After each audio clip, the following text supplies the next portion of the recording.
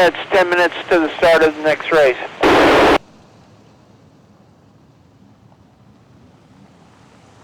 (13:28 through 11).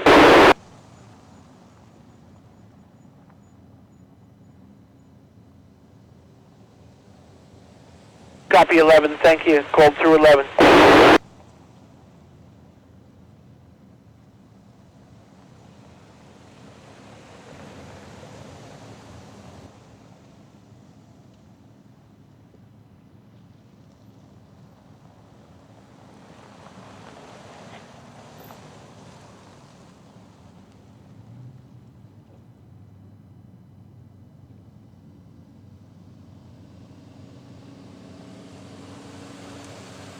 I want to remind everybody that this is a closed course.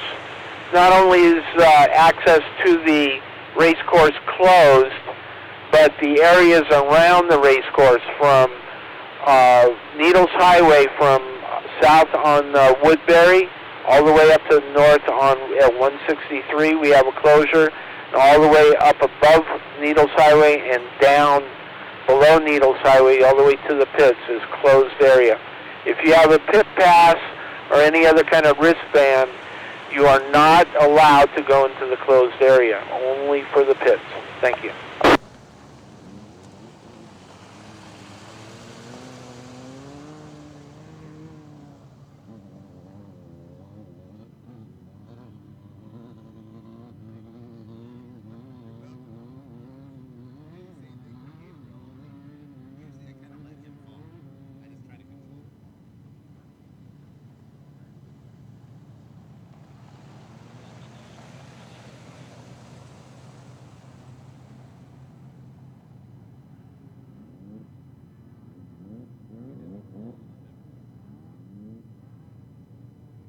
(12, 1372), just went through check 12.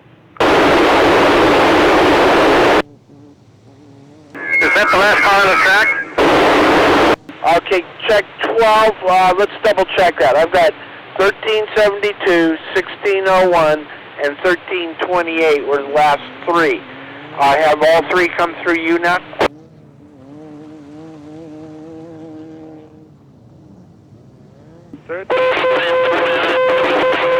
With the last two cars through here. I'm sorry, somebody stepped on you.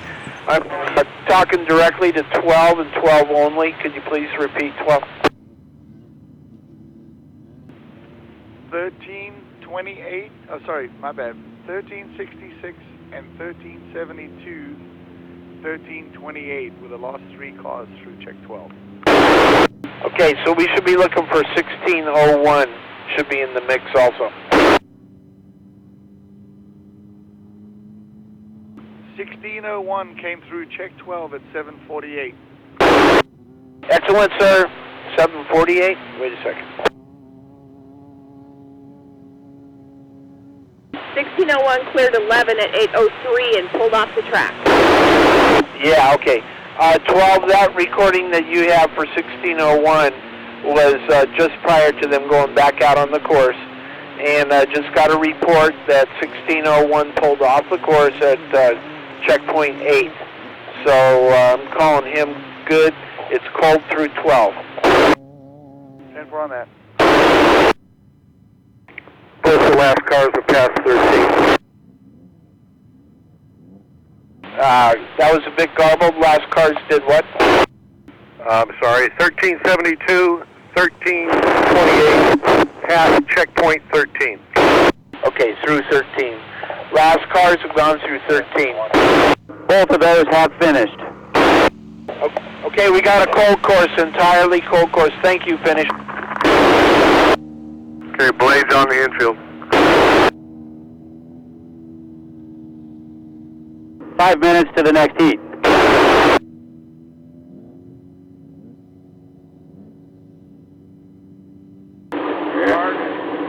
Staging is all ready to go. Left a couple of cars, but we're ready to go. Start the next race. I'm going to go ahead and make my obligatory morning phone calls. So I'll catch up with you a minute or two before the start.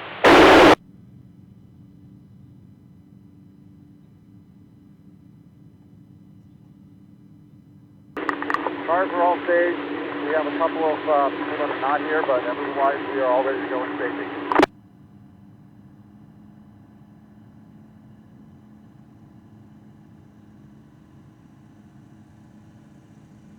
Jackson, look behind you on the hill.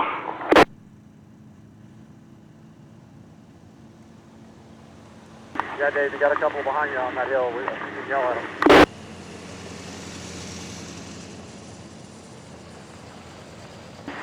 Dave Jackson, Dave Jackson.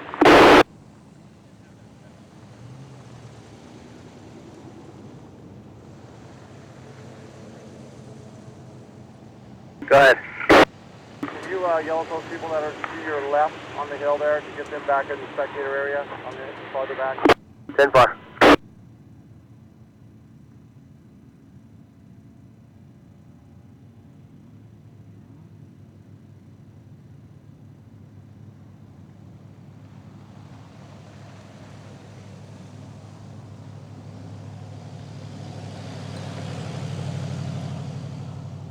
Dave, you might want to back your truck up about 25 feet too.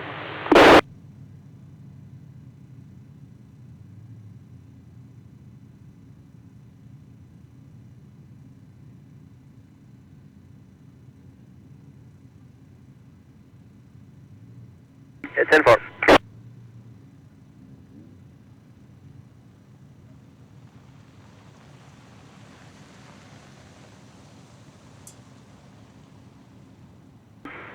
Rescue 1, Rescue 3.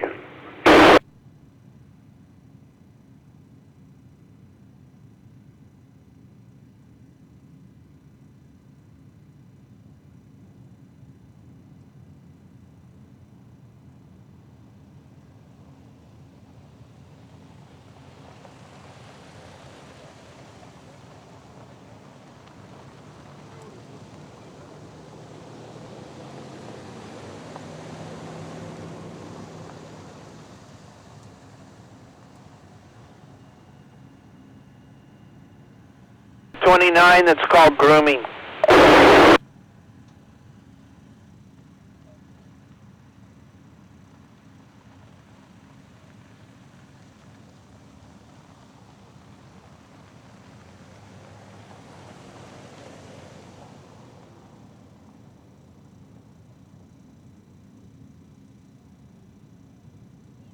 Anything on course that will keep us from starting right now? No, you're good. Go ahead and start. Thank you.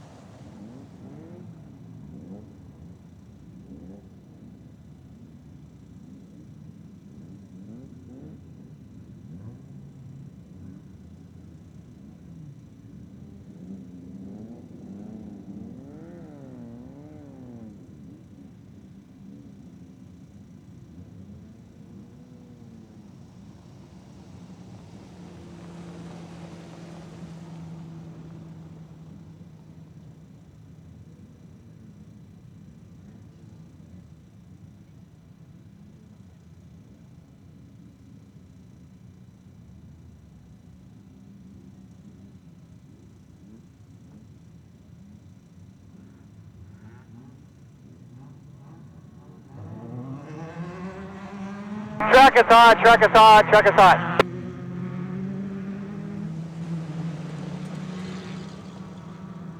Anybody copy that? Copy hot.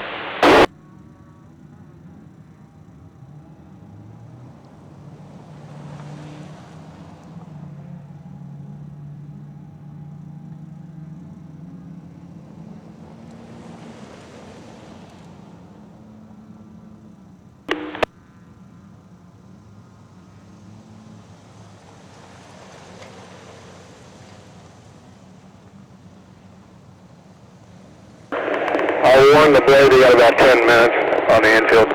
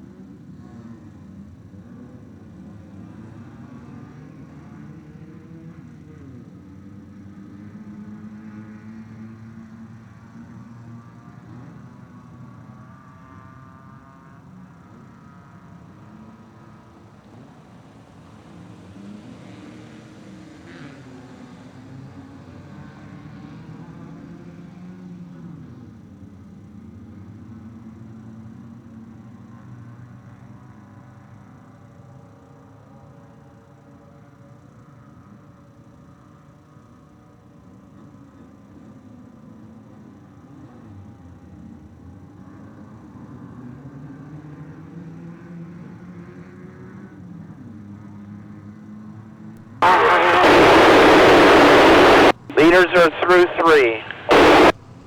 All right, I tried to get here on earlier. This is as soon as I could make it. Welcome back at surfrat.tv. Our internet is still a little shady, so it's getting better here as we go on. Just bear with us and follow our channel. If you subscribe to my channel, it lets you get the link to the... Each time we restart it, it'll give you the link. So that's one way to keep up. I know it's a hassle, but it's YouTube, not us. Anyways, we are on heat number 2, 3000 class. They're doing 5 laps. We got the 9, 5, 1600, and side-by-sides unlimited and limited. 4 laps for them. So 5 laps for the 3000s and then 4 laps for the rest of them. Finishing time should be around 9:47 a.m. and that's Pacific time. So we'll stay tuned with that. I'm going to be heading out on the track here in a little bit, but I can't hear the race radio, so I'm going to go ahead and just turn that off when I'm announcing for you guys. And we'll try to give you the running order. Not so much who's leading because, you know, they're on time, but running order anyhow. So we'll try to keep up with that with you guys. All right? Welcome. Once again, I'm Surfrat. You're watching Rage at the River from Laughlin, Nevada, 2016, day number 2.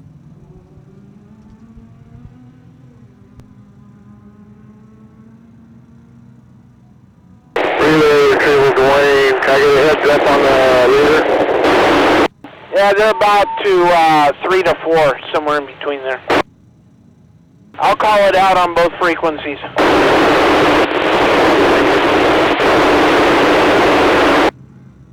As you see some of them side-by-sides getting down on that straightaway on the start there. Spicoli on the camera right now, Don't giving forget you to a call out bird's the eye leaders. view We need it. of that straightaway and the start-finish as more side-by-sides take to the track. The grueling desert of Laughlin, Nevada as it gets rougher and rougher each lap.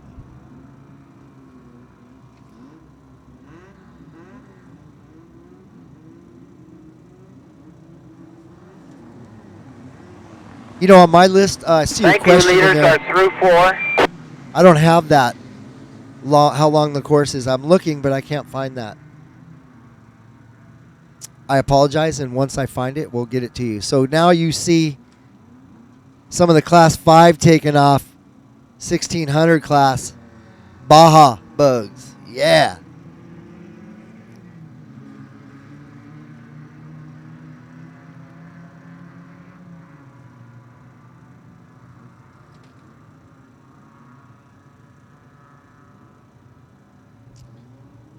These bugs out here are running 5. They're 5 class 1600 engines with full suspension, modified. Of course, 565. Modifications are You're allowed. all garbled. Motor work, the whole deal. These things are basically a race buggy Last with a Baja starter shell. was 565. Just kidding. They're Baja bugs. Rear start 565. Rear start 565. Nice shot as they go up into the grueling desert of Laughlin, Nevada. And that's a freeway right there compared to when they make that turn and go out into the course. It is getting rough.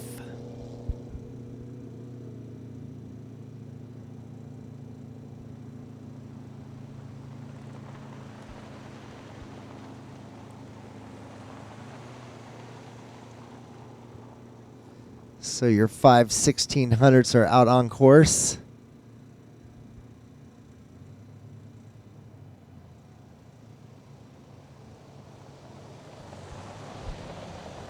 My cameraman's up there spinning us around in circles.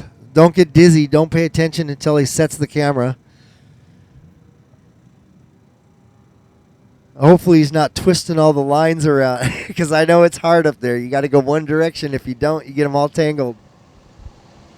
It's great. Live streaming's fun, isn't it? I know you guys at home are enjoying it. As you see Spicoli up there in the lift, not so stable lift.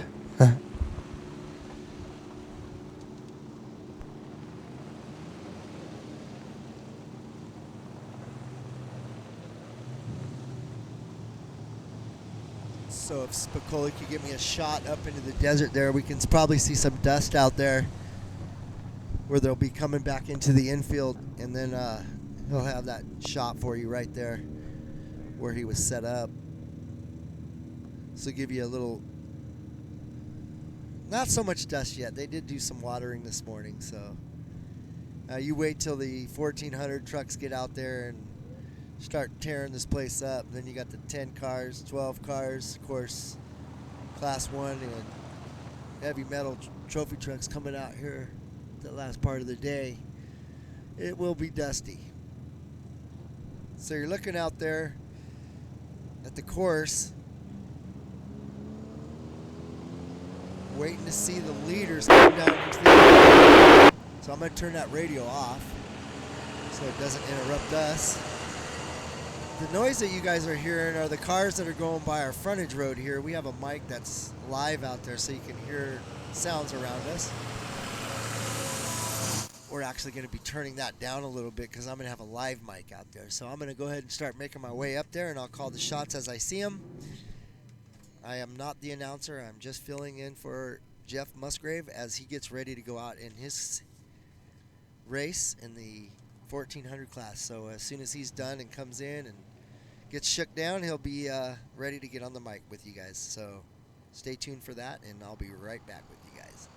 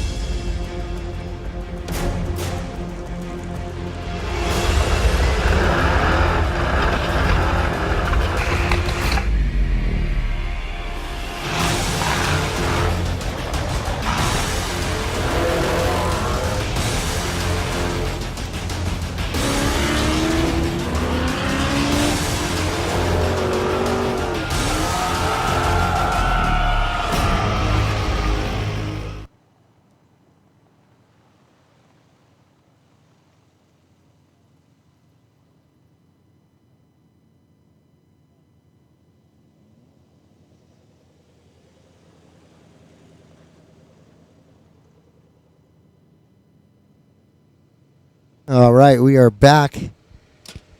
Got the camera turned around so you get the good track view of the infield here, and I'm going to make my way out here so we can get some numbers. I can't see them from here. I know you guys can see them probably better on the camera than my eyes, but that's just the way it is.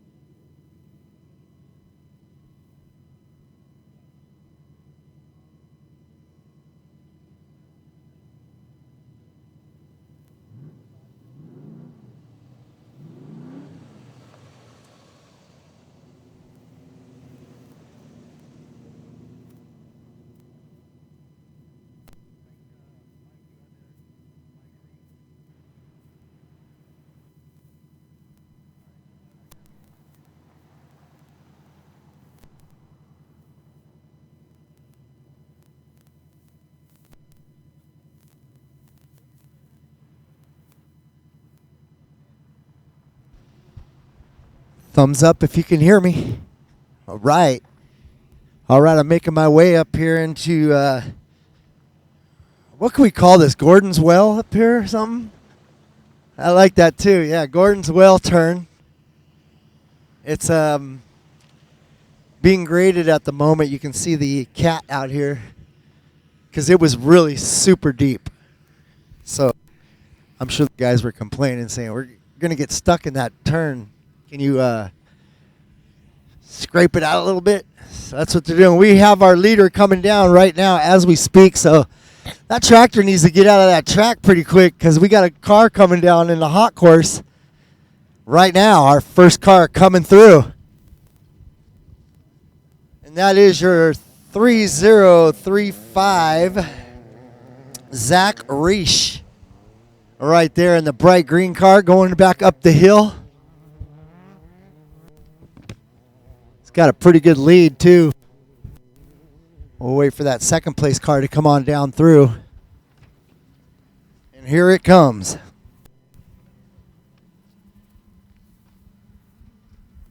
So we're going to try to stay on the action right here in the infield with you guys. And right here, coming down strong into this turn, 3015 car.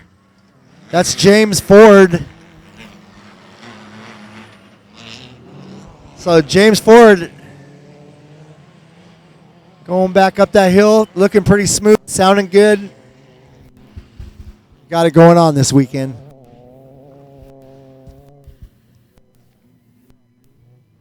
As your first place car has already gone through the start-finish line, your second place car is just now coming down the backside of the infield, and now we have some more cars coming down, and I'll get you some numbers and names as they come through.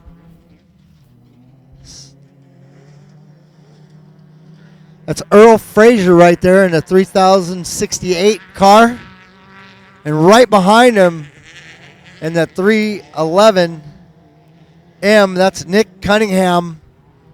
They got a good race going on right there in that 3000 class.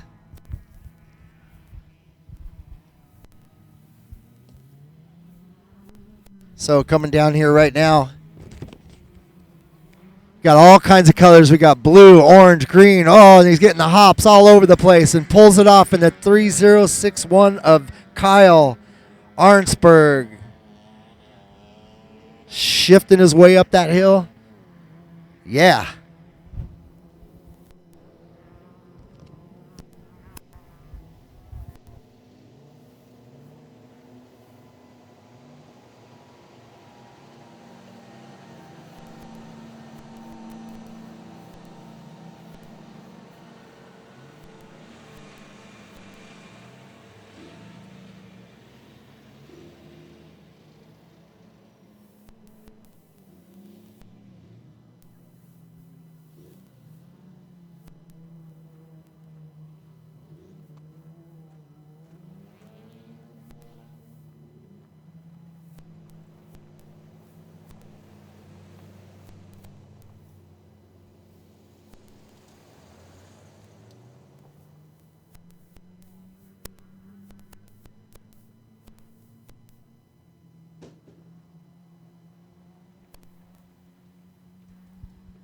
All right, so we should have our 9 cars coming up here pretty quick.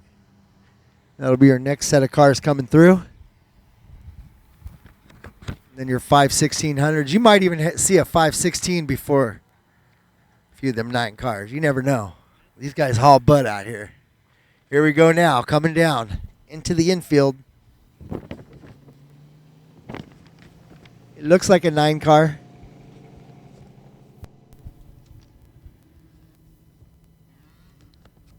So coming down through into Gordon's Well, your first 9 car coming through, the 924. Please be on my list.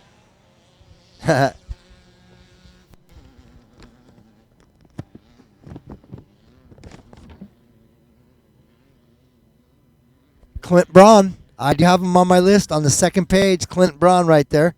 So he'll be your leader in the 9 class.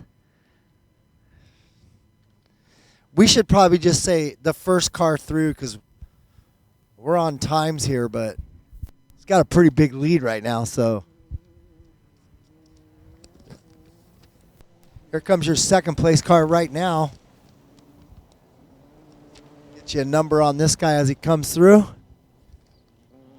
One right behind him coming down. That is your 904, it looks like. And that's Tyler Peterson. Then we got a 917.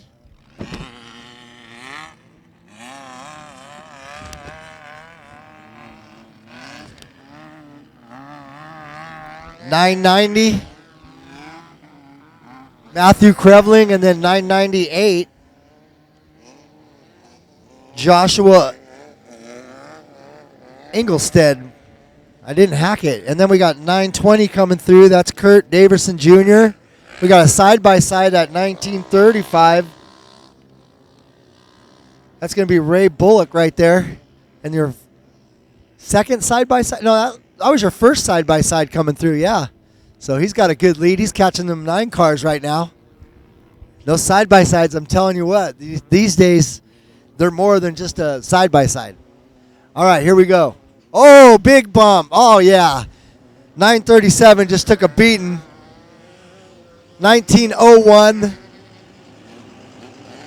And then 945 coming through. All right, here we come. We got the 3000 truck, a 3024. Looks like one of Pistol Pete's trucks. David Horsley blaring that siren for that 9 car to get out of his way. As he passes him going up the hill there. We got a good race coming down the hill. That side-by-side's doing it.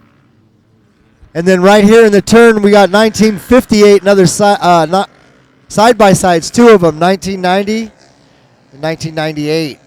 So Justin Lombardo and I don't have the other one. Anyhow, more 9 cars coming through. 982.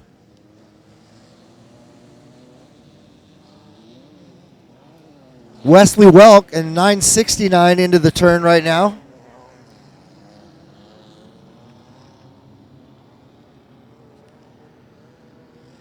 And that was Kenny Ham. Oh, we got some 1600 coming through. Your 562, I believe your first Baja Bug coming through. That was Robert Gross in it. Another side-by-side coming down in the 1985. Justin Davis is what they have him listed at, the 592.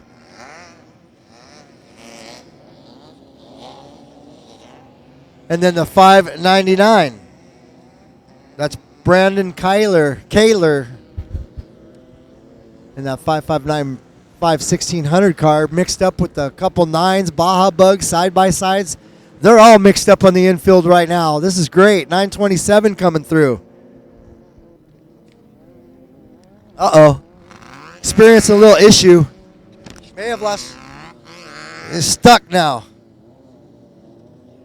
So your 927, Jonathan Conroy, is just spinning the wheels. So we're going to get the rescue out there. They're going to get him out of the way. He's definitely stuck. As the 563 passes him in that turn onto the outside. That was Nick Gross going around him. And we got coming in the inside right now. Hopefully they see him in time. Yeah, passengers pointing over. Get over, get over. Get over, Rover. That's Eric Garcia taking the command from his co-driver and getting out of the way quick. That's why your co-driver comes into play right there. Now we got a side-by-side 1920 going by. Andrea Isaac with that number. So what they're going to just do is he's going to push him just with this. Well, I thought he would just push him with this push bar because he just needed a little nudge. He probably could have just bumped him a little bit, but they're going to go ahead and strap him down and get him out of that turn while they have time. We do have a flagman up there. Safety officials are on their job getting it done as we do have a 516 coming down right now.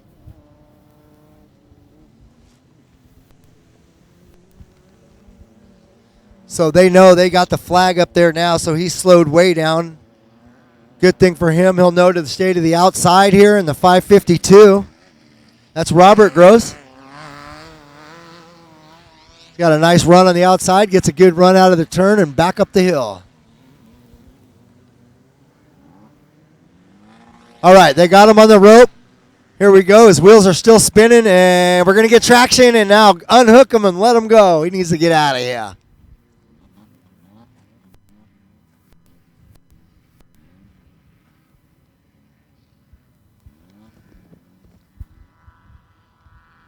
One of our locals right there in his Dodge Ram. I can't remember his name, and that's my bad on that, but I know he works at O'Reilly's out here in Bullhead City. Cool guy, doing all the rescues, getting him off the track in time. That was a great job. 1910 coming through right now. 1910 is Marvin Brand in that side-by-side.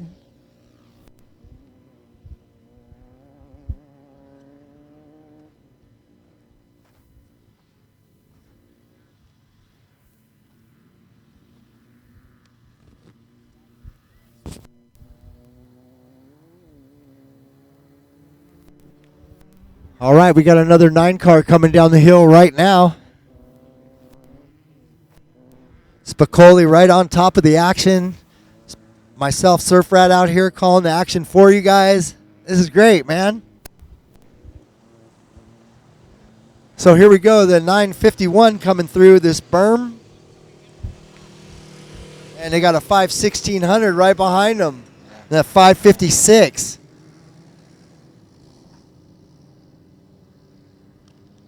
It's a bummer we don't have a name on him.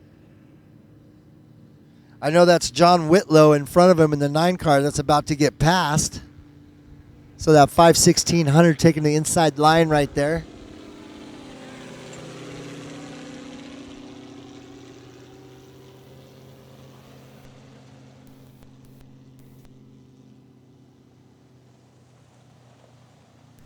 See, everybody's waking up out here this morning. You got to pull up and down the line now.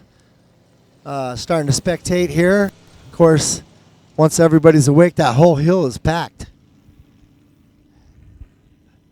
Our cameraman's getting some nice views for you guys out here.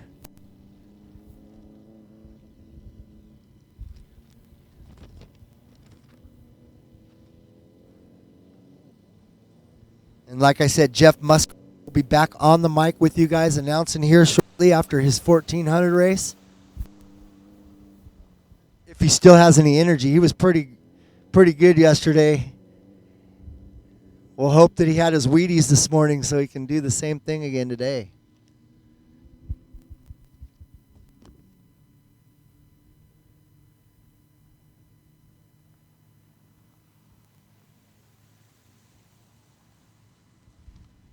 Since we're panning around, the cameraman up there, showing things you guys, showing you what's around the desert and the pits and infield and all the stuff going around. Try to fill up some dead time here. You got Kenny Freeman coming down in his side-by-side right there, Razor. Kenny doing a great job out here this weekend, keeping things in control. President of Snore. Good people, all good people out here. It's like big family. Looks like the big Prevost bus is heading out. They're done for the day. It was the 1350 car. I don't have my sheets for that race, but here we go. We got action in the infield coming down right now. Sure, 3035 car right there.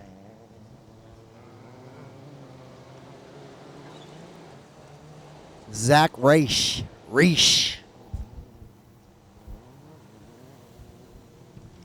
And it's a good race.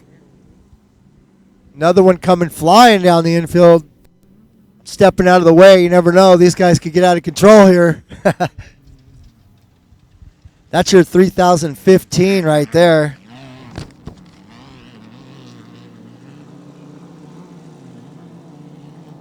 So James Ford in the 3015 going back up the hill.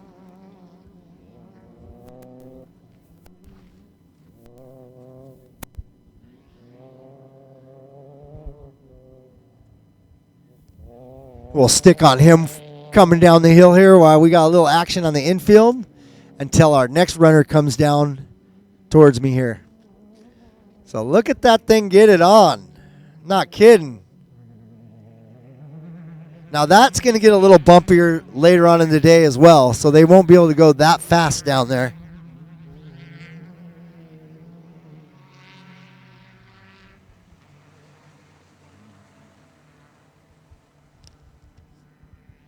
All right, he goes that start-finish line and back out on course.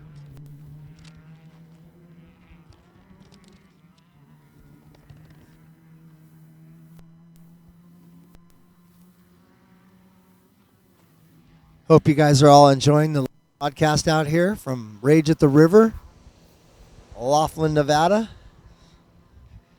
Sun's up, warming everybody up now.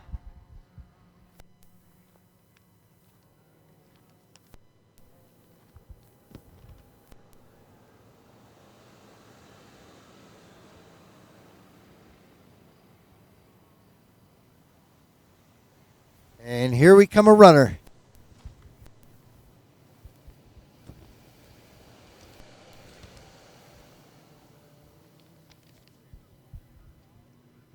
Good looking 3000 car coming in, number 3068.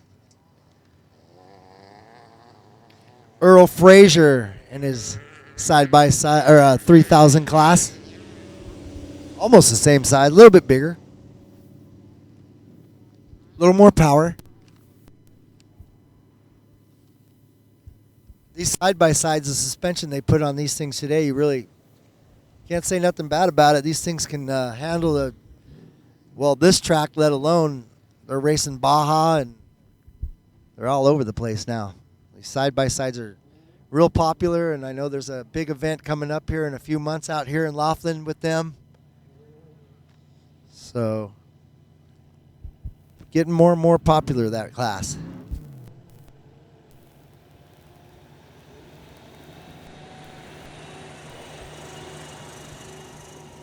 I want to say that if you don't have a lot of money, it's the class to get into, but these days, that doesn't go no more. It does take a lot of money to race those. Need sponsors.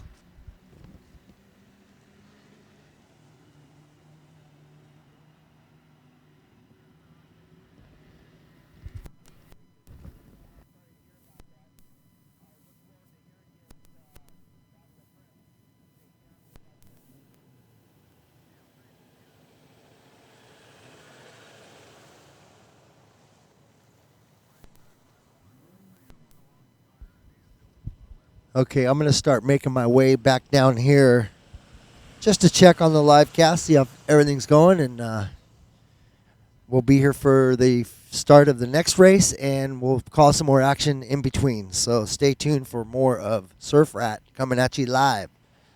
Rage at the River, 2016, day number 2, 2016.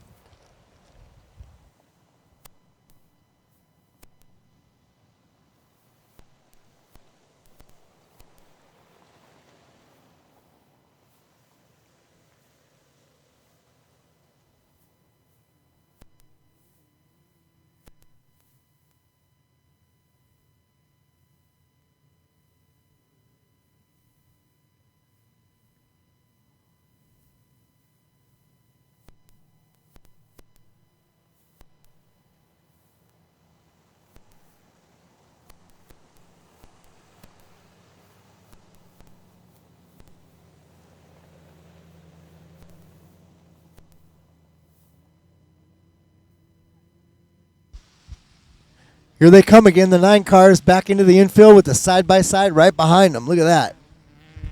See how this pans out.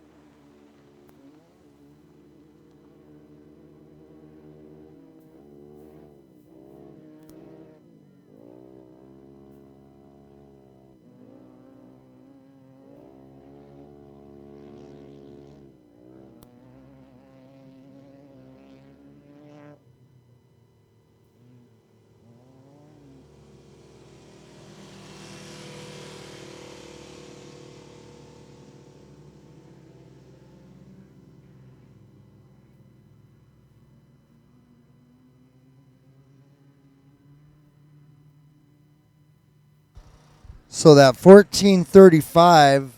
1935 of Ray Bullock did get around that 9 car. All right, I'll be right back with you guys. Stay tuned for more live action coming at you guys all day long.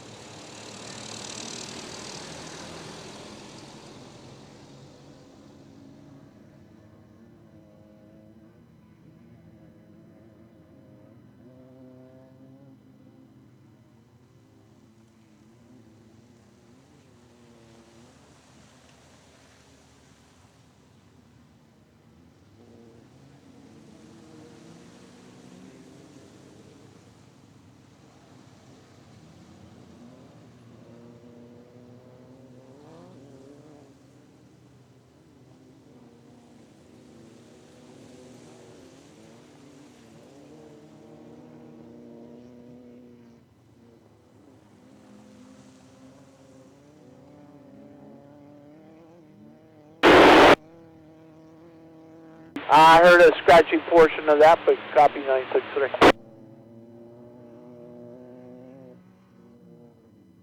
Leader through 11. Excellent. Already leaders are through 11. Checkpoint 11 going to 12. Hey, 11, real quick, how many times is that, 2 or 3?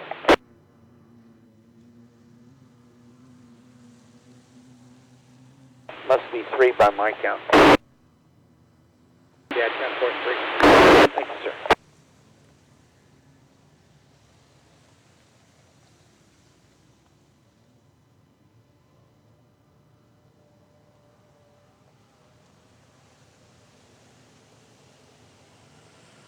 Leader through 12. The leader is now through checkpoint 12 times 3. Thanks.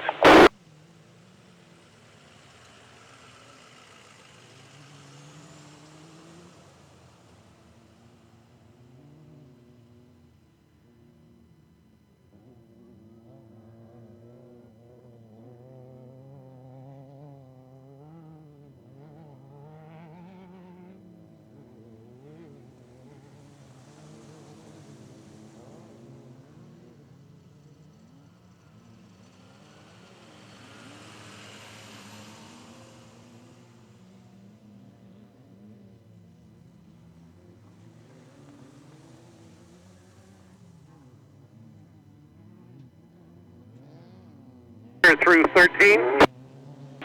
And we now have the leader through checkpoint 13, heading towards the infield.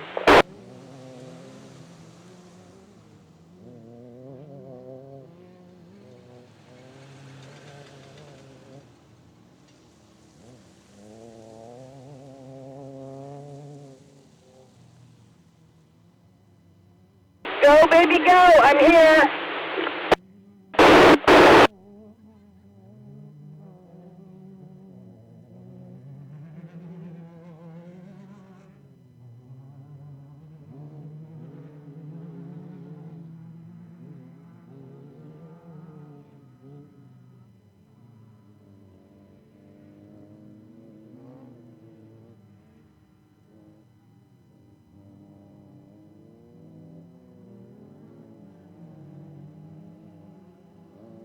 He's moving, Dwayne.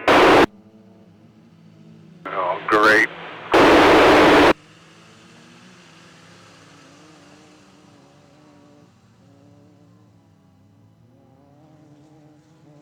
Leaders through 1, 4th time. Leaders through 1 times 4 at 0857.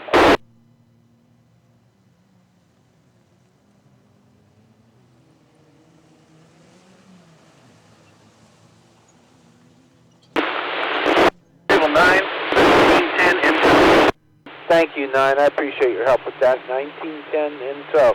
Where are you going to take them so I can tell those people?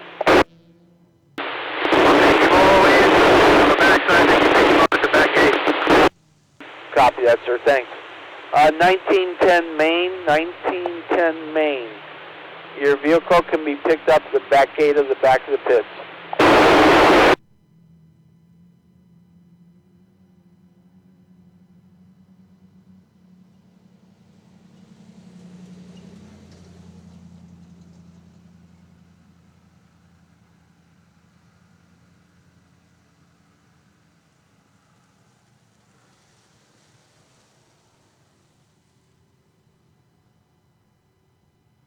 leaders through 3. Leaders through 3 times 3, or 4.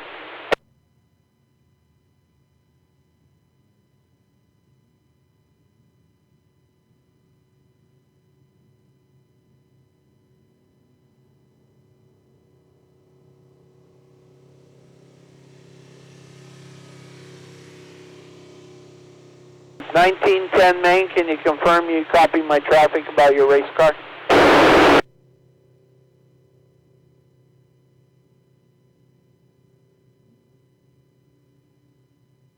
And nothing hurts, no relay clear.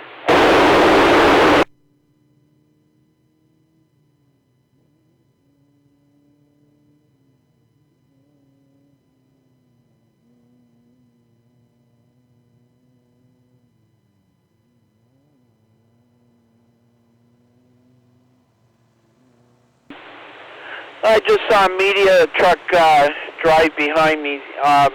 Just reminded me to remind all media people to go through the roped gates. Do not go around the roped off areas.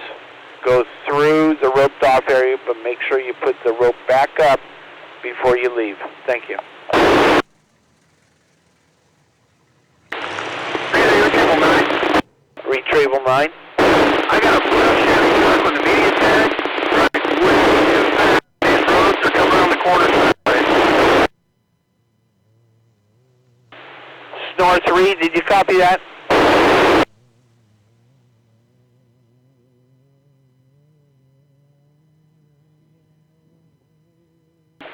Vince Bishop, Snore 3, are you on the air?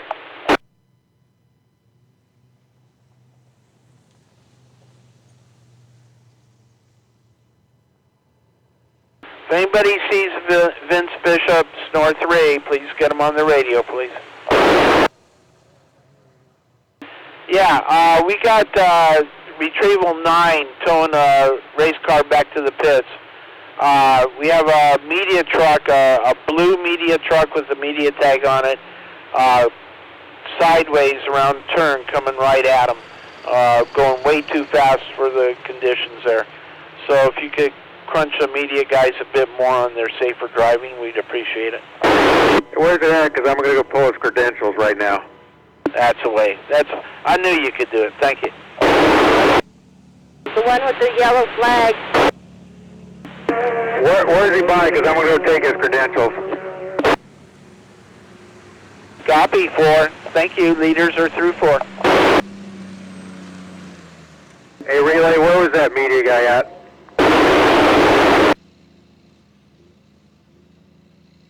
He was just over here behind the high school. He should be up by Relay right now. Okay, I'll go get him. I'll be off the air for a minute.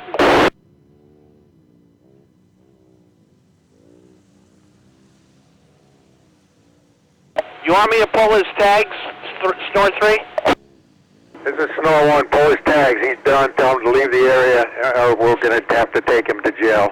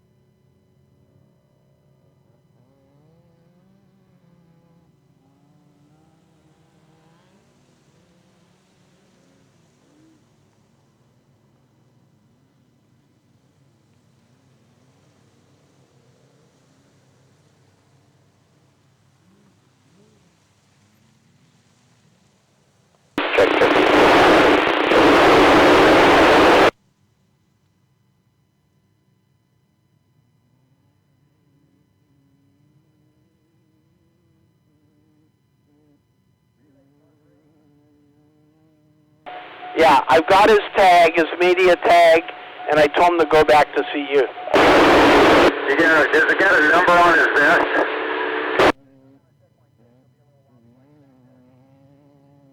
Okay, he's the one with the big yellow flag. I think it's like "Don't Tread on Me" or something like that.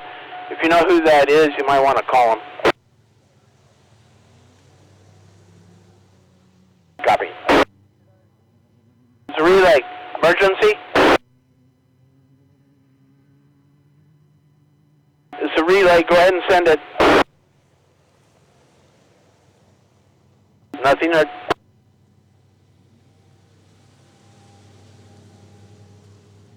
think my cameraman just untangled himself. All right, so we're coming up to the final lap here.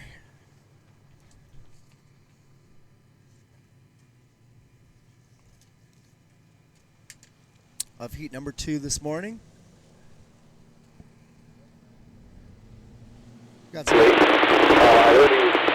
nice shots coming down the hill there. You can see it getting rougher and rougher.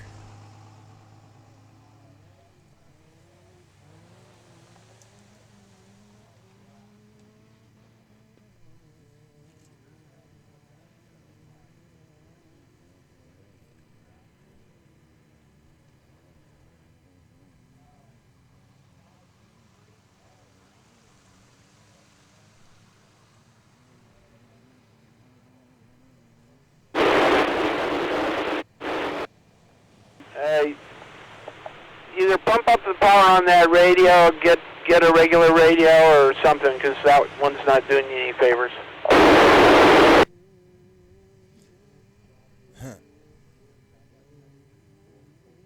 Okay, 563. Okay, I'll change, make a correction on my sheet here. I had 963. It is 563 out by check 3. And retrieval 3 is looking for him.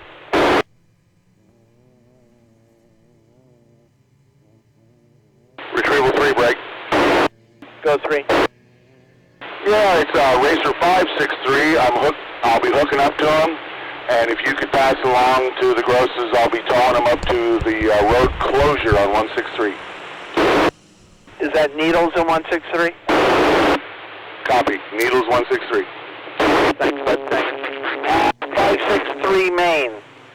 563 Main. This is a relay. Retrieval 3's hooking them up right now, and he will tow your vehicle to the road closure at Needles and 163. You can pick them up there. Prefer a trailer. 563 Main, copy that. Thank you much, sir. They lost the transmission. I heard they lost the transmission. Thanks for coming out and participating, 563. Sorry to hear the misfortune there, but hopefully we'll see you at Battle of Prim. Leaders through check 8. Leaders through 8. Check 10 to relay. Check 10. That media truck supposed to be heading to the pits? Yeah, he's going back towards the pits.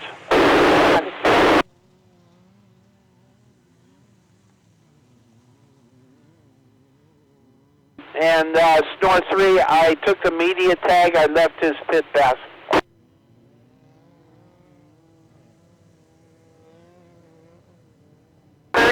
Past 9. 3035, the leader past 9 at 9:07. Thank you.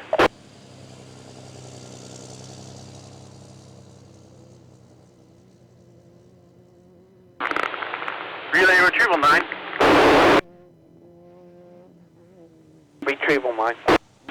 1910 dropped off in the pits, heading back to checkpoint 9 now.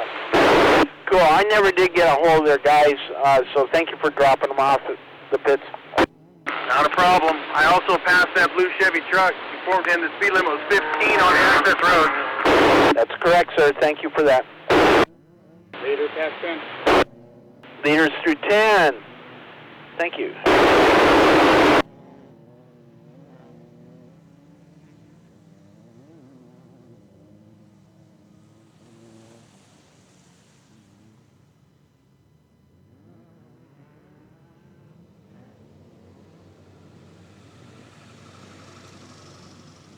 Leader through 11. Leaders through 11.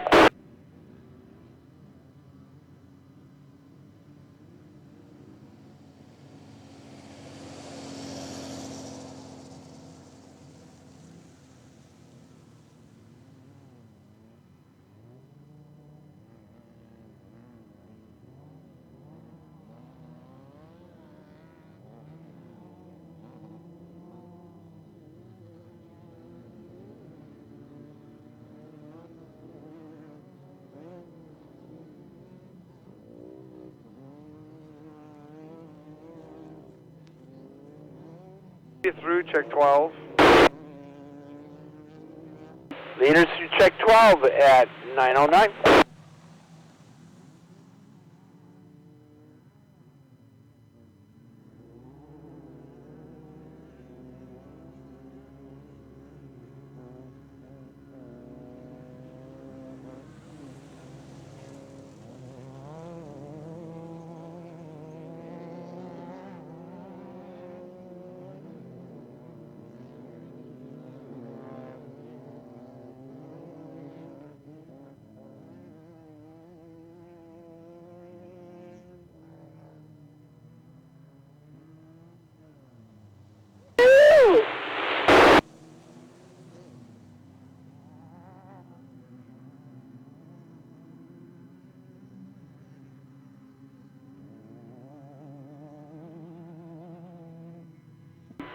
through 13.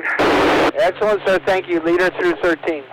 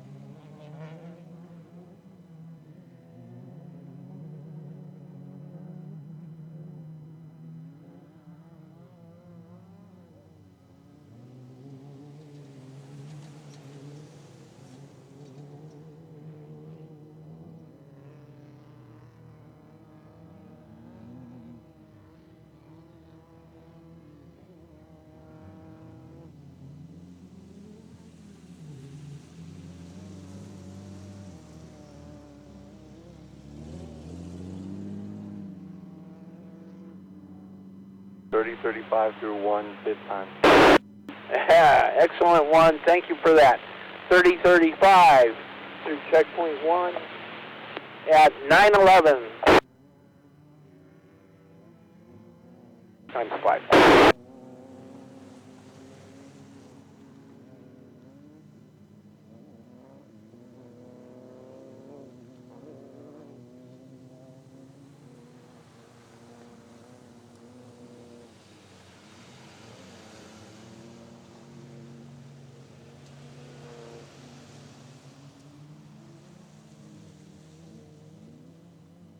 Through 2, last lap.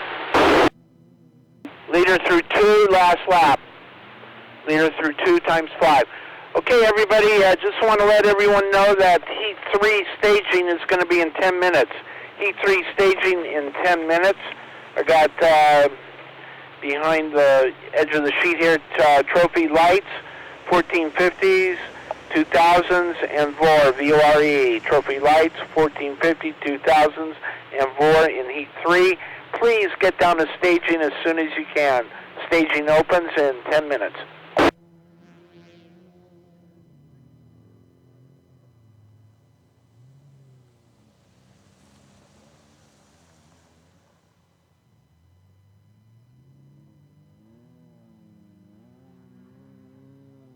Retrieval 5, Retrieval 6 is calling you.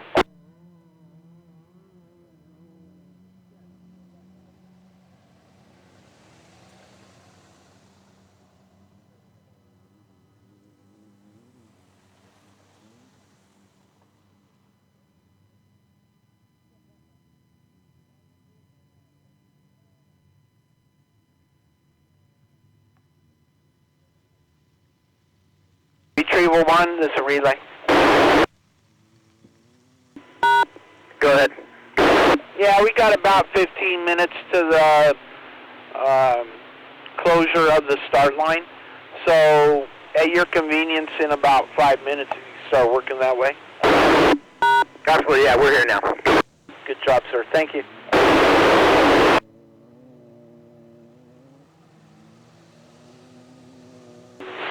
Can we get the helpers down to staging, please? Our staging volunteers, we need you at staging. Thank you.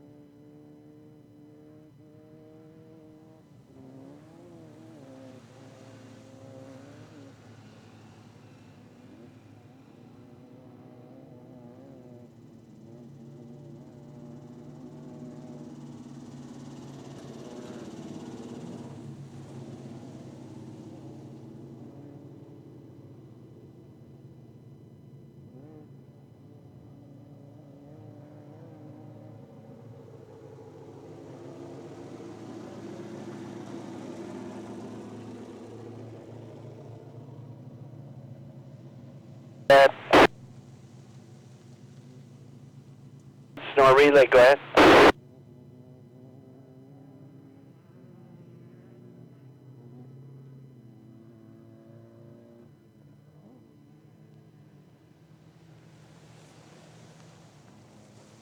Yeah, that's Cliff. He's got a broken rear axle. Do we have retrieval that can work their way down the chute there to get this race vehicle? It's right after crossing 2.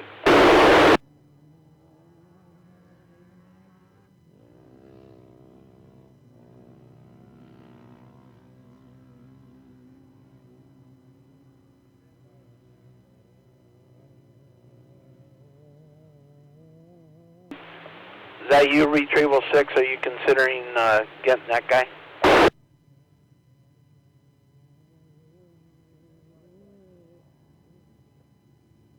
Copy, we're clear.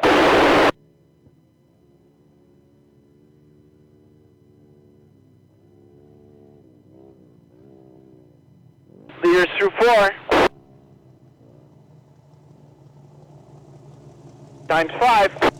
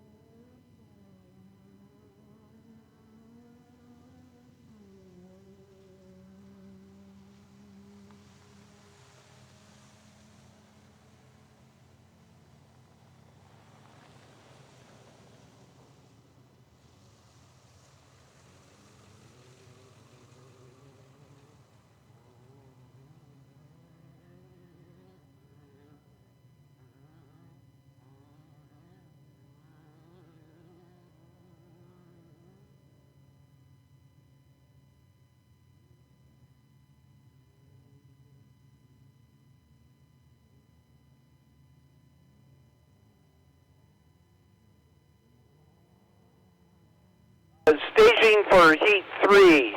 Staging for Heat 3. Guys are going to be racing Heat 3. Please get down to staging. Thank you.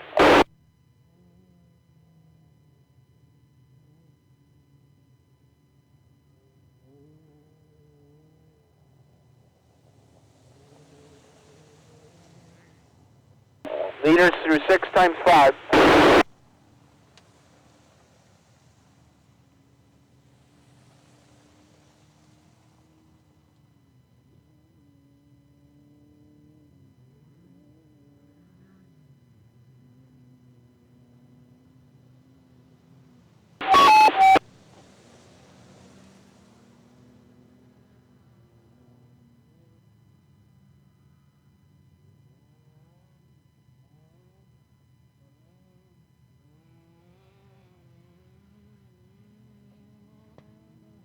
Yeah, we'll get that in a moment. We're going to start working in about 3 or 4 minutes.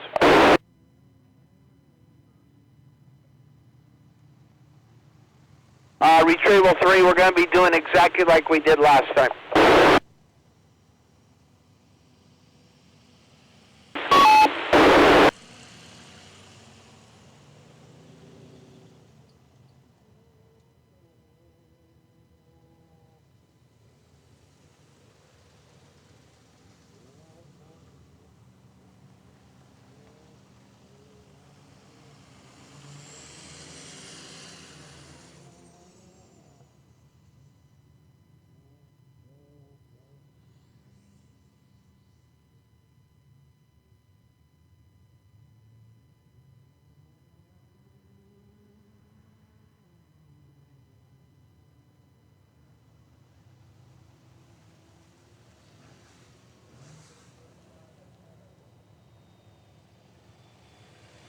Pretty noisy, but it sounds like 30, 35 through 7. Thank you.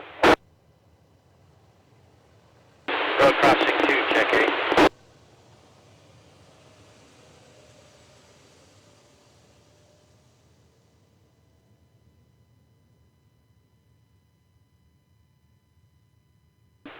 Road crossing 2, it sounded like check 8 was calling you.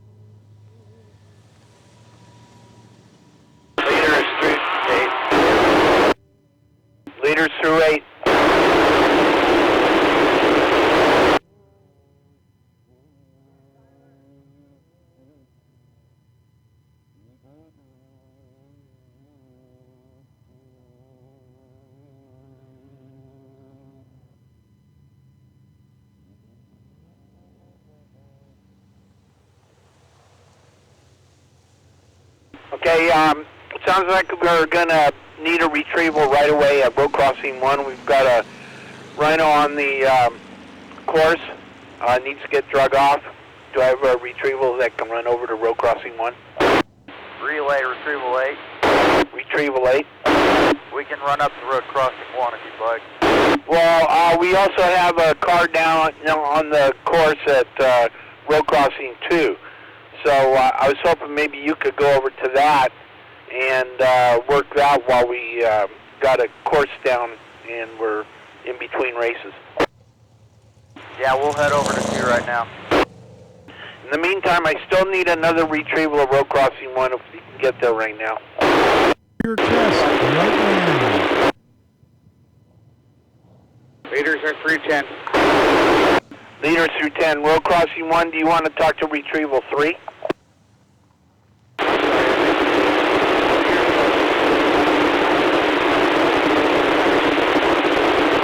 Yeah, that's what retrieval 3 was asking, if somebody could at least drag him off the course.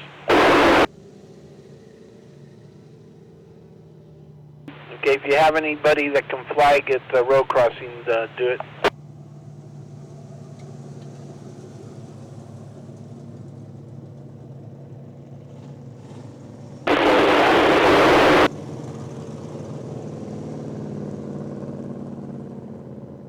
Thanks, guys.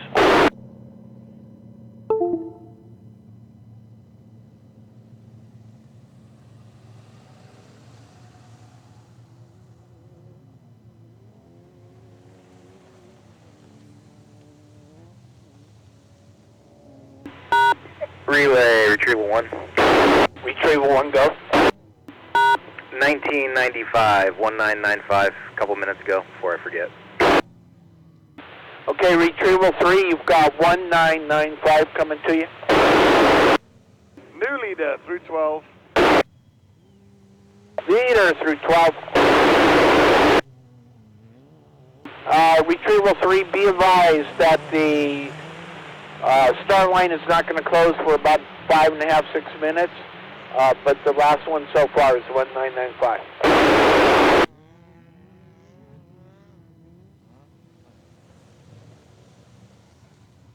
1995 past 3, so he's headed towards road crossing.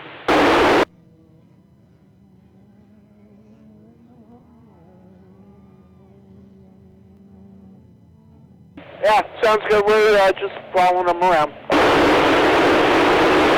Leader heading for the finish line. Leader heading for the finish. Weatherman, this is 563, main pit, over. 563 main.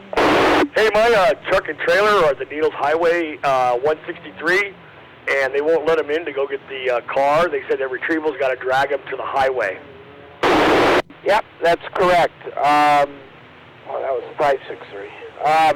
It should be at the closure, not at the crossing. No, my truck and trailer is at the closure, and the car's not there. I think it's at the actual, maybe just off the course at the road crossing. Over. What say you, retrieval 3?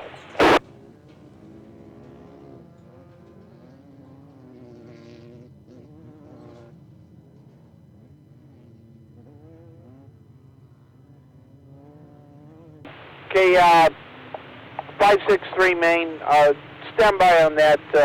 Retrieval 3 is dragging out another vehicle right now. Maybe he'll double strap your vehicle and that one out, all the way to the closure. Thanks. 10-4, thank you very much. We'll stand by at the closure.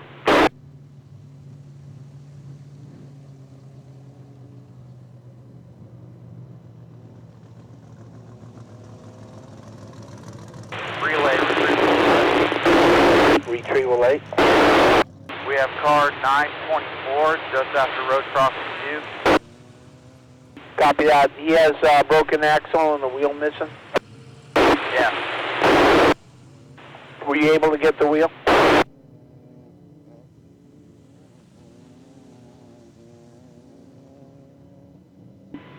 Relay, retrieval 1. Okay, hang tight 8. Go ahead 1. 3011, 3011. Thank you, sir. The next car out on the course from the start is 3011. 3011 heading towards check 1. 3011 through check 1. Thank you. 3011 through check 1.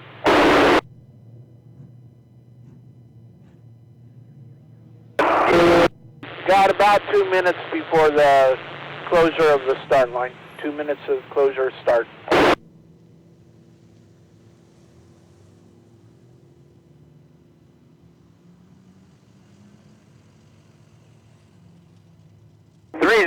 Last truck on course at this point.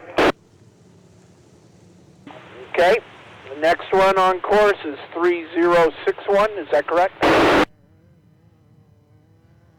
That is correct. 3061. So we have 1995, 3011, and 3061.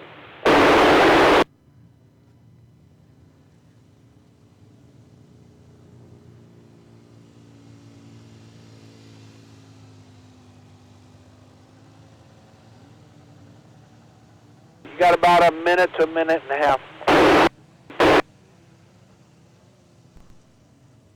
Thank you, sir. I'm going to start calling them out in a minute. On BFG. Through check 1. I'm sorry. 3061 through 1. Relay, retrieval 8. Retrieval 8. Is there a possibility we can get a trailer for car 924 at the top of road crossing 2?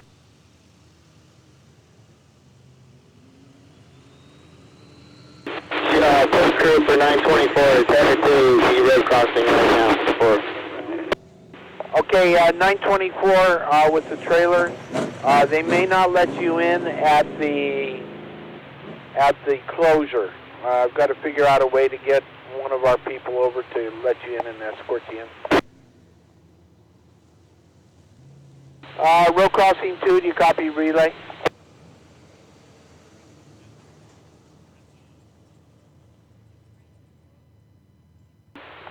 How about medic 10 or 10A?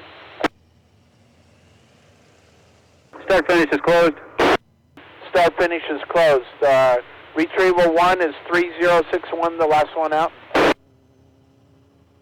Say again. Affirmative. Okay, just make sure nobody, well, if anybody, let's just say this, if anybody crashes the start line and continues out, let us know. Will do. Okay, medic 10 or 10A, do you copy relay?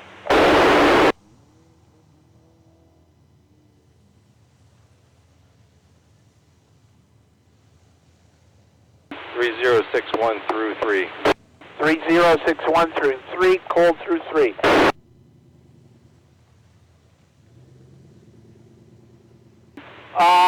Retrieval 8, is there any way you can tow him the rest of the way to Woodbury in case they don't let him through? Not a possibility for us. Yeah, because of that situation. Okay, I'm still trying to find somebody to go over and escort him in while you're doing that. We can pull him all the way up to the road crossing. Somebody just has to get him from there. Yeah, understood. Okay, again, road crossing 2, are you on the radio?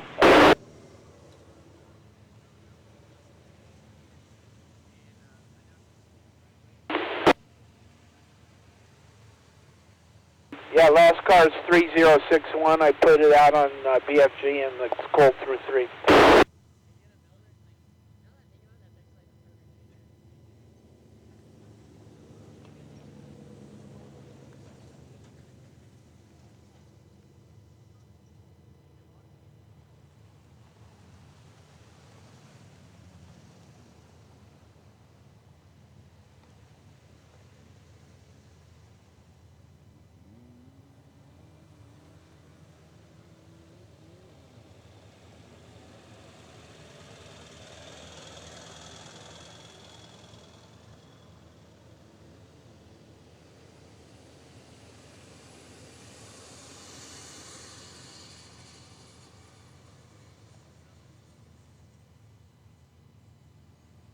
Okay, just a reminder to all checkpoints, we were following 1995, 3011, and 3061 around the course. 3061 was the last mover on the course, so the water trucks are listening in, wondering where they're at.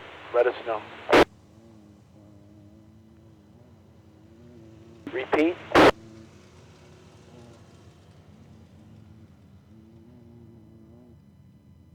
Okay, I need somebody, a retrieval or a course worker, to go down to the Woodbury Road closure and escort a trailer into Road Crossing 2. Do I have anybody that can do that?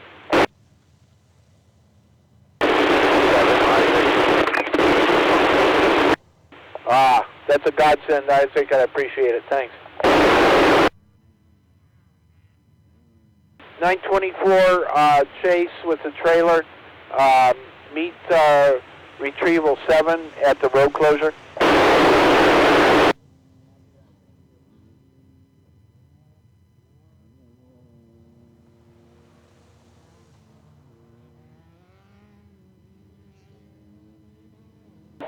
Thank you, Check 4. Thank you, Check 4. Appreciate it. 3061 and 3011 through Check 4. It is cold through 4. Cold through 4.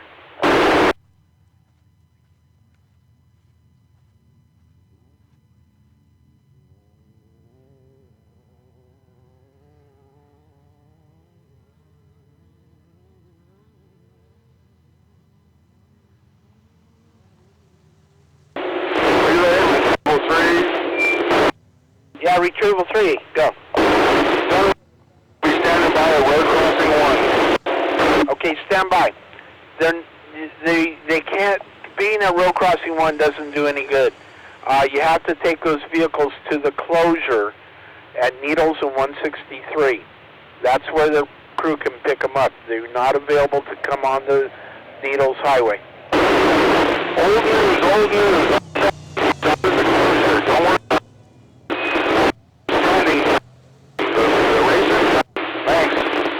Copy that. You don't need to tell me not to worry about it. I'm not worried about it. I'm just passing on information. Okay, yeah, but we had to talk yesterday, so it's done.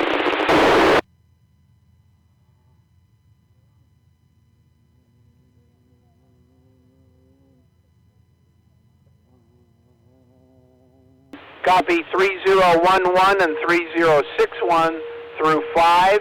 It's cold through 5, cold through 5.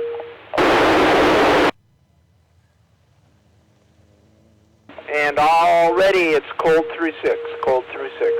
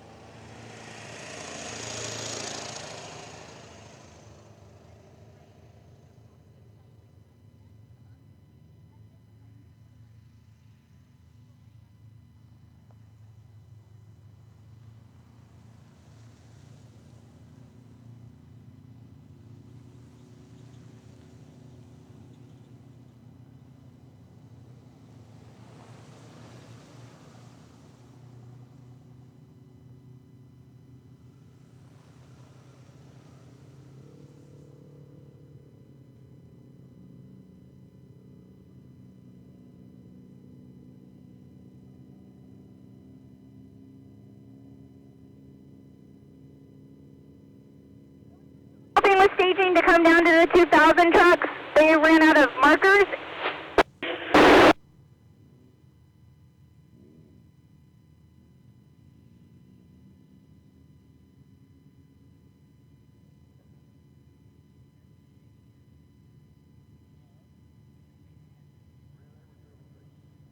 Yeah, go ahead, 3.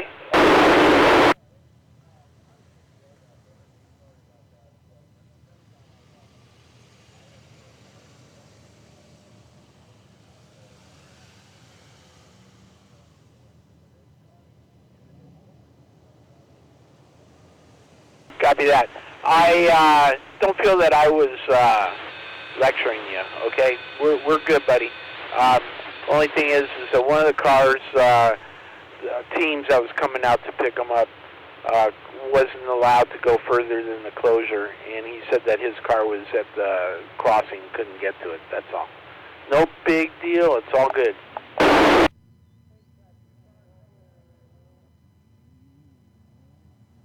Thank you.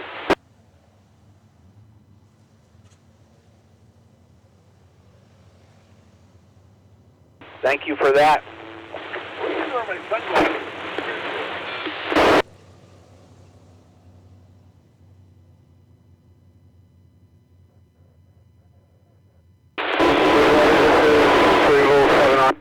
I got the trailer and we're moving. Copy, sir. You picking up the trailer there at the crossing and escorting them in. Thanks.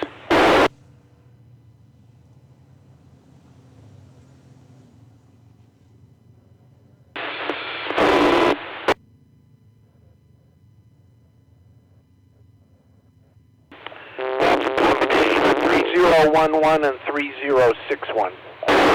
Relay check 8.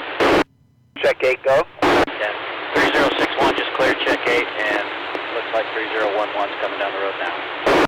Okay, so 3061 must have passed him. So yeah, 3011 is technically the last one. 3061. Yeah, I'll double up. Wait a second and make sure nobody transmits and try it again, please. Relay, this is check 9, 3061. 3061 through 9. 3011 through 8. 3011 through 8. It's cold through 8. Cold through 8. Thank you. 3061 through 10. 3061 through 10. Relay check point 93011, past 9. 3011 through 9, and it's cold through 9.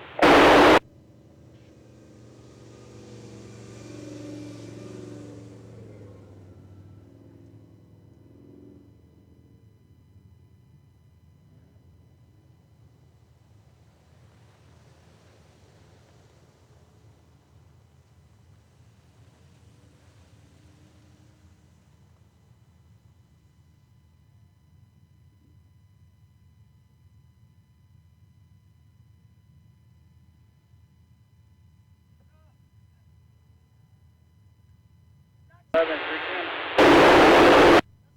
3011 through 10.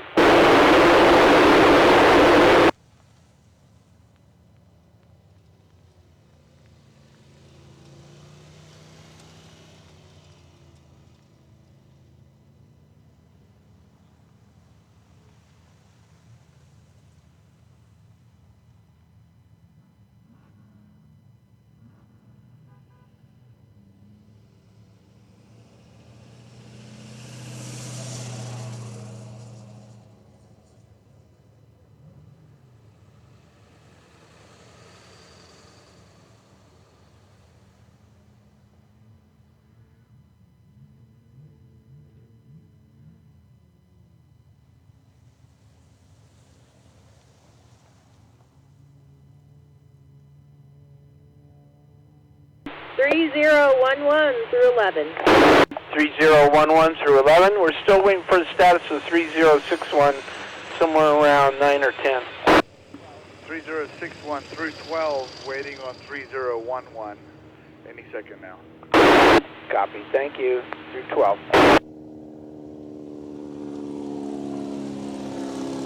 So we got it cold through 9 for sure, 10, and looking for 12 shortly.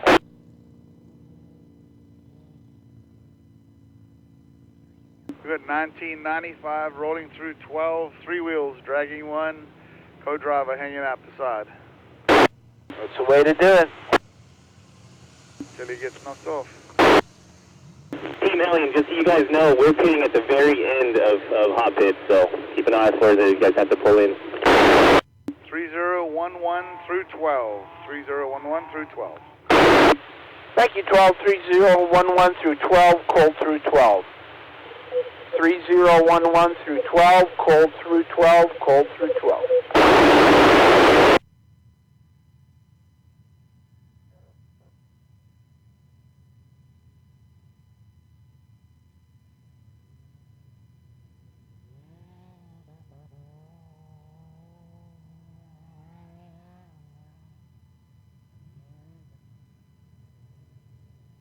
Are you here at staging?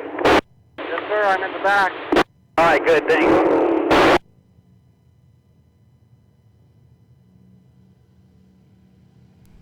Now that's entertainment right there. I'll tell you what, in order for these guys to make it to that finish line without that back wheel on the left, the only way to do it is the way they're doing it. This is unbelievable, and we got it on live. Awesome job, Spicoli, on the camera work. 011, passing 13. 3011 through 13, cold through 13. Thank you, sir. And they're going to make it. They're going to drag that thing right to the finish line. They're going to make it all the way to the finish. You're going to see them come around and take the checkered flag. Hopefully they don't get stuck in that rut at the start-finish. They're going to have to, as you can see, they're off the course, but I'm pretty sure they're still getting time. So as long as they can get across that finish line here. 3011 is finished. The track is cold. Yep, course is completely cold. Thank you, sir. I don't know how legal it is. We will start on time for the next but heat. Thanks. they're doing it, and hey, they're coming across the start-finish line right now, ladies and gentlemen. They have done it. Across the start-finish line with the co-driver hanging on the side, giving people thumbs up. Yeah, that was cool. All right. I'll see if I can walk over there and get a word with them in a second. And I'll be right back with you guys.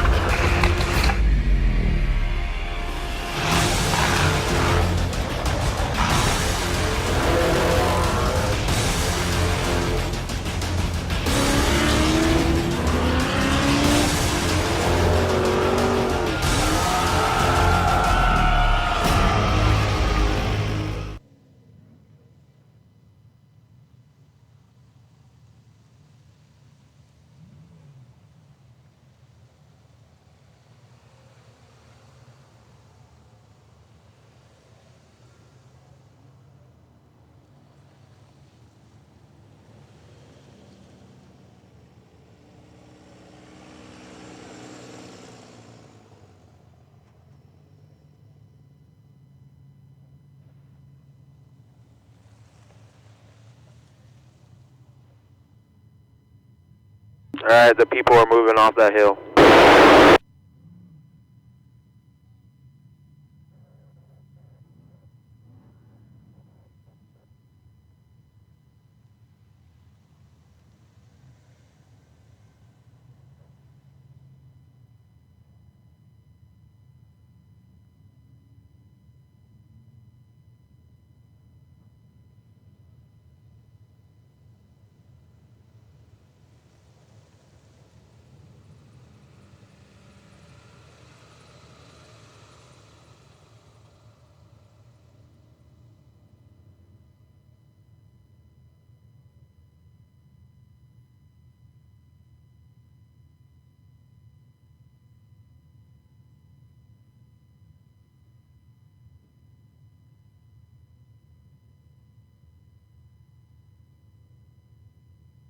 I don't have a sheet.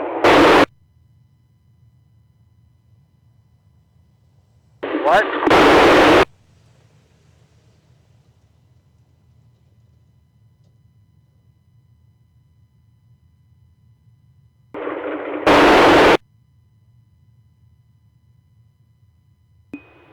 Two-minute warning, relay, 2 minutes, we're ready to start. Copy. All checkpoints and retrievals. 2-minute warning. 2-minute warning.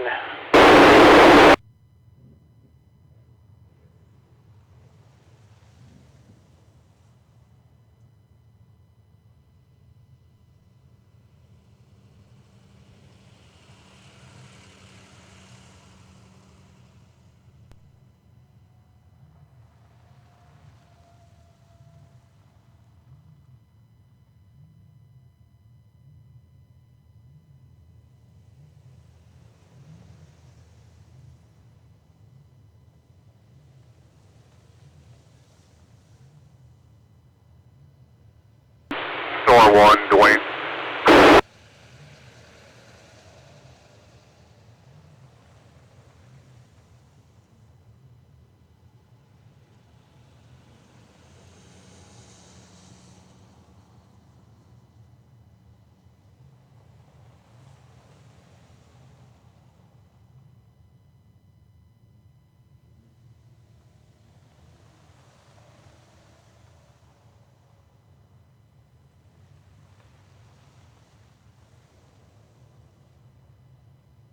Track is hot, 30 seconds.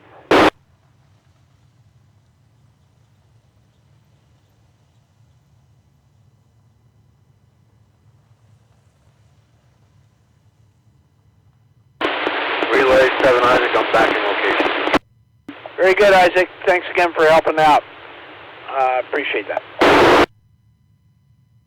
Relay, Dwayne. Go ahead, Dwayne. Okay, the people are moved off the hill. Major attitude.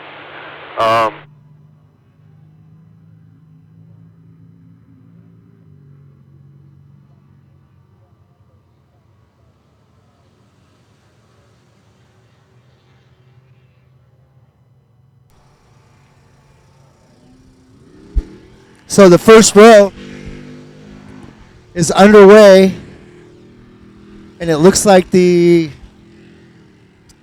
next row up. Let's see if I can get caught up here.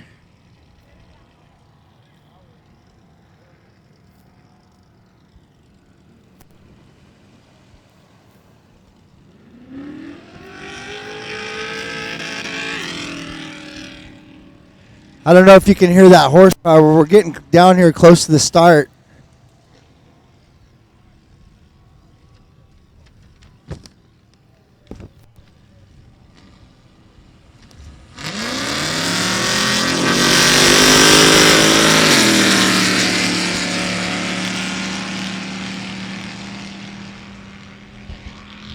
All right, so Jeffrey Musgrave, our man, is coming up here next in line after these guys take off right here. So Jeff Musgrave coming up, our guy, surfrat.tv announcer coming up right here, ready for the start. So Jeff Musgrave, man, we'll give him a thumbs up on the way out as they get ready right here on the start line. 14:23. And there he goes, Musgrave off the start. going to have to make up for that because he got a bad start. That guy got him off the line, so.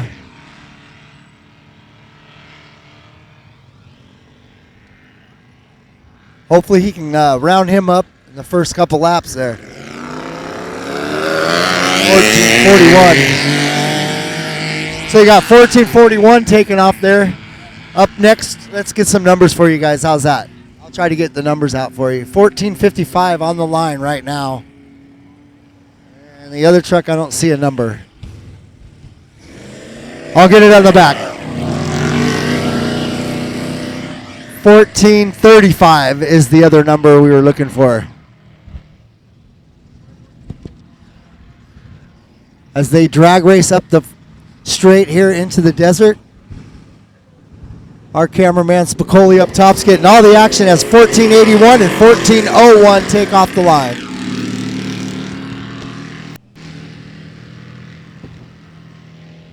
You can see him crossing over, getting over into that harder pack stuff, trying to get some traction going up the hill here. So 14:91 on the line here, all by himself taking off.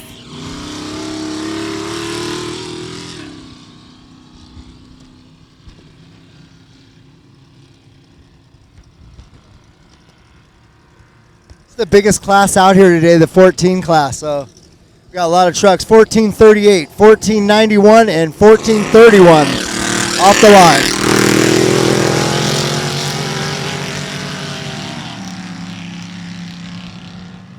You can feel the horsepower here. I know you guys can probably hear it. Can you hear it? Oh, yeah. Thumbs up from the cameraman. See, I have to look about a half a mile away. 14:56, 14:36, and 14:79 underway.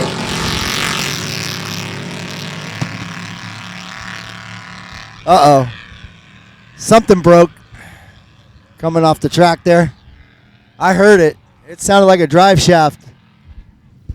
All right, next up, 14:80 and 14:63.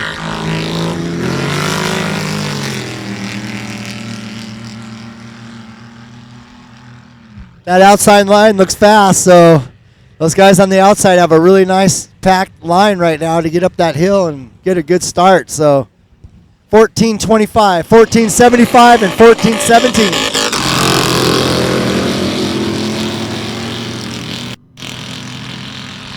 You can hear the rev limiter going off. I can smell the smoke. Something's already burning in that truck. 14:48, 14:20, and 14:57 up next. Here we go. Eisenhower, what a start on that inside right there. He took the line and bye-bye, he's gone.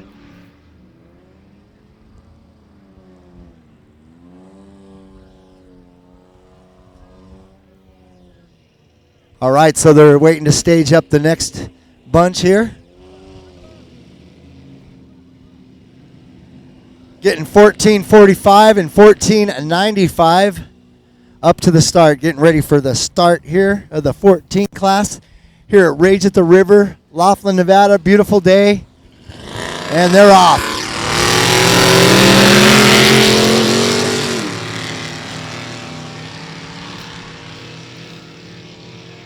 I'm telling you, that outside line is the fastest line right now. I don't think they have a choice though. All right, so 14:21 up next. They're off.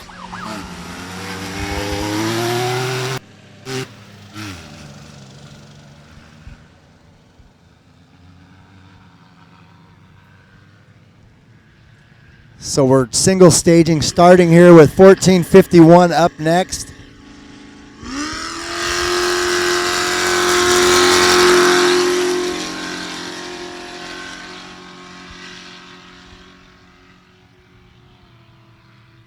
Getting those motors working right away up the start line. These guys looking for traction going up there. So here we go, 14:66 up next.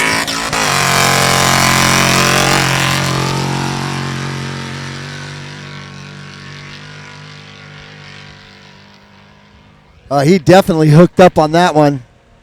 He had some good speed right away, and he's gone. All right, up next, we're going to have a 3-row start with the 2000 class. It looks like 2088 is up there. Let me get back a little further. They're going to bring them up a little. So we got 2013, 2018 on the line, getting ready to go here. They're counting them down. And 2088, that was the numbers. Here we go.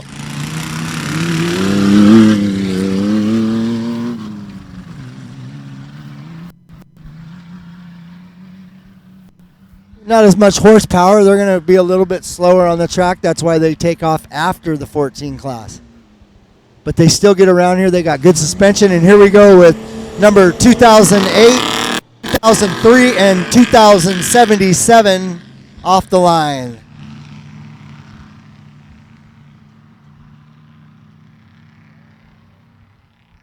So up next here we got 2069 and 2006. Bringing them up to stage here at the start.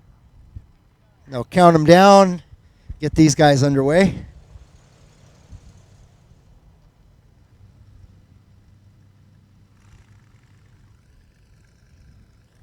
Getting ready, here we go. Got the Trump flags flying on that 2069. Make America Great Again.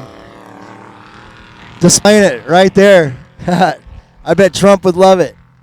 All right, here's the last two vehicles to start the 2000 class. You got 2066 up on the line, getting ready with the countdown one. Here we go, they're underway.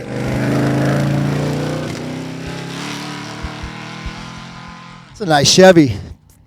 It's like a pre-runner made into a race truck. So the last one to start in the 2010.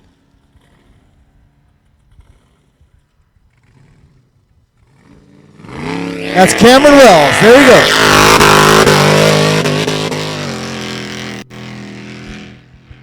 And that is your start of heat number 3. We'll make our way back over towards the studio, and we'll get out on the infield and wait for our leaders to come through, which will be coming through real fast here. So we'll try to make it over there before they do. Our cameraman Spicoli up top going to be spinning you guys around and getting you coming down the hill here shortly. I want to thank you guys for watching the live broadcast. Jeff Musgrave will be back on the microphone here shortly. He is out there right now beating up that truck in the desert. We'll see how he does out there. All right, Jeff, you want to spin that thing out so you can get some good footage out here?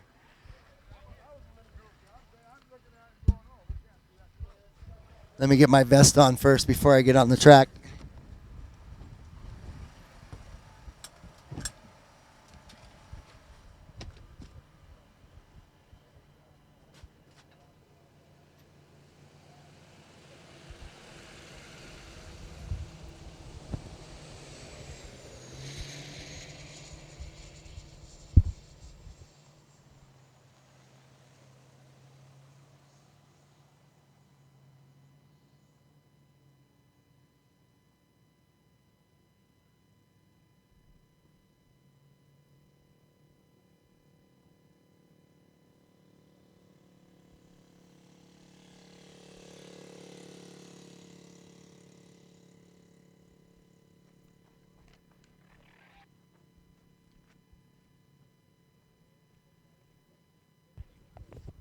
All right, we're making our way out here. Here we go. I see the dust out there. They're not quite coming into the infield yet, but boy, they will be shortly. So sit tight, grab your popcorn, grab yourself a drink. Hang out with us live here today at surfrat.tv. Make sure you follow all my social media. Of course, I'm on Twitter, Instagram, Facebook. Surfrat pretty much sums it up. Just Google it. Find it all. Okay, here we come right away. Like I said, I'm trying to make it here before them, but not going to do it. We got some competition going on down the hill.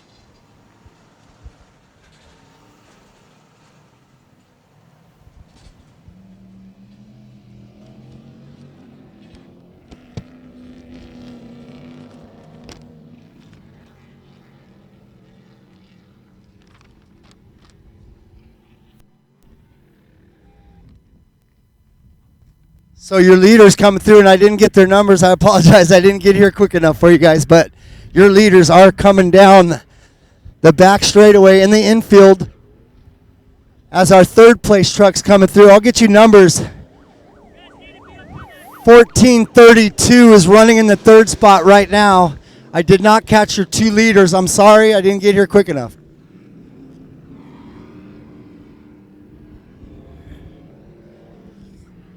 I didn't catch them. I'm sorry. I'm almost here, though. I'm almost to the turn, and I'll have your numbers for you when they come through, guys. And girls watching. So, man, look at them hauling the mail through here, coming down the straightaway. I'm going to get some numbers now. I'm up here now, so we'll get you. I'm getting out of the way. That's your 1447 truck coming through the Gordon's Well berm right there, followed real closely by the 1494.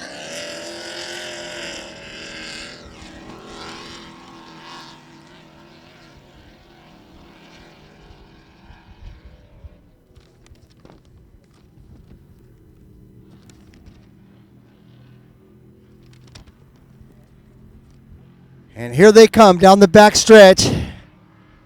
Spicoli getting some awesome shots for you guys as these guys are mowing it down the hill. And we got another runner coming down in front of me here. Got them red glow lights on in the 1419 truck. That would be Brett Michael, my buddy from North County. That's sloppy right there, baby. All right, coming down strong right behind him in the 1472. Working that berm, trying to get some speed up to catch him.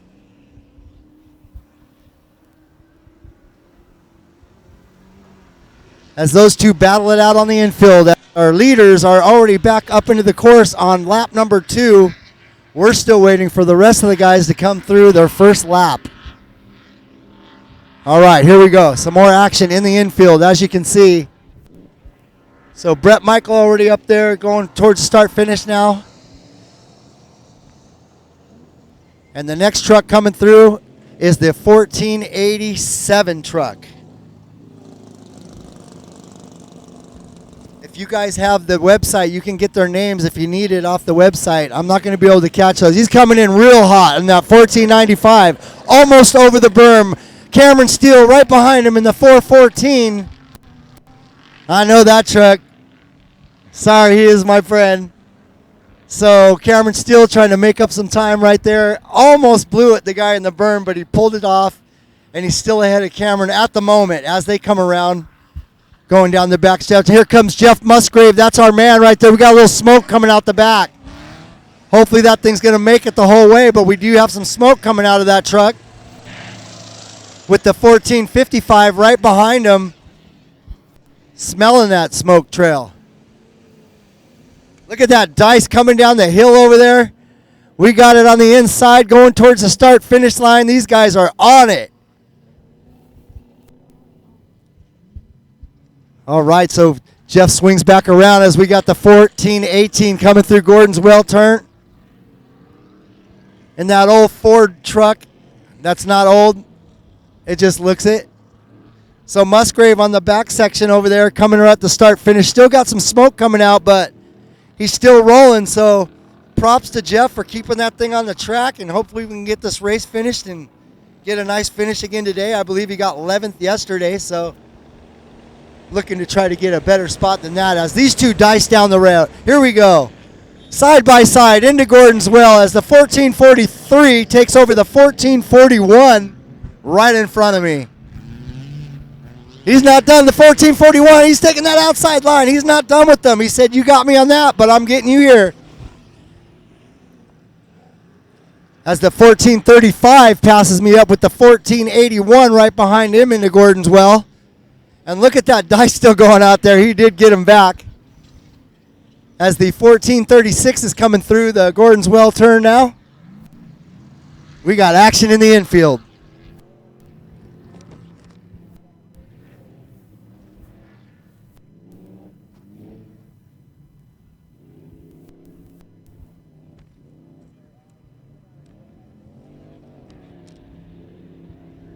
So as you're seeing them coming down the backstretch there, they pick up a lot of speed. Like I said, it's getting a little more bumpy. Still pretty fast at the moment. So by the time them Class 1 and trophy trucks get out there, they'll beat it up even more. All right, we got action coming back down in the infield. Here we go.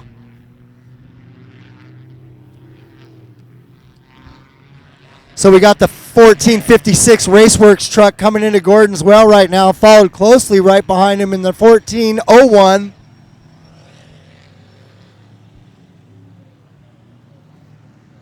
Making his way around that turn. And that turn's getting deeper and deeper as we see each car go through it. With a big dice coming down the hill. Here we go. On the outside line, a 14 truck, and we'll get the number right here. 1448. We got sirens blaring. 1491 to 1438. He wants him out of the way. He's not getting out of the way. He said, you want out of the way? You fight for it. This is my track too. And this is a race going on right here. He got him on the inside going up the hill, but I bet you that race is not over as the 1431 is catching some air coming in here. Suspension working good. You're seeing it live right here at surfrat.tv with the 1420 truck coming through. He's got the Blue Lives American flag matter in the back of the truck there flying it. Got a little bit of smoke coming out of the 1475 right here. The Arcline Motorsports truck smoking a little bit. Real close behind him in the 1466 truck. Through Gordon's Well turn as we get more guys coming down into the infield. Flying at me in the 1495. Suspension's working good. The 1451 right behind him. Taking a little different line, maybe a little more speed on the outside. I like it. See if he can catch up. He's definitely in a race with that guy in front of him. So as we got a race coming down the hill, on the outside, makes the pass, hauling the mail down the hill.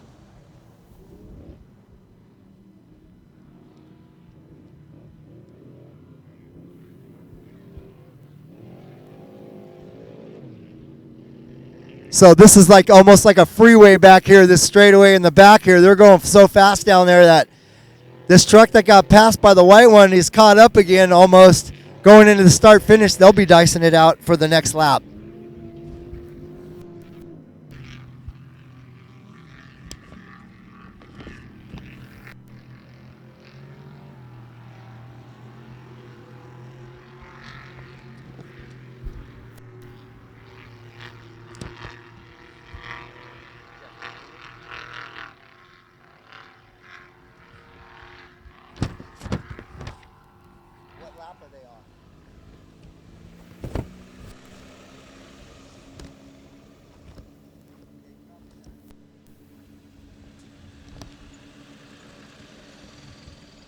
So I believe they're going to be going around on their second lap, coming up to the third lap. Okay.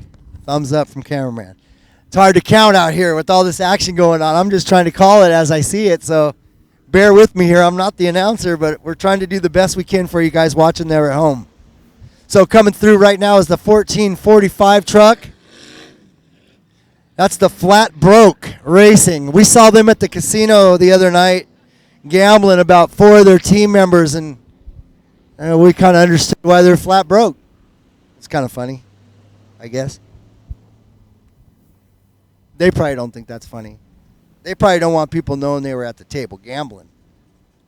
When you're flat broke, you don't want people knowing that. Shout out to that team, though. They're doing good. They're coming down the back stretch there. Still in it. Everyone's on time, so even though you're the first truck to come through, doesn't necessarily mean you won the race. So remember that.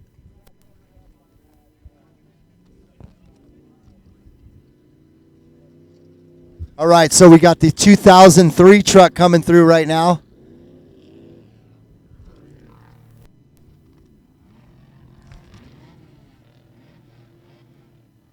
Mike Bach is his name. I got him on my list. How about that? 277. See, I got the list here now. Justin Anderson right there coming through Gordon's Well on his way up the infield.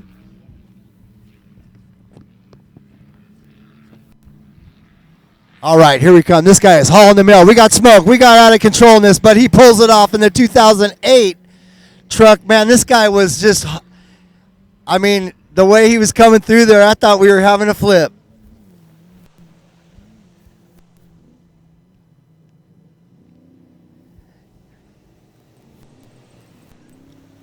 Man, when you're this close, you can really see these guys get bounced around in these trucks when they're hitting these bumps right here. These whoops, I should say, mounds going into this turn. And they're getting shook up right here. This is a great spot. I think this is better than showing the start-finish like we did yesterday. So we're mixing it up a little bit for you guys today. So hope you enjoy this.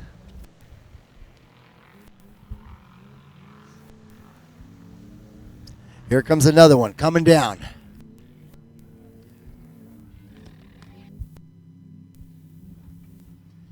And that's going to be your 1463 truck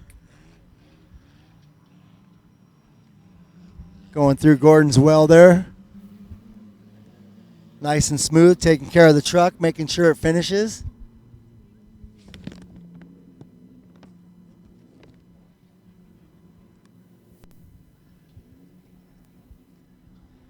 This will be another 2000 class in the 2088 truck coming through Gordon's well.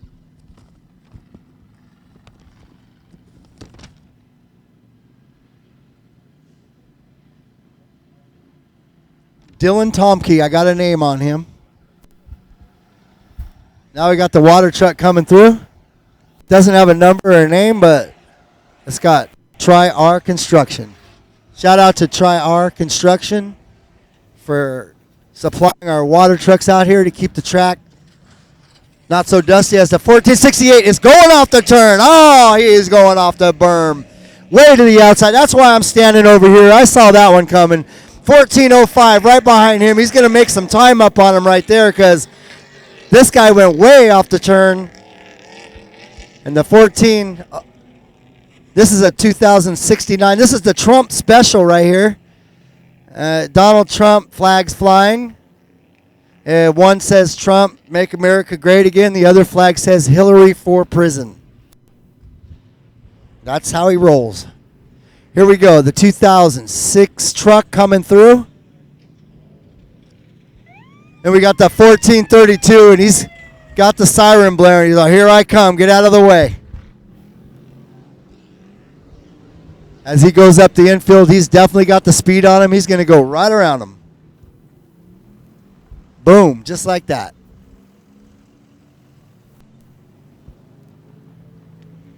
Okay, we got them hauling the mail now. The 14 classes leaders are coming through, and they're coming through strong.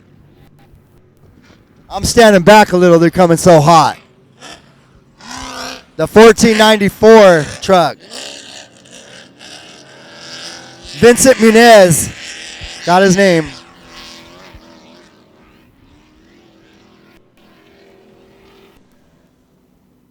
Sounding pretty good. Definitely got some horsepower still. Still in it.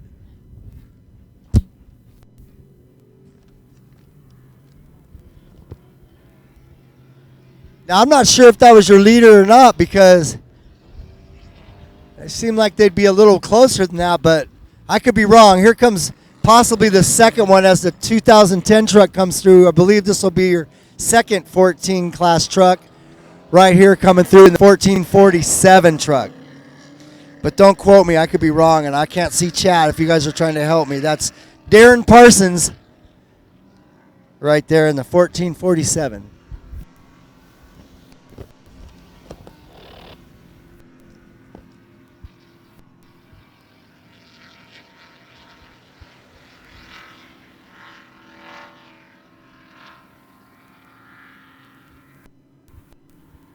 And there's the pass, as you see, as they came down that hill. He got right around him. And here we go. Here they come again.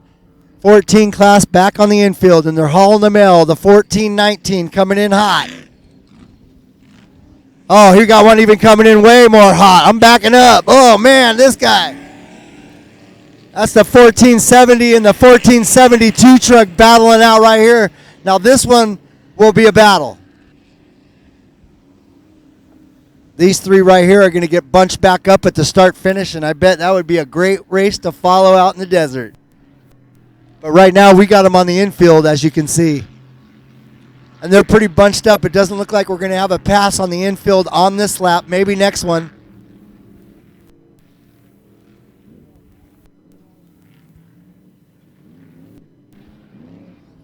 And we got the 2066 Chevy coming through. Looks like a pre-runner out here that they slapped some numbers on and raced it out. And here they are in the 2000 class.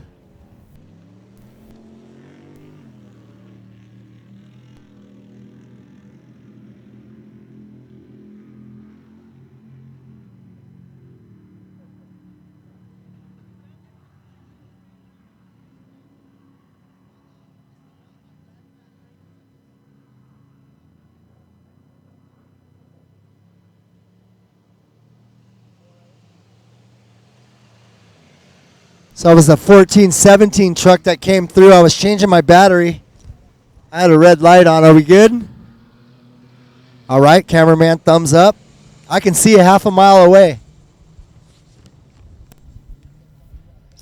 Okay, so here comes the number 1495 truck into Gordon's Well. This guy's coming down pretty quick. I'll back up a couple steps. In the 1455 truck. It's a great view of them coming down into this hill as it gets rougher and rougher. Here, Cameron Steele in that 1414. Now, I want you guys to know that's probably the only six-cylinder running this race right there. Cameron Steele, I believe. I'm not positive on that, but it's definitely one of the six cylinders that's running this race and doing a dang good job. So here's our man, Musgrave, coming down. It's still smoking, but he's still in it. Yes.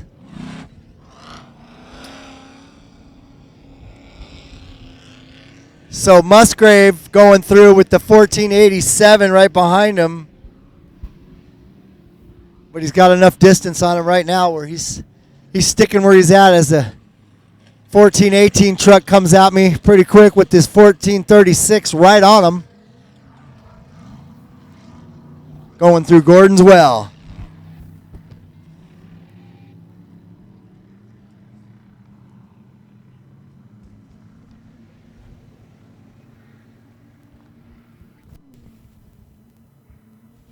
It's like Jeff went around there and went around that hill. I don't know if he's gotten some issues or what's going on, but he's back on the track now, and hopefully they didn't break it.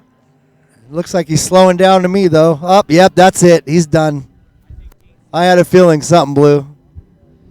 So, too bad for Jeff. The truck gave out right there. I could tell it was slowing down, and I'm sure you guys saw on camera when it finally did blow. But it looks to be okay, safe, and I don't know if they put out the fire or what with the fire extinguishers, but it looked like they may have set them off. I don't know. They're far away, but here we go. Back to the action. Back in the inside infield with the 1443 truck. Lucas Oil's backed truck.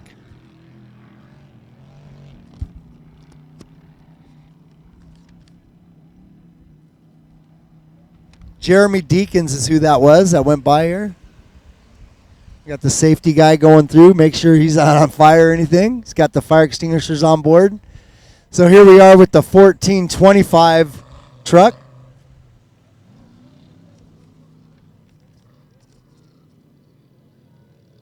Greg Sons. Got a name on him.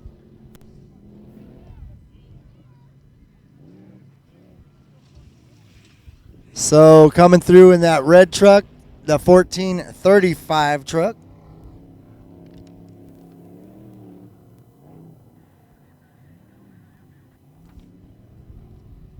Kermit Lanick. I have 3 pages to look through of names and numbers. I'm going to get to know these guys more and more because this class is awesome. The 1466 coming through right there. This is such a competitive class, this 14 class. I believe there were 70 trucks entered on Friday. They had 70 trucks entered. I don't know how many actually made it through the first day and started today, but the numbers are definitely up there, and here they come. They're on the track.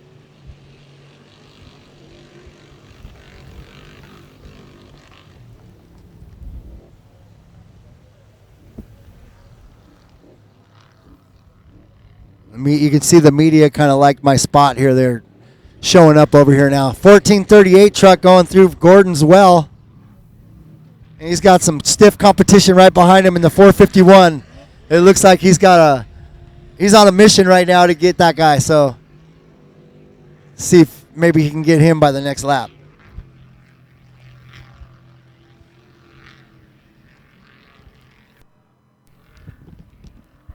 He's trying everything in his power to get some power to get ahead of him. But I don't know if he's got it. On this downhill, they all go fast. So I don't think he'll catch him here. Next lap, maybe. As they come back down. The 1401 truck. Something's going on with that. It's not running all that well. With the 1475, got some smoke coming out of his rear. So as you can see, the Laughlin Desert is beating up the 14 trucks.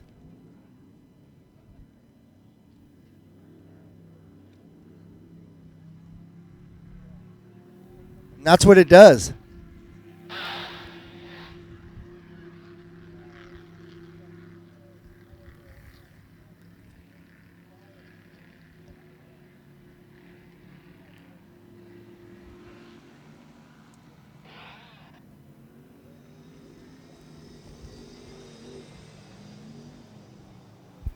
So back into the infield. The 1491 truck. He's got a little smoke coming underneath it too. I think all these trucks are smoking about now. Not much though. It went away. I still see it a little bit, but I probably won't see that on camera, but up close you can see it.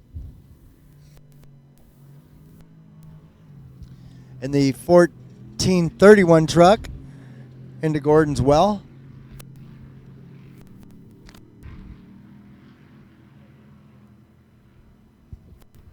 See a lot of people starting to gather around on the hills in the back part here, and our little hill in front starting to fill up, getting ready for the next classes coming up. The 10-12 class is always a good one to watch. They definitely haul the mail out here, so.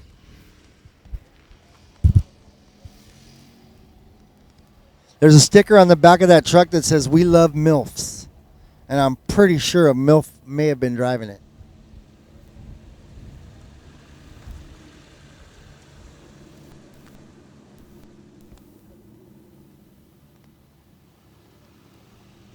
Just a little bit of wind picked up here today. Perfect for the race. It gets the dust out of the way.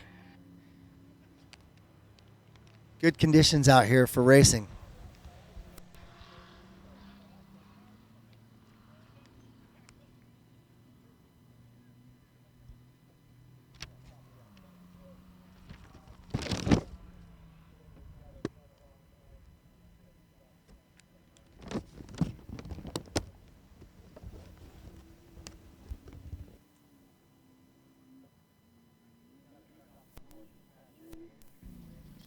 All right, so the 1420 truck coming through once again.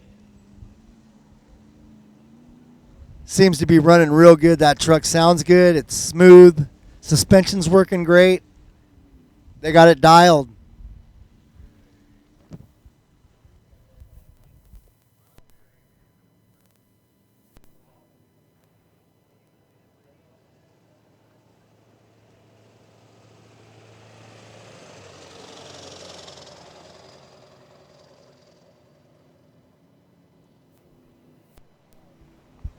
Okay, so we have a finish time 11:17 a.m. for a finish time on this race.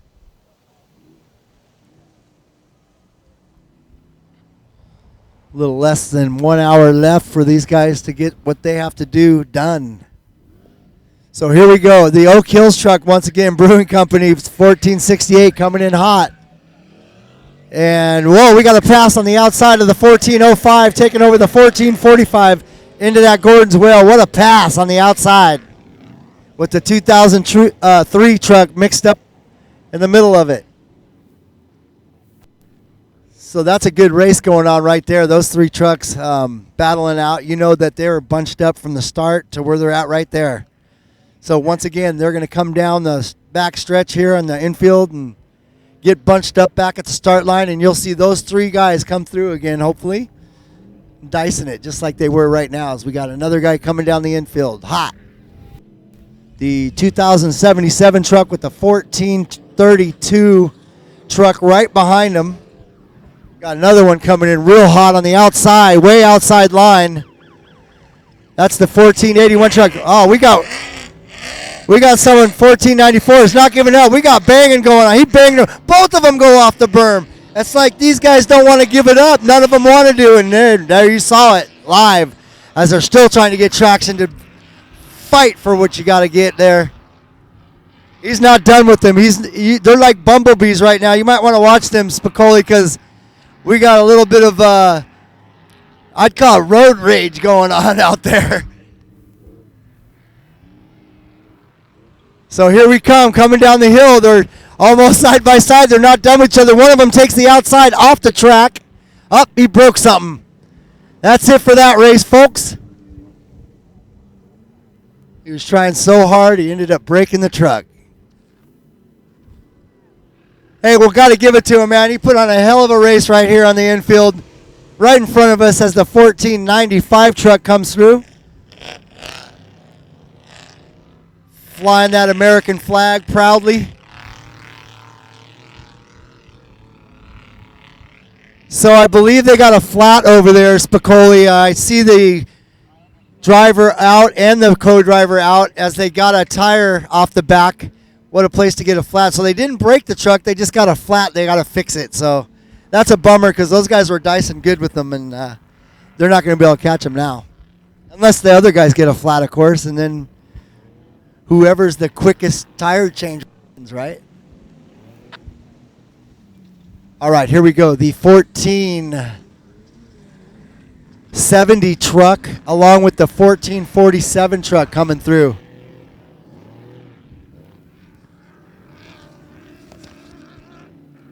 Now, you're not allowed to help them change the flat. I know they got a emergency vehicle over there, but you're not allowed to help them or do anything with them, and all they can do is change that tire together and get that thing off and new one on and get back in the race. But they're going to have to take that spare and also mount it in the back, and that also takes time. So I don't believe they're allowed to leave them.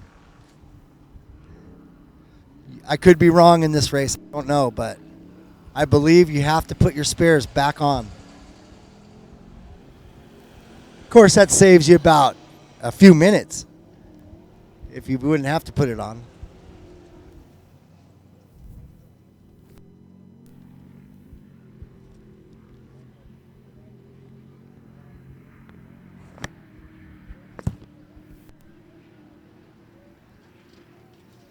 So the 1472 coming through Gordon's Well. And coming in real hot behind him here in the 1419 truck once again. Brett Michaels still out there plugging away in that thing. Beating up the desert. Sounds healthy.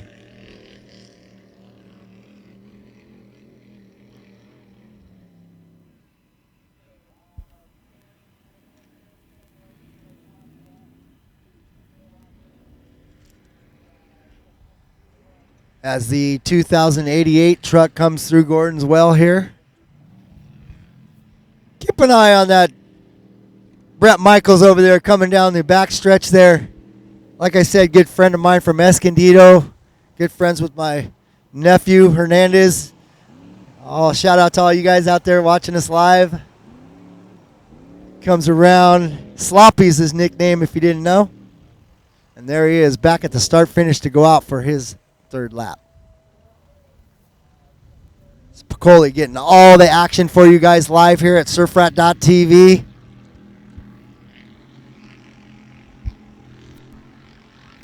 Once again, Jeff Musgrave will be back on the mic here shortly. I believe he should be coming up. Now that his truck broke, he'll probably be getting that thing towed over here, and then he'll be back on the mic, and we'll let him tell you the story. How's that?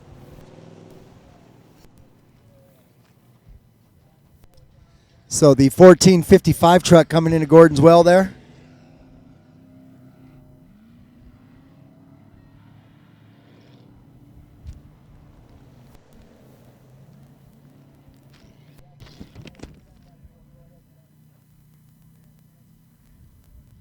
And the number 2006 truck. Here comes Cameron Steele once again, taking the way inside line in the 14-14. So he's running that thing against these 14 trucks. So shout out to Cameron Steele. Way under horsepower, but man, he's mowed in that thing.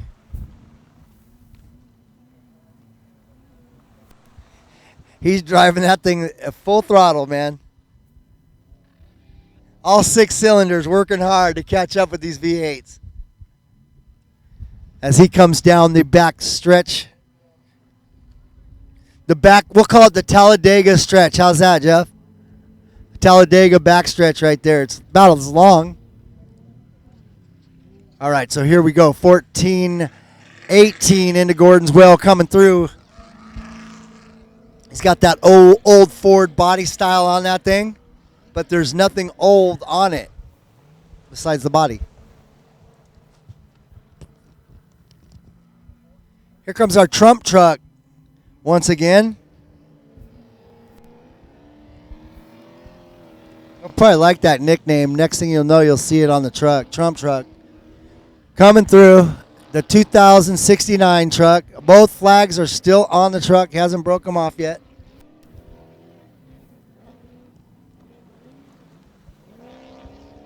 So we lost a hood on this one, a 2010 truck.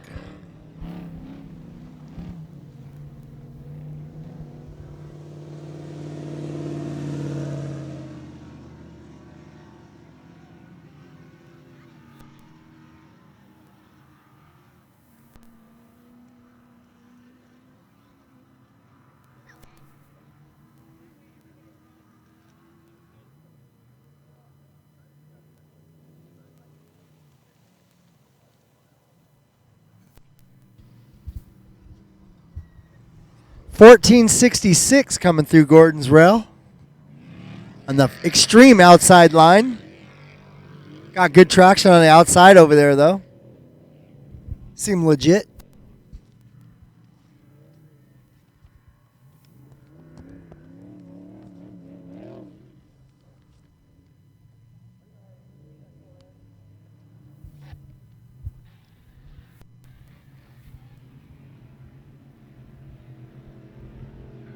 All right, here we come once again in the 1443 truck. That's that Lucas Oil truck coming through Gordon's Well now.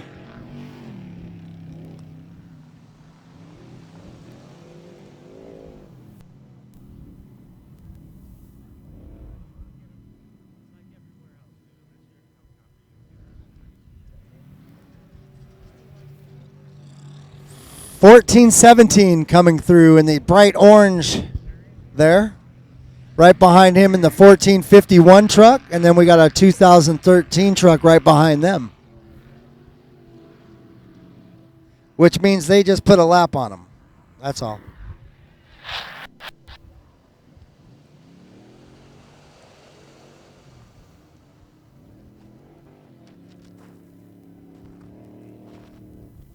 Looks like he's got some momentum coming down that hill. He might get around that orange truck. We got some speed coming up right now. Here we go.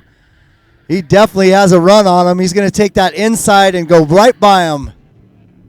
Nice pass. That's a great place to pass here.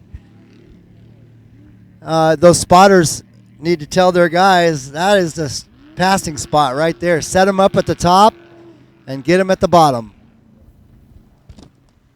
Or in the middle, before the bottom. Yeah, that's it.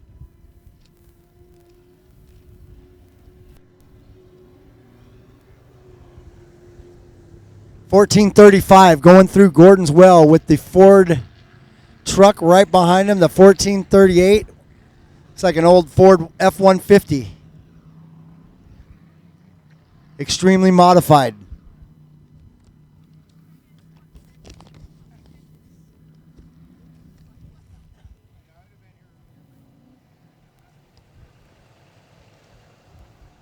So your 1425 truck as it comes through Gordon's Well, still well in the race here. Counting down their laps. I believe we're going to get close to being on the last lap, and then I'm going to make my way down here to the finish. I hope I kept you guys informed enough so you know what's going on. Like I said, Jeff Musgrave will be back with you guys here shortly.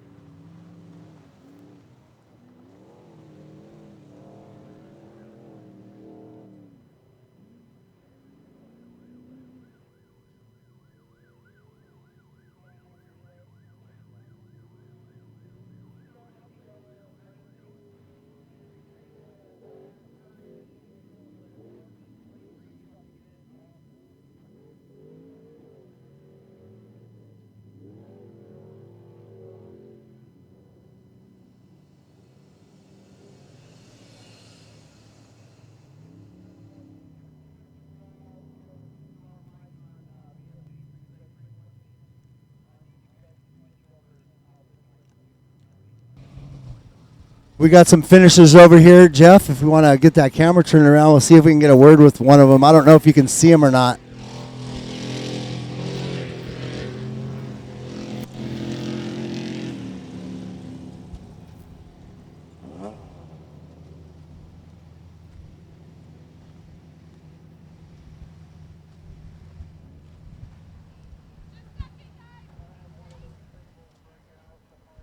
Yeah, I believe you can see us right here. Cool. So we're right here at the finish here of the 14 class. You can see they're lining up here as they come in as the finish, and we'll try to get a word with a couple of them here after they're done praising each other on what a great job they all did. So we'll let them get that out, and then we'll try to get a word with them and see what they say about it.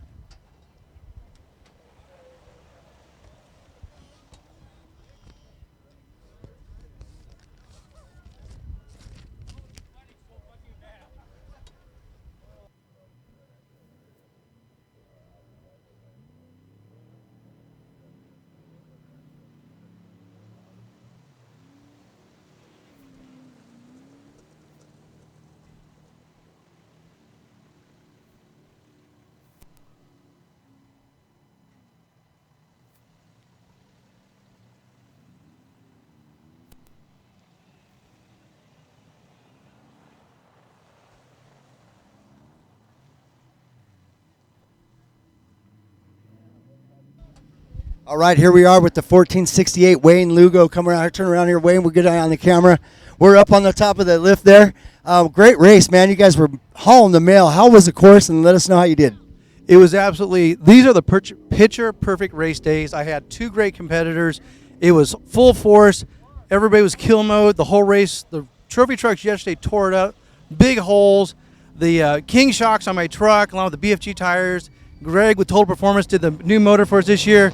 Thing ran like a champ. But it was just, this is what every racer lives for. Just a total full-on battle start to finish. I mean, it started at the drag race at the beginning, and when I went in the infield on the fourth lap, I saw them both in my rearview mirror, and nobody stopped all day. It was absolutely beautiful. It was. I was watching from the infield calling the shots, and you guys were so tight the whole race. It was like you get bunched up back here at the start-finish, and then once you let loose in the desert, it was back to racing again. Yeah, it was really good. I'm a little conservative in the infield because a lot of guys make mistakes there. My specialty is the rough. I love the high speed in the rough, so as soon as we got out of the infield, I'm full force. These guys were full force 24/7, and all these is, thank God, God bless America, man. We can only do this in the United States, and this is bad. This is really good. This is the best. There you guys have it. Wayne Lugo, just letting you guys know how it feels to win out here in the 14 class. And there were 70 trucks, you guys, 70 to start on Friday. I don't know how many started today, but to be number one out of 70, you're the man, bro. My hat's off to all the 1450 racers. It's a great group of guys. They're guys that put their heart and their soul into it. And anybody, seriously, the volunteers, all my volunteers, and all these guys in this class, this is a true racers class, and my hat's off to it. It's beautiful. 1450 class, you guys are seeing the finish right here from Laughlin, Nevada. Rage at the River at surfrat.tv. Wayne, thank you very much. Awesome, bro. Cool. All right, let's get our second place truck in here in just a second. We'll be right back with you.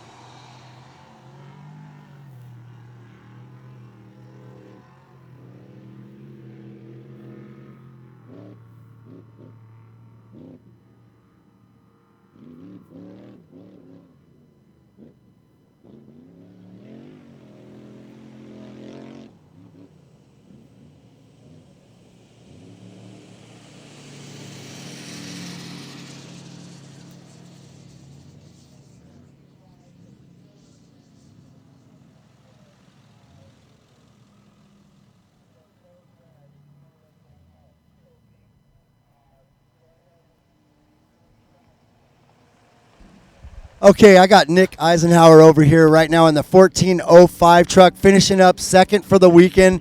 Man, you got this class just kills it out here. Oh yeah, it was a lot of fun. I couldn't have done it without all the help from Competitive Metals and KC Highlights, Dirt Alliance, Down South Motorsports, Heatwave Visual, all the big guys. We're just out there getting wild and having fun. We build these trucks in their garage with every spare penny we got, and we put our heart and soul into these things, and to come out here and have a clean, happy, fun day of racing, it makes it all worth it. It makes all the overtime and the late nights 110% worth it. And I'm just, couldn't be more thankful for what Snore does for us and what they put on for us. And I'm never going to stop doing this stuff. This is the greatest thing in the world. Awesome, man. Well, we've been watching you for years out here. You guys have climbed up the classes and got into the 14 trucks, and now you're I could say you're dominating, not dominating because there's a couple guys that are dominating, but you're up in the definite top spot of these guys, and man, the hard work, it pays off, doesn't it? Absolutely pays off. I got to thank my wife and my family and everybody. They are the biggest supporters, and they're there in the garage with me, elbow to elbow, late nights, and I'm so happy, and these Raceline wheels, they freaking not a single flat spot, not a single anything. I'm on cloud nine. It was a good weekend of off-road racing. It was awesome.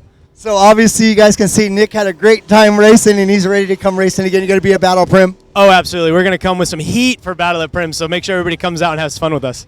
There you have it, live right here, 14:05 with Nick Eisenhower of surfrat.tv. You guys are watching it live right here.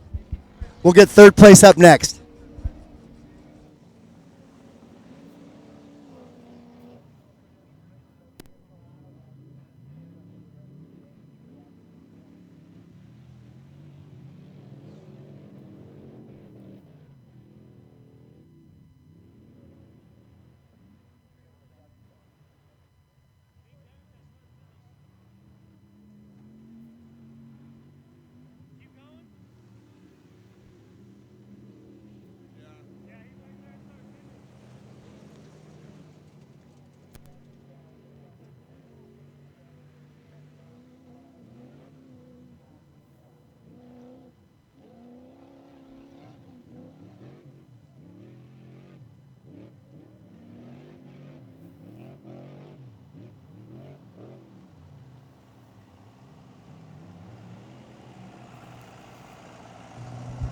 All right, Jeff, we're back in the finish area here.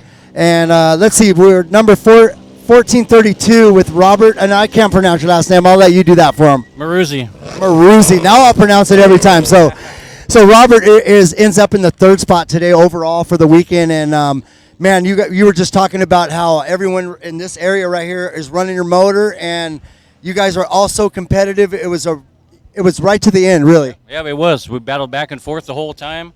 And, only 15 seconds between all of us at the very end. It was a badass race. And people that are watching at home, this race is done by time. So even though it was the first truck maybe across the line, doesn't necessarily mean that truck was your winner. So these guys are on time, and they ended up third overall on time. Tell us how the truck ran and everything. Oh, ran flawless. Not a problem, not a nothing, never hiccuped anything. Ran perfect the whole day. This guy had an awesome weekend, man. And that's what you want to do when you race off-road. You want to have an awesome weekend, and that's exactly what you guys did. I want to congratulate you. Anyone you want to thank? Give a shout-out to my family, mom, dad, my wife, everybody who puts their heart and soul in this thing and keeps it going.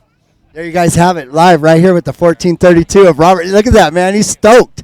That's what it's all about. So we'll get a couple more interviews out here before we get ready for the next start. And this guy's rear end is definitely not intact. So stand by.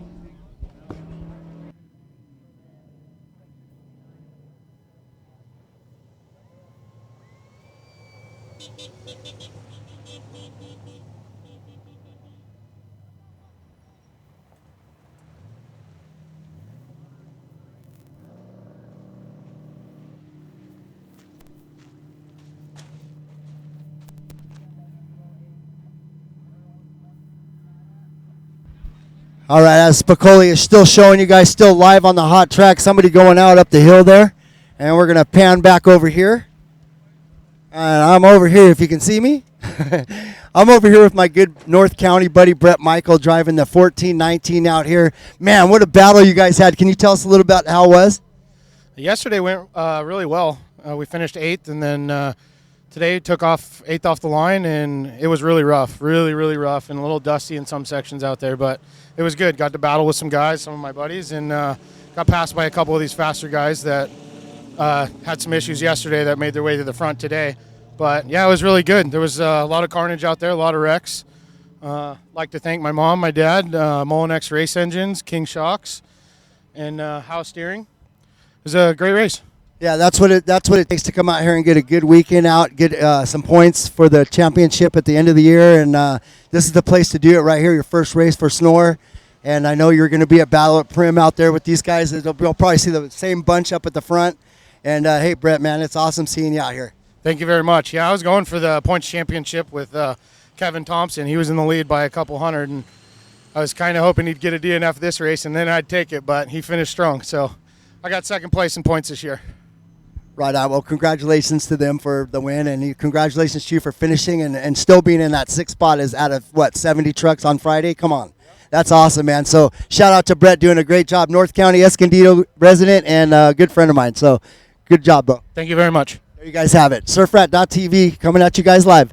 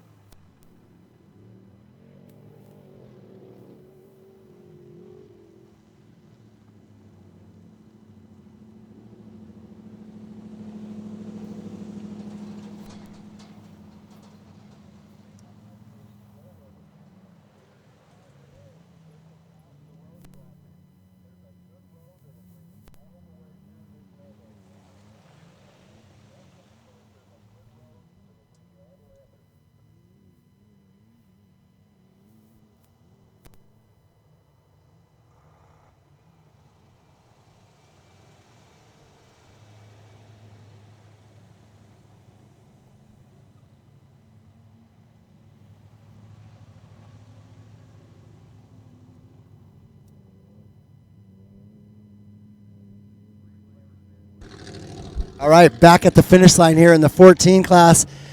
This truck was, I know you guys saw it because we had it live. It was hauling the mail. These guys were right up there.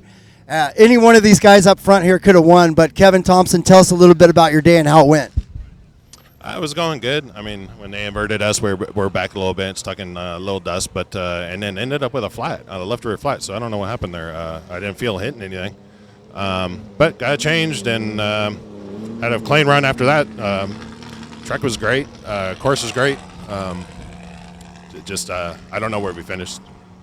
Well, I think you're in either the 5th spot or the 6th spot, one of the two, because I did first, 2nd, and 3rd. You got 6th. So 4th and 5th are open. Maybe you're in that spot. I don't know. We'll see with the final results. Of course, we're calling the shots here live, so we don't have any results on us, but we're hoping you're a little bit better than you think. Yeah, I believe we're in that area, but it was a good day. Had a lot of fun. Cool, man. Is there anyone you want to thank out there that helps you do this whole thing? My entire Concrete Motorsports team, all the guys, General Truck Body. You can look at your sponsors.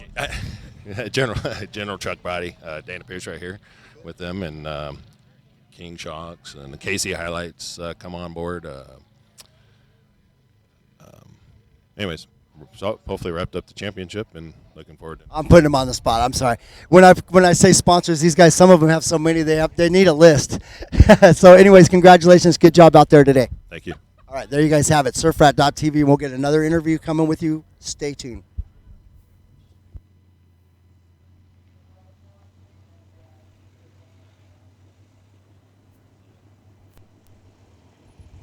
Let me come over here, Jeff. So Jeff just walked up in the finish area here, and we were on him live. We're going to get a word with him over here so we can see him on camera. There he is, Jeff Musgrave, ladies and gentlemen. Hey, man, you were hauling the mail out there, and tell us what happened. Well, we had a good day last night. Finished 11th out of the 50-something trucks that were out there. But, unfortunate circumstances. Belt came off, and power steering immediately, goes out. So it notified me here in the infield and tried to get up around the berm and get to an area that the officials here would let us actually work on it, because the rules out here are, unless you're in the actual hot pit up the top of the track, you're unable to work on your vehicle. So we attempted to get it done down there. Unfortunate accident actually backfired at home, and I packed the wrong size belt to put back on as a spare. So unfortunate circumstances happened, but great to be out here. Great weekend out here. Great bit of racing. The holes out there for my truck, Marshmallow, smooth as is. We're not as fast as everybody else, but Henry Bergdahl and Harley Letton have been helping me out with the suspension tuning over the years, and I got the thing dialed in. That's why it's nicknamed Marshmallow. But I want to thank Sierra LED Lights, Mackenzie's Off-Road, King Shock, Brett and Ross, the guys over there, took care of us this weekend, actually providing for our segments and what's going on out here this weekend. So I appreciate it, and everybody back at home, my family and friends, and those that came out to help us. I appreciate you being here, and especially the people of Laughlin. The grandstands over here are packed. Can't believe it. So we're going to head over there right now, and King's providing a wristbands packet hole for everybody to get in here. So we're going to 2 and 2. We'll be able to get in this afternoon, locals from Laughlin, to enjoy our festivities out here. So, Surfrat, thanks for being here. Hey, that's Jeff Musgrave. He'll be on the mic here shortly, so don't go nowhere. Jeff's going to put his attire on, and he'll be back on the microphone for us real short.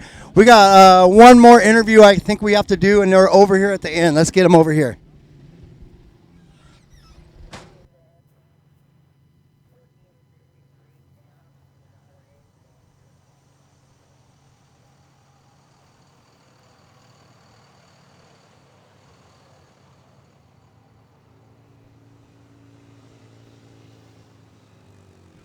All right, Surfrat back here in the live finish area of the pit.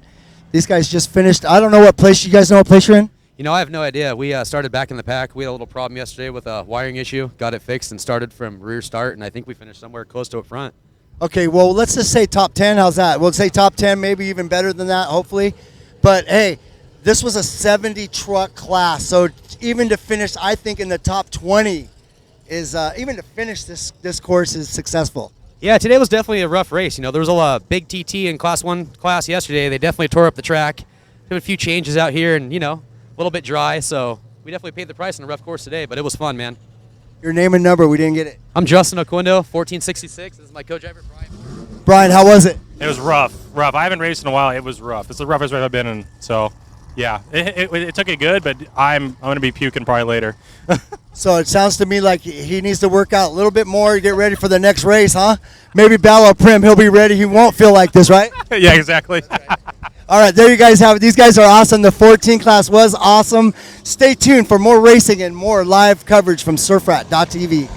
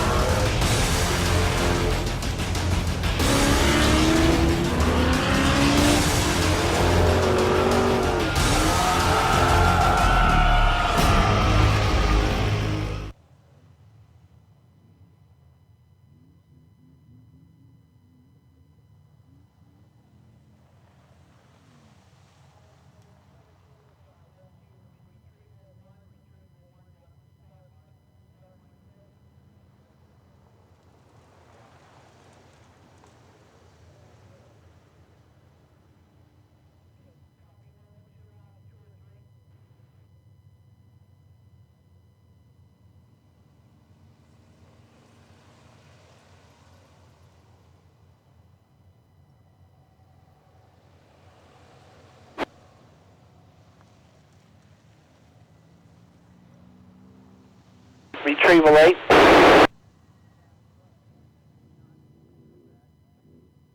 Retrieval. I believe we still have 2013 1417 and 2008 on the track. Wait 2.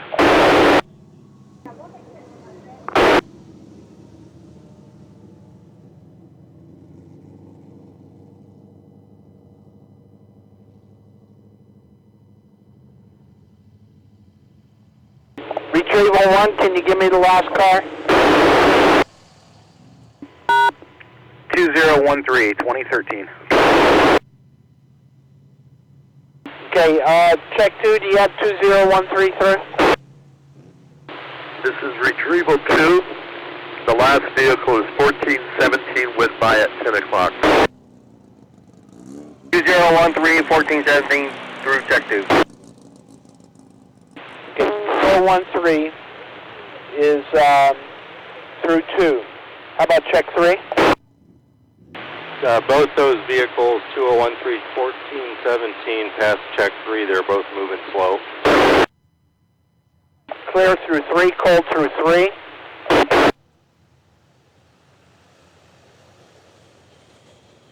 Check 4, do you have those numbers through you?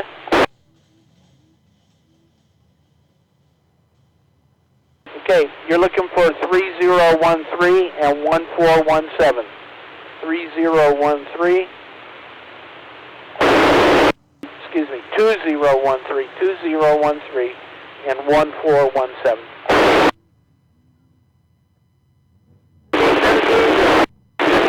Um, 1417 through road crossing 1. You should have one more coming that way. Retrieval 6.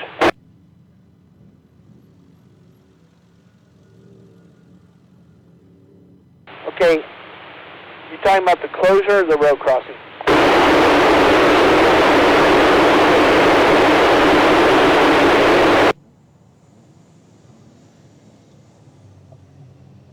Okay, copy that. Thank you.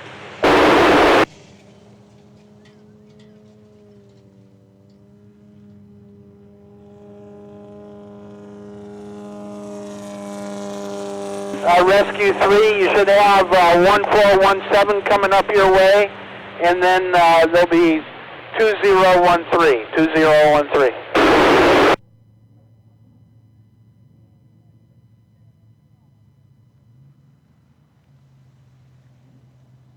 Okay, confirm what?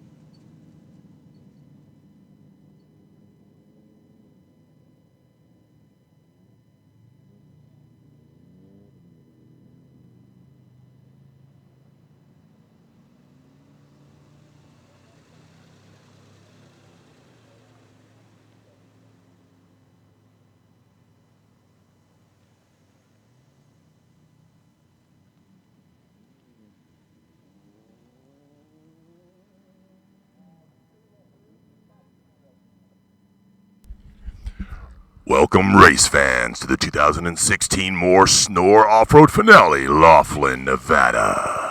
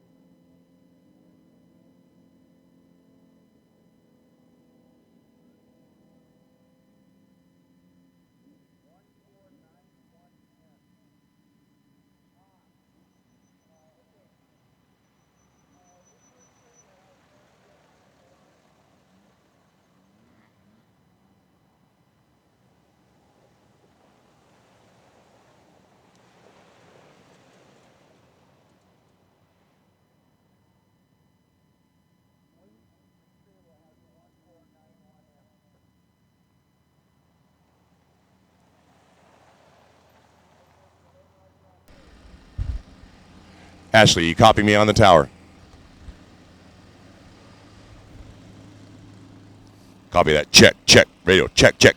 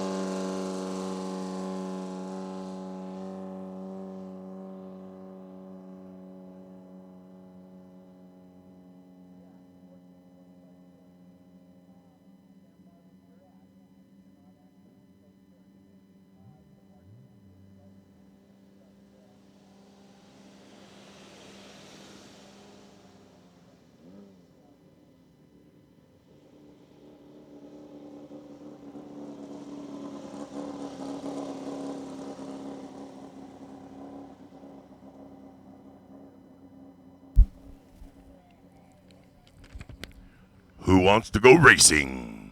This is the finale of the Snore More Off-Road Racing Series here in Laughlin, Nevada.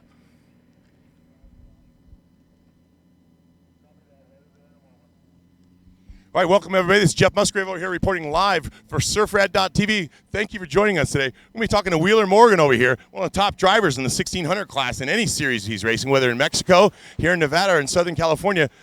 Last night, worked his way through the field, and actually here we're on the #1 starting spot right here. So we're going to have a little word with Wheeler Morgan out here. How was your day yesterday? We spoke briefly, but hey, out in the front, you have every ambition of just being in the front and leading start to finish? You know, that's the goal. Yesterday we had a little hiccup on the 4th lap, went over, cost us some time, so finished 6th yesterday, and I guess fortunate with the inversion they're doing, getting to start here on front. Going to try to use that to an advantage as much as we can. Ran the pre-run this morning. There's huge holes out there, so it's kind of a little bit of a different race today. You got to just keep it together, and I'm going to try to protect the car a little bit and put in a good finish. Hope maybe some of those guys in front of me make some mistakes. And there you go, very well-spoken gentleman out here. Wheeler Morgan trying to make his way, keep his way in the front. Number 1624, look for him.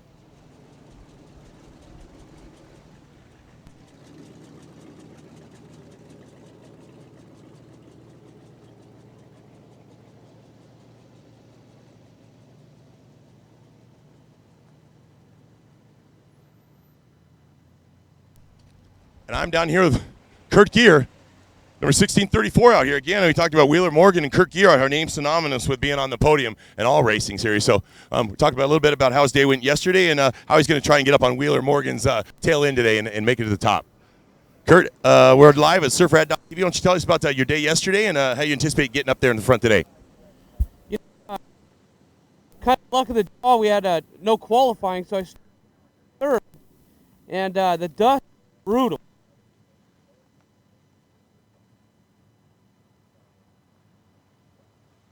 Third on time, 22 backs. We're racing for a championship today, and try to keep it together. Follow them around, and don't be surprised if we're not winning today. Just take it easy, let them duke it out, and if we're there, we're there. You heard as well as I do here, number 1634, Kurt Gear. These guys have it down to the seconds in which they need to have the advantage or disadvantage there. So a lot of homework going on with all these guys. And in fact, the top 9 guys out here, 1600 car racers, any one of them could be on the podium and have championships back. So again, back to the video. This is surfrat.tv.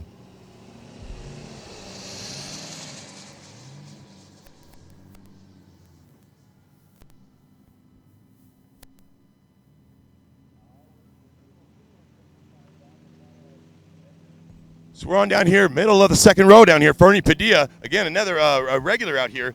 Been racing with his wife this season. Not too many races. I think this is the first or second race, but his name, Fernie Padilla, synonymous over the years with his Snore More and actually Baja type events with being on the podium. So we're going to ask about his day yesterday. His co-pilot, his wife out here yesterday. Going to verify whether she's in the car today, and she is. So again, welcome everybody. You ladies at home. We've got a female passenger right here. It's not out of the ordinary, but it is, again, about family. I've been talking about that all weekend out here. So, again, we have a family operation right here, Fernie and his wife, Chantal. So we're going to talk to them right now. Fernie, way to go yesterday. Had a great conversation with you and very excited about the top 9 positions out here from Freeman to Gear, Wheeler Morgan up in the front. They're all going to be chasing you or you're chasing them. Talk about your day and how you're feeling with her next to you as you drive.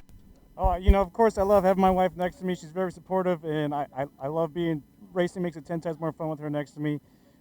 We had an advantage yesterday. We started out front, and we ran dust-free all day. And today's going to be a total different game starting in the second row since they inverted the top 6. And I got to run as hard as I can because I got to make up 12 seconds to try and get this win. And my only race of the year, so it's either win or lose. I got to go all out.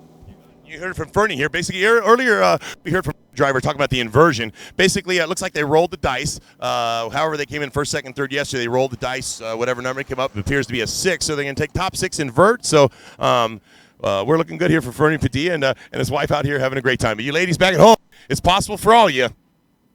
And we're here live, surfrat.tv at the finale of the Snore More Off-Road Racing Series here in Laughlin, Nevada. Back to you in the studio.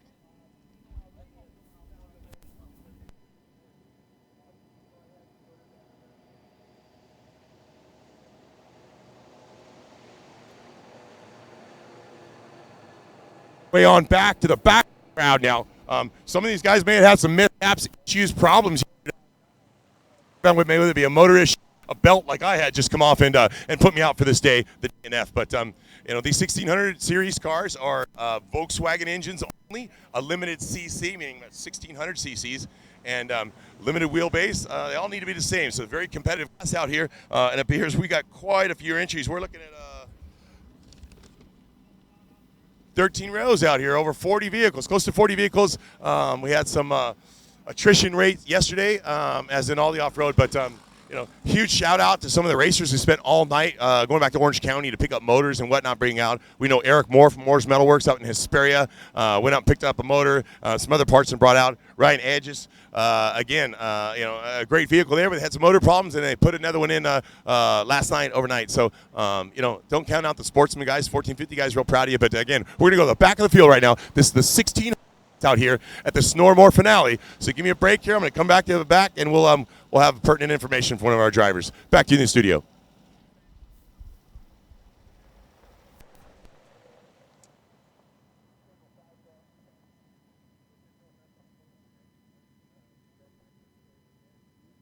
Yes, I am in the studio.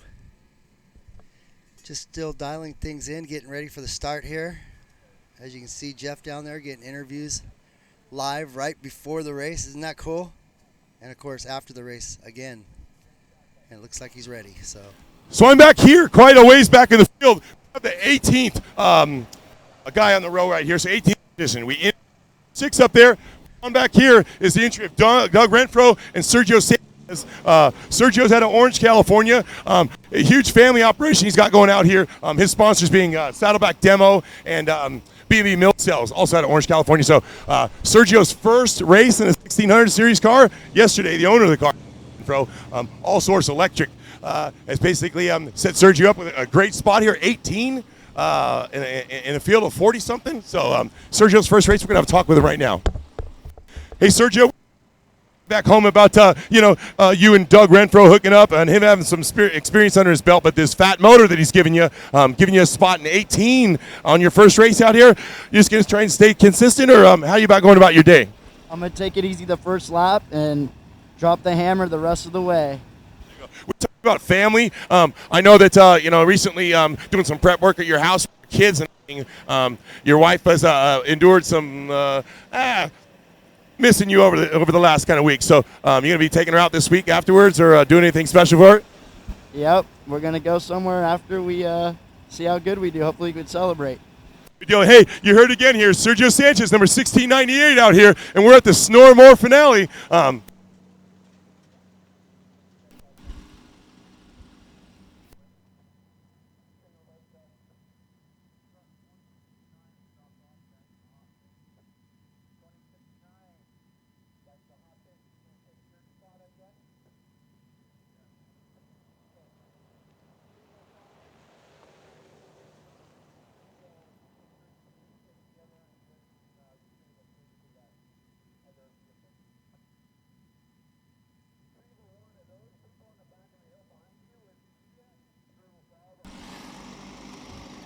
So it looks like I'm all the way back on the 6th row out here. We got a great here, Frank Smith Masonry, number 1692. We're going to talk to Kevin about what he's got going on. He's midway through the pack and how he's going to make his way out to the front. So, hey Kevin, we're on surfrat.tv live right now. Talk about being middle of the pack. I know down in Mexico, seeing you race with this car down here, not so much further in the back. Talk about your day yesterday and how you make your process your way up to the front.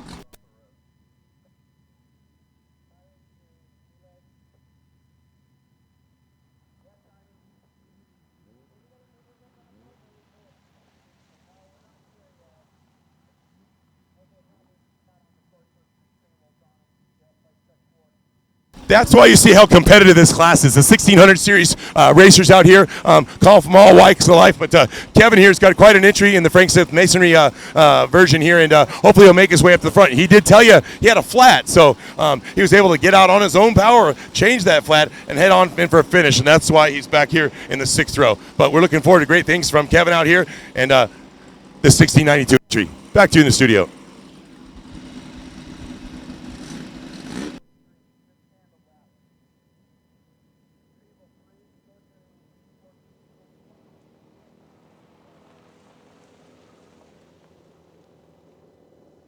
way on into the back. It looks like there's about 3 or 4 entries in the back, but we're going to go talk to here 1660, 1657.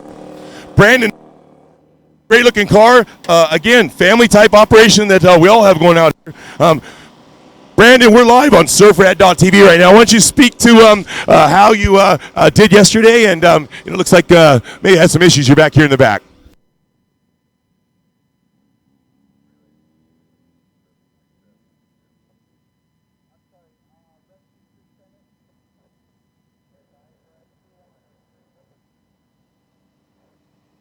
It's up and running. We're looking to do really good today. So again, Brandon, their entries out all the way down and picking up motors. Not only these guys have to drive.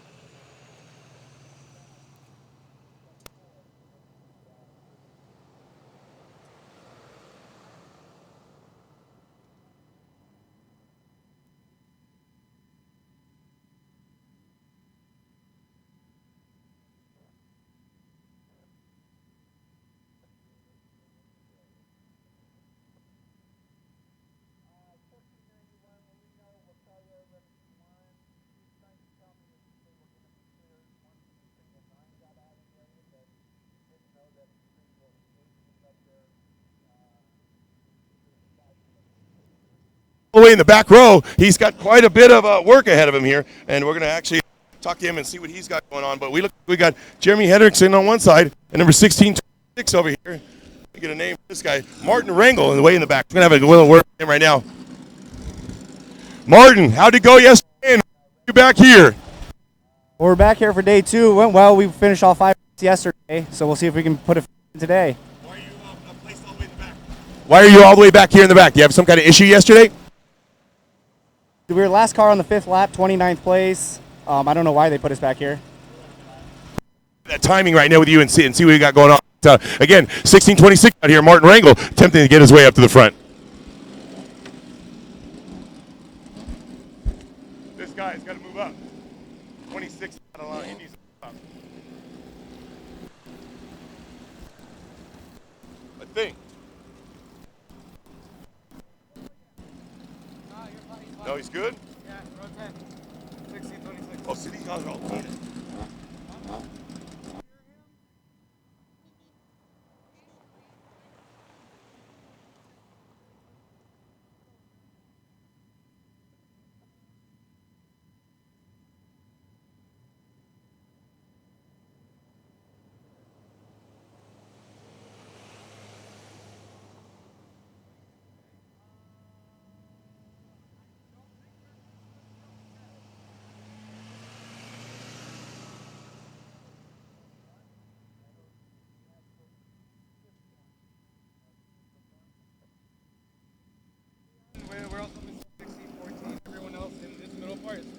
Okay, so again, we have important timing issues going on out here. We want to make sure all of them are directly in order.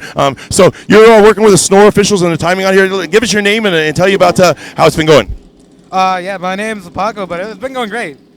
I mean, other than all these little timing things and staging messing up, and us having to redo staging and all that. So we're just waiting on a couple late-minute entries here that are trying to get in here, looking like James Dean, 1682. Usually up in the top spot, so something may have happened yesterday, maybe a motor tranny or something like that. So, well, you don't see him here. We're also looking for number 1614.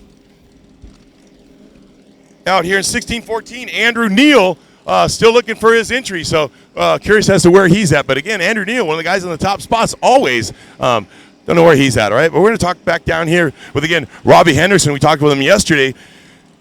Hey, Robbie, we spoke a little yesterday about you're not only racing these cars, but prepping them for other people. Hey, how late were you up last night, and who did you happen to help out? We just helped out myself, actually. We were out there till about 6 o'clock last night. My brother crashed his car yesterday, and we couldn't fix my motor issue, so we took the motor out of his car and put it in mine. That's the reason I'm way back here in the back. I had nothing yesterday.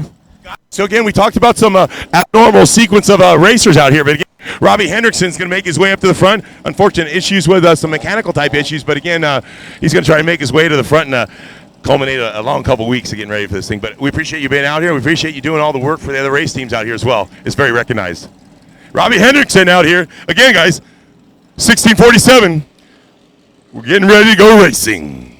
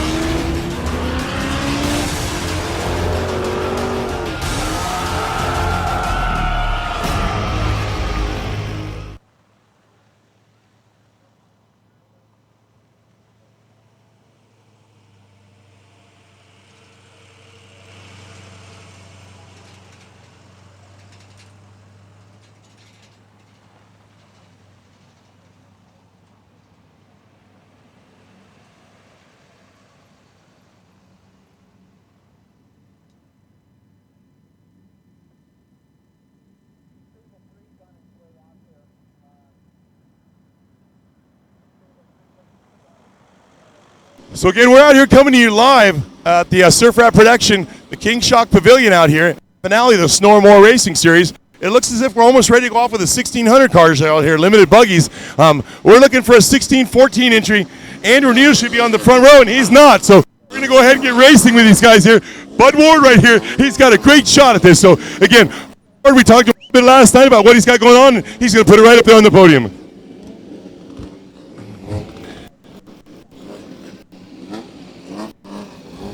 All right, guys, well, I got to get off the track here. Thanks for watching out here. This is Jeff Musgrave reporting live for surfrat.tv. This is the culmination of the 2016 Snore More Racing Series, the Mackenzies, Rage of the River, sponsored by J-Mar Brakes, Ultra Wheels, PCI Radio Communications, and Sierra LED. We're back to you in the studio.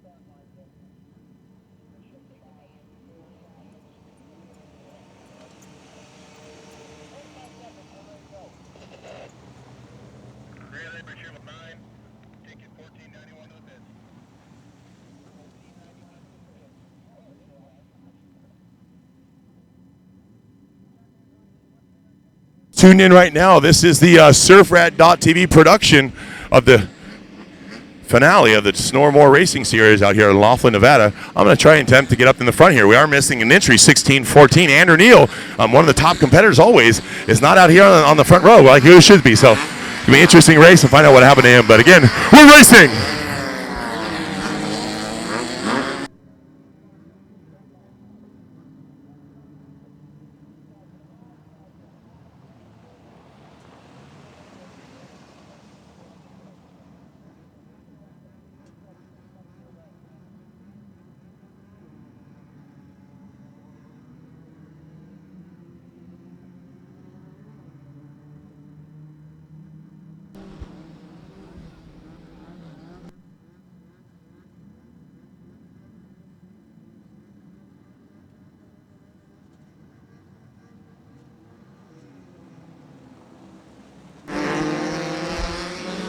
All right, guys, motorsports, best four right here, off-road racing.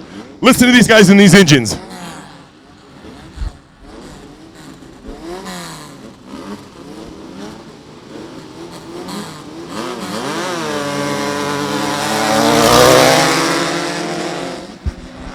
Those of you at home know about these Volkswagen 1600 series. Is your hair standing on end like mine?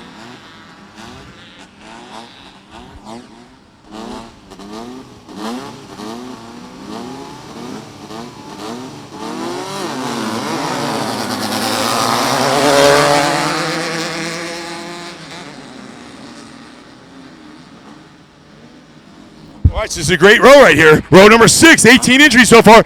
Look for the guy on the outside there. That's Sergio Sanchez, number 1698. It's his first race. Partnered up with Doug Renfro, a longtime racer. Got Frank Smith in the center. And number 1620 on the outside. Way to go, Sergio Sanchez.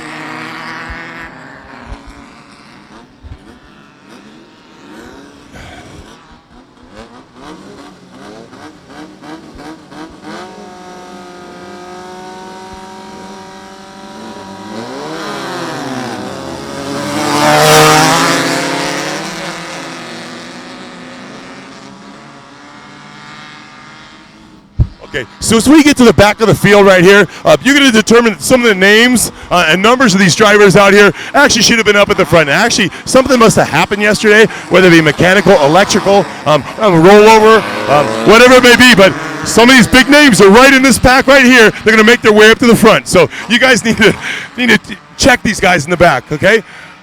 Watch the timing, watch the scoring, and watch what I got to tell you. This is a great race out here. Again, the 1600 Series finale out here. Big money at risk right here. We're talking close to $10,000 in prize money to win this race.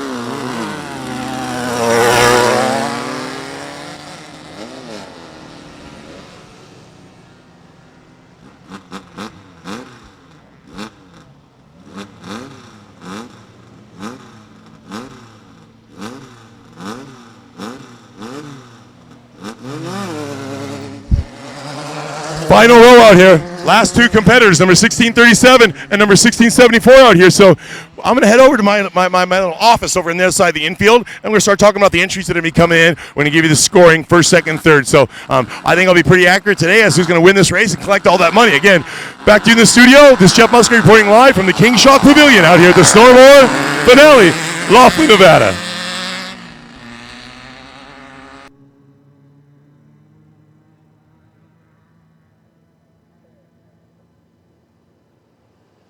Okay, so as I make my way back over to the infield area here, we'll be talking a little bit about the other classes that are coming up this afternoon. Very exciting race in the 5th race out here in this Snormore Finale in Laughlin, Nevada. We've got the 10s, 12s, and 5 opens coming up at our next race, which is number 5 on the day out here in Laughlin, Nevada. So we're going to be looking forward to seeing some of these 1600 cars come down in the infield right now, and we'll start naming off some names and that kind of stuff. So again, bear with me. We're surfrat.tv out here at the production of the Snowmore Finale out here in Laughlin, Nevada.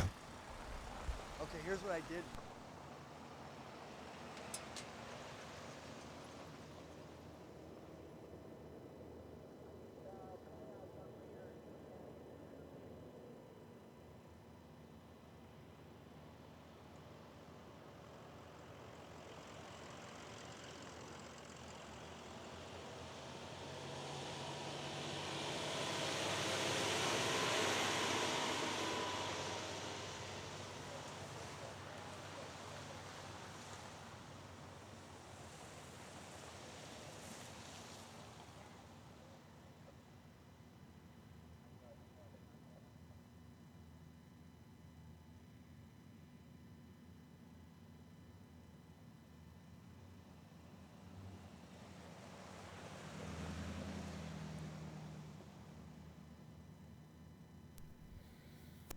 So actually, I'm here along the infield section where we are waiting for the rest of the 1600s to come on through on their first lap here in the finale. So big money race right here, close to $10,000 in purse going out to these guys, whether it be from the actual payback from the race or whether it be the bonuses that are coming out. But big pay here, there's no messing around. These are professional racers out here in single 1600 buggies.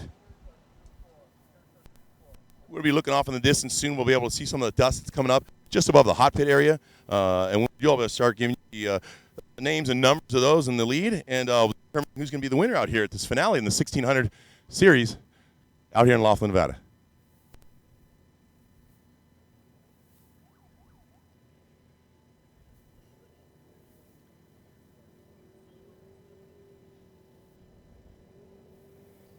So again, Jeff Musgrave. Ashley, you see me down here? I'm in the infield. We talked about family all weekend long, so we're going to have her turn around and talk to me down here. So Looks like you're out here supporting a racer of some sort or some family or friends. Off-road racing is all about family. Tell me your name, where you're from, and what you're doing out here. Christine Hendrickson. I'm from Murrieta, California. I've got a husband and 2 sons racing in this class, 1600. Yesterday, one of the cars broke, so we're only going to have 2 today. Yesterday, we started with 3 in this class. So right now, I have my 2 sons are out there. So it's no coincidence that we've been talking about family all weekend long. And earlier we talked about the sportsman racers traveling all the way back to Orange County to pick up motors and parts and axles and everything else to get back out here on the second day. So she's part of it, part of the Hendrickson group. We did talk to Robbie earlier, and him and his brother basically I don't know whether drew straws or whatever, but pulled the motor out of the wrecked car yesterday and put it in his, and I believe it's a 1694 entry that actually was out in the back of the fields here. So we'll look to see Bobby going up through the pack because he's no slouch in race prep and taking care of others' vehicles as well as driving. So again, Hendrick's family out here at our race, the finale of the Snormore off-road race out here, Laughlin, Nevada.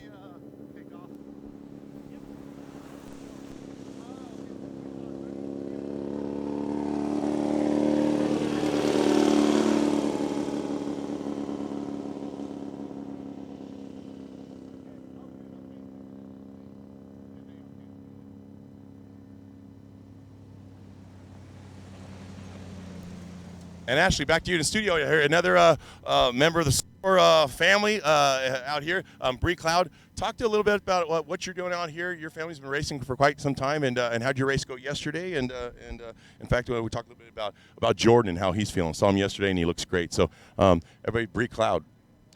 Hey guys, well, yesterday went really well. We ended up 4th, and we started 9th. Today was pretty rough out there, but we had a good finish. So pretty sure we're in the top 5 still.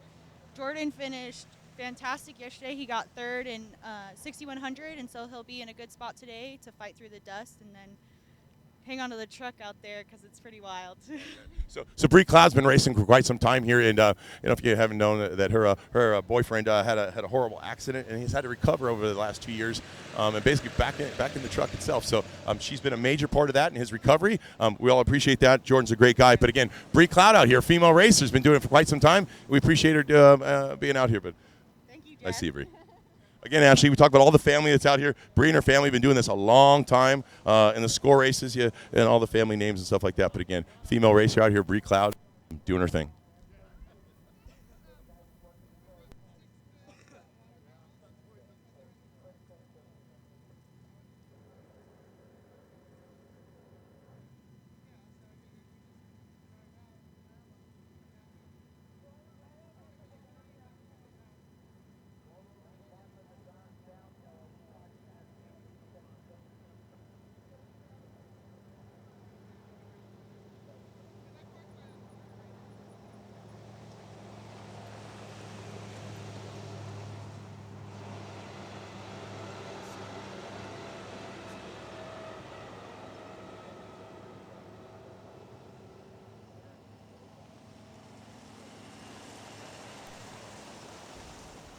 So it looks like I've got my cue out here. We're waiting on the 1600 field to come around in the infield here in Laughlin. This is a great series culmination here. Big money on the line right now. So, hey, we're looking for Wheeler Morgan and Brock Heger out there. Unfortunately, number 16, Andrew Neal, didn't make it to the start. Came in 3rd place yesterday, so we're going to have a conversation with him later about what happened. But unfortunate circumstances for Andrew Neal. But Kirk Gear, Fernie Padilla, and Bud Ward. Top 9 guys, in fact. Richard Robertson, Ken Freeman, and Javier Valenzuela all have a chance to win this thing. So, hey, don't skip a beat. Don't blink your eye. And stay here with us, surfrat.tv.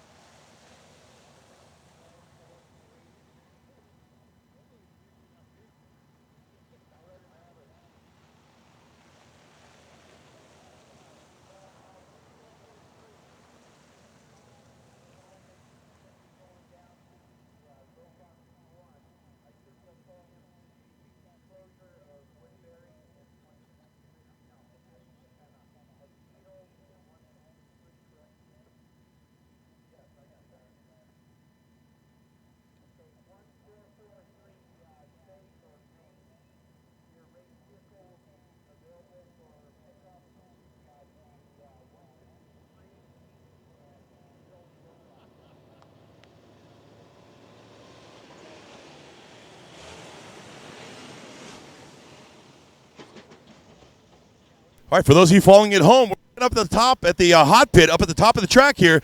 That's my cue to get on and start looking at some numbers and faces through these helmets as they come through here. A great racing series and quite competitive. So we're looking for Wheeler Morgan and Brock Heger to be coming through here. I anticipate having Kurt Gear and Fernie Padilla right up on their tails coming through here. So I do see off in the distance as U2, first car coming in the infield here.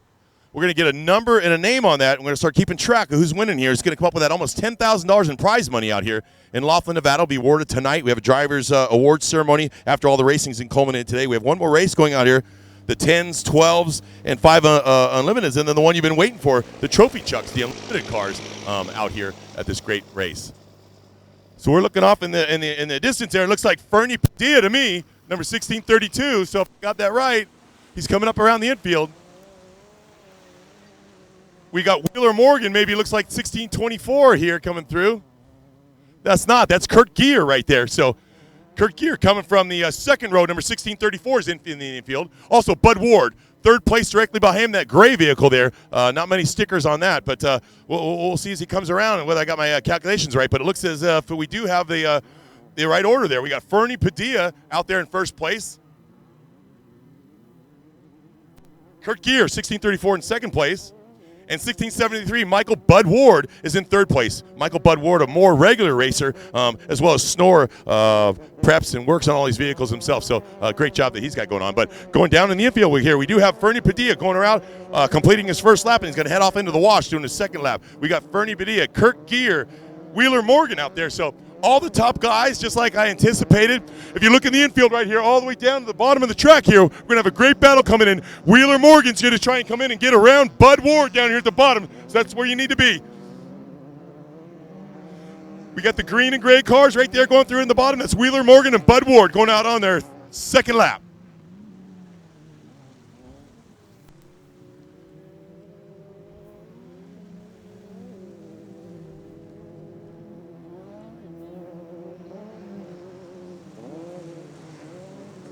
By that sign, well, to the right of it, it's still dangerous right there, but to the right of that sign.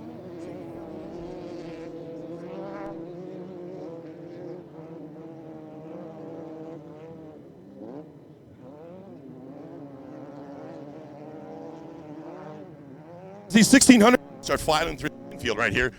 We got names up in the top. We got Wheeler Morgan that started heading out. We were looking for Brock Heger. Andrew Neal, unfortunately, number 1614, never made it out onto the track. But Kirk Gear, Fernie Padilla, Michael Bud Ward, Richard Robinson, Ken Freeman, and Javier Valenzuela, all the top 9 guys coming on the infield right now. I'm going to head off and get a little closer view in on the infield section here. And we're going to have actually watching the rest of the field come in. Some of them top guys unfortunately had some bad luck last night out here. And start from the back. So look, guys, they're way up there. We'll look at these other cars.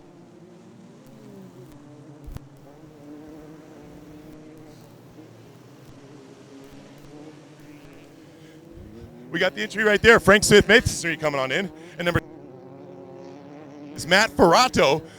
Great battle in the infield. So after you back in the studio, we're going to watch those two cars right there. And Matt Ferrato, 1620. And 16, what do you got, Frank? Kevin, 1692. So here are their numbers as they go through. 1692.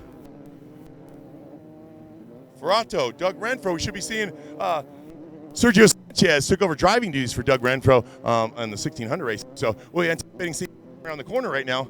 But Frank Smith and Matt Ferrato out there getting at it. They're coming down to the bottom of the screen here. Some great racing going on.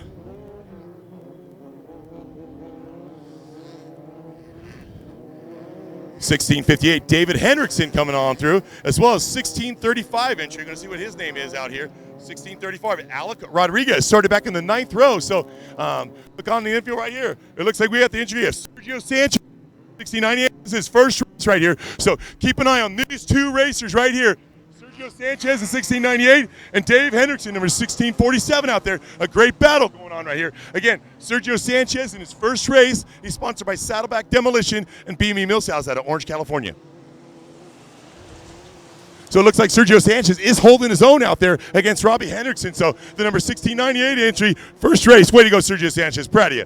1637 coming around again. These are some of the late guys that didn't quite have be up to speed yesterday. So 1637, Jason Arner coming through the infield, as well as number 1640. And we're looking for 1640. I got a number for you. 1640, Dave Collier coming through, as well as we got 1664 here. So we got him coming off the infield. I'm going to back myself up. I didn't like that. So again, as all these 1600 cars are coming through the infield right here, we're going to be determining some great times between these vehicles. We'll change, but we've got two people right here. They basically been racing this morning. I got a couple sportsman racers here, so we got a couple stragglers coming on the infield right now. But hey, guys, turn around. We got Ashley filming some of these cars coming through the infield right now. I got Shar and Travis out here, Captain Clampett. Basically, they're hooked at the hip together. Actually, hooked at the hip on the bike here, but also in the race car themselves. So. They're dating, and they also race together. So we're going to talk about that. We have a family operation going on here all weekend long. We talked about family. So Clampett, Shar, talk about how you did yesterday, and sportsman racer that you guys are, and how'd you finish this morning? All right. Well, yesterday we just set out to have a good time and get. We need the camera on the infield, not the start finish, please. On the infield. And enjoy the wonderful. Where Jeff is now. We're switching around now. No more start finish. We're going to the infield. We ended up second yesterday. A couple other people in the class ran out of gas or something like that, so we snuck by, picked up a second yesterday. We headed out today, and we got the living crap beat out of us pretty much, and we enjoyed the track and the competition, and we wrapped it up with a fourth. So again, talk a little bit about Shar out here. Shar is a member of the PCI team she got coming out here. Great organization, and the weatherman and everybody over there. But Shar, the work leading up to these races, just for the racers, you and your beau here, Travis. But how about all the work that goes back in Signal Hill at your office there on Gundry in the plant there, and everything getting ready? How many? All right, let's start off with how many catheters did you have to put together the last 2 weeks for this race? Not too many since it's a short course, luckily, but usually for every race. Baja 1000, we bring about 400 or 500 of them, so it's a long race. But this one's not so bad. So, and not a lot of people had to wear them this race. So installations. So basically, the family operation out here, the sense of humor that we all have out here is quite contagious, and these two here is quite a special couple, and we appreciate PCI being out here, and Char's all over the place. She was in Best in the Desert race the week before. She was at Ultra 4 race before that. She was somewhere here. So every time she's out of town that she can't take her beau with her here, he's texting her every couple seconds. So again, Ashley, back, great couple right here, in Shar and Captain Clampett out here. Again, back to you in the studio. We're going to wait on the winners coming back again in here. This is the 1600 series out here, culmination of the Snore More series, and we're having a good time out here. I appreciate you tuning in. So this is surfrat.tv out here. Back to you in the studio.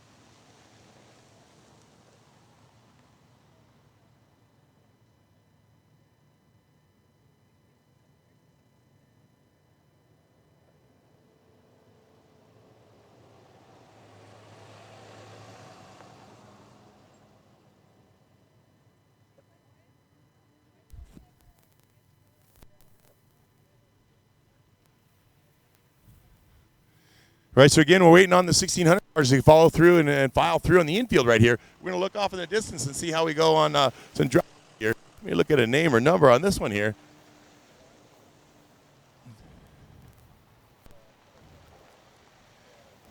All right, and this is number 1617 here, off the pace a little bit here.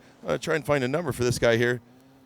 1617, Emmy Hall, maybe a flat tire out there in the field or whatnot, but a little late coming in the infield here.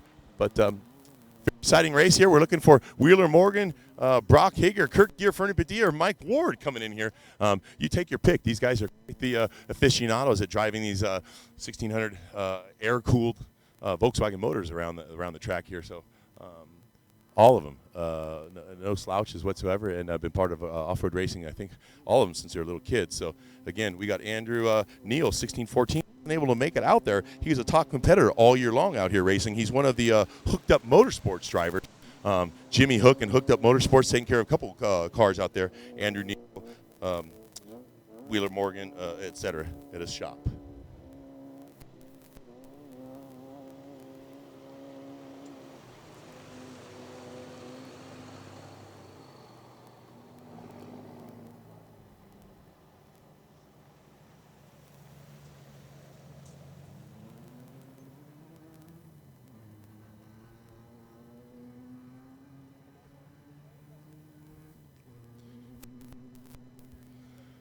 So you think we just come out here and just set up some stakes and chase each other around the desert, but quite a bit of preparation goes involved to everything that's going on out here. These water truck guys, looks like Tri-R Construction has made available these big old water trucks out here to keep the dust down for the fans, spectators, as well as keep the track tacky to have the best possible traction we can out here. So again, all the construction that's going on out here, all the work done by Tom High, race director, Bill Shapley, Kenny Freeman, Miranda over in the timing trailer. A lot of work goes into this, so appreciative. Kudos go to all of them. Pat on the back thing. But quite a few here this weekend, up over 300. Huge race and very successful. We got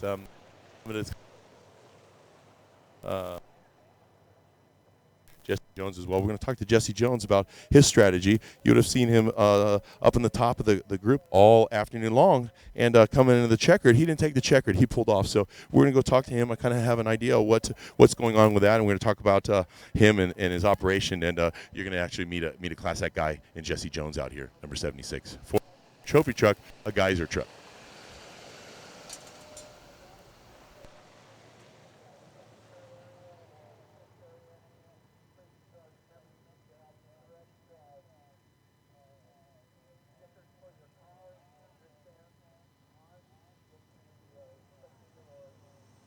So we're going to do a radio check. Ashley in the studio. You see me down here in the infield.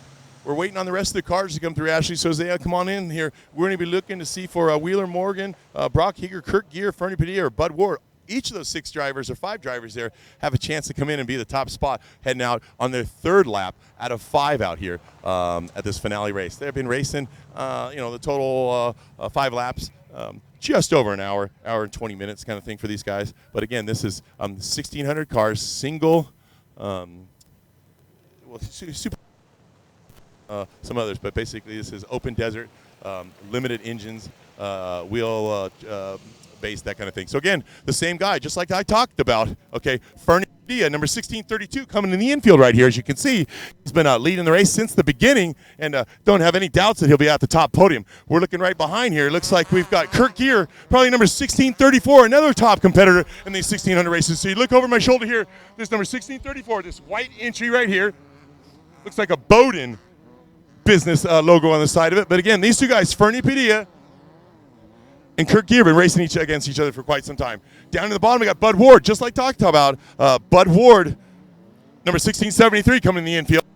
So these 3 competitors here, Fernie Padilla, Bud Ward, and Wheeler Morgan, we're still waiting on him to come through. But we got Fernie Padilla, Kirk Gear, and Bud Ward. First 3 competitors to come through the infield, completing their 2nd lap out here. They'll head out on the 3rd right now of the 5. And here we go again. I call it. We got number 1624, Wheeler Morgan, coming in right here. He's actually in 4th place. He's off. He started on the pole. He was inverted out, so actually he was 6th fastest yesterday. So we got to, wonder that these other guys, are they stepping up their game, or does he have a problem out here? So, again, looking off the distance, we'll get the next car coming in.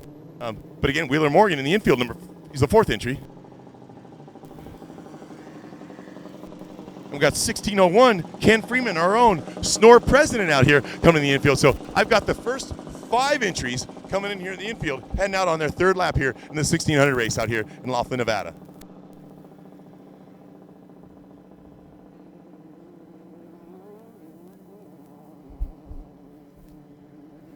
Another single seater coming in here, option of single seat or 2 seats out here. So it looks like we've got the entry over here of number 1612, and 1612 is being Brock Heeger. So Brock Heeger, 6th place coming in the infield, completing his 6th lap, heading out on his 3rd lap out of 5 here at the Snoremore finale here in Laughlin, Nevada.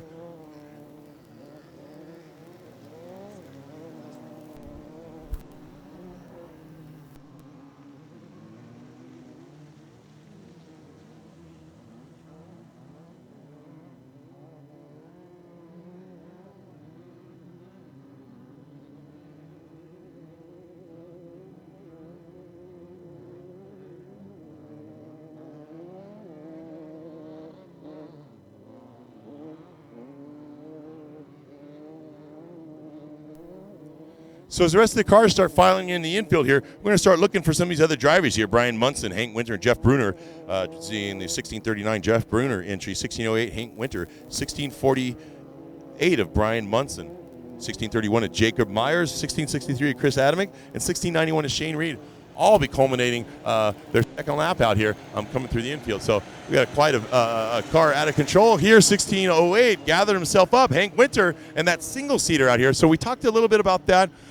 You have your option of having a single driver in it, meaning a 1-seater, or you have the option of 1-2, meaning 1-2 1600, so 1600 car with 1 or 2 people in it. So some of these have the option to do that, and it's a strategy or a kind of personality kind of thing. And maybe we'll talk to some of those drivers in the infield after the race and talk to them, hey, single seater versus the 2-seater. So again, as I look off in the distance right now, we got some more entries coming in here, a single seater, 2-seater, just like I've been speaking to. But great racing out here. Bernie Padilla still in the lead, number 1632, followed by, where did I tell you earlier? Followed by Kurt Gear and then Bud Ward.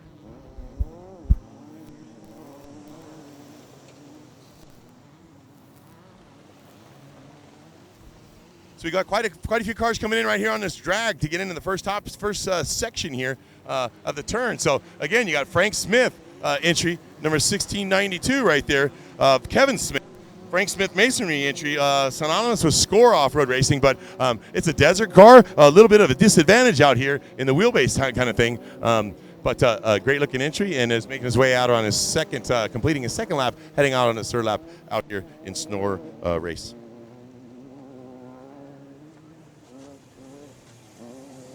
So some of the other entries we're going to be looking for right now, meaning 1620 Matt Ferrato should be coming through the infield right now. 1609 Jack Klinkenberg, 1664 Kyle McMullen, and 1644 entry, that single-seater of Max Eddy, former motocross champion and all-around X Games type athlete, in that being Max Eddy. He's partnered up with another off-road motorcycle guy, legend here, Robbie Cockrell, who races for Sierra LED.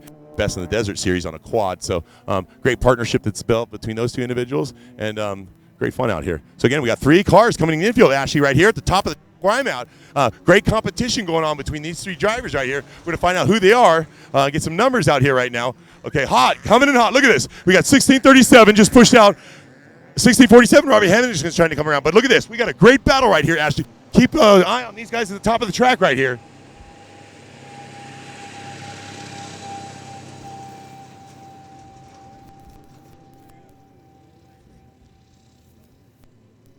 Again, Ashley, keep an eye on these 3 at the top of the screen right here, coming on down. They're going over the big jump. It looks like Sergio Sanchez is coming in the infield in the bottom, going up around big. But look at the competition we've got in this series right here. 3 of them, dragging, same engine, same displacement, same horsepower. It's all driver right here, all driver and prep. Look at them drag down to the end, and who's going to break first down at the bottom of the track?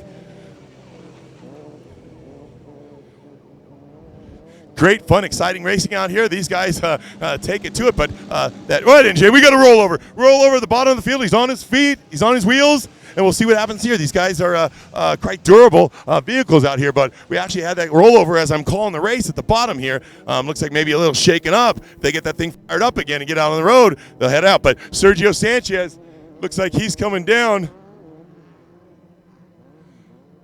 Looks like Sergio Sanchez is going to go by just by that rollover right there. So that's 1698, the all-source electric at a Diamond Bar entry, and he's going to be heading out onto his third lap.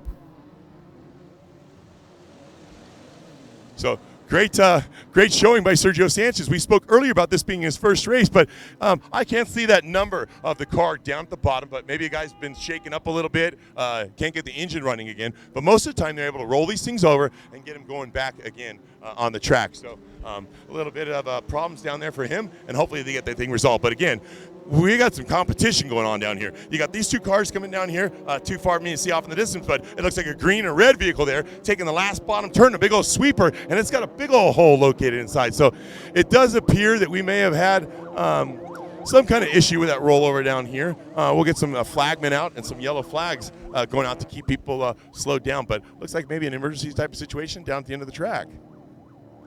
Brandon Everett down at the bottom of the track.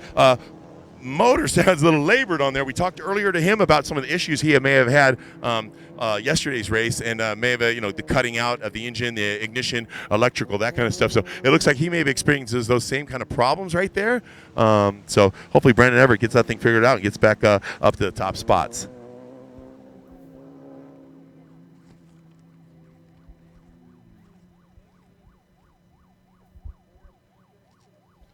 So we're going to go walk back up to the top here. It looks like we have some emergency personnel heading down to that rollover that's at the bottom of the infield here. Hopefully I have no injuries involved. That's the last thing we want to see out here.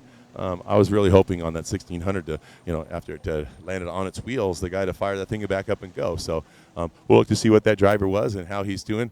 But again, up here at the top of the track, we got another two-seater in here. Coming around, didn't get a number on that. Quite a bit of mud flung around on these cars, so some of the numbers are ineligible to me. I'll try and get the best I can, but again, we're looking for Fernie Badia, Bud Ward, and some of the other top guys to be on coming back through again. Wheeler Morgan, Kirk Gear, Fernie Padilla, Ken Freeman. Those names all synonymous to being at the top of the leaderboard throughout the days.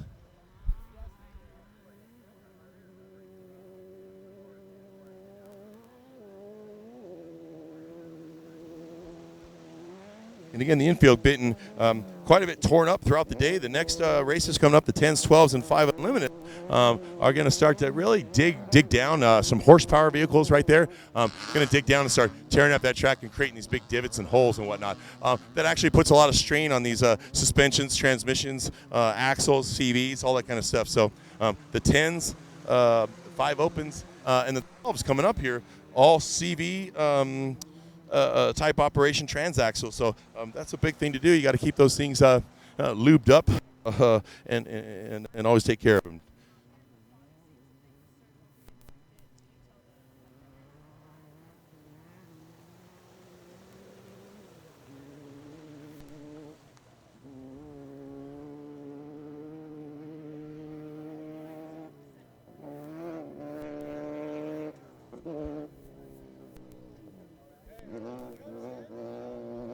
So actually, back in the studio, as they're tending to that rollover vehicle down at the end of the track up here, I'm on back up to the top of the infield area. I want you to pan back over here, and we got some people to talk about it here. So I'm out here behind the Laughlin Chamber of Commerce sign out here, and basically MJ has been helping us out and been the liaison between the city of Laughlin, Bullhead, and the community out here. And really loves our racing. We do bring quite a bit of money into these two towns, into the casinos here for our operation, and it's always clean. The hotels are outstanding. But we just appreciate that MJ, all she's done for us out here, she allows me to be where I'm at right now, bringing this live feed and coverage to you. So again, great times out here. I want to move over here, and we have a Snore series, the Southern Nevada Off-Road Enthusiast, based out of Las Vegas, California. Currently, Ken Freeman is the president, and we've got Tom High as the race director. Tech director is Bill Shapley. We spoke a little bit about Bill Shapley yesterday. His first Snore race was in 1971. He claims he was 2017, then that's still to be determined. But quite a bit of history for Mr. Shapley, Freeman, and Mr. Tom High out here. John Polissier as well, another guy who puts us all out here in the Snore events. But huge sponsors for the Snore series out here is Butch's Speed Shop, as you can see on our logo board right here.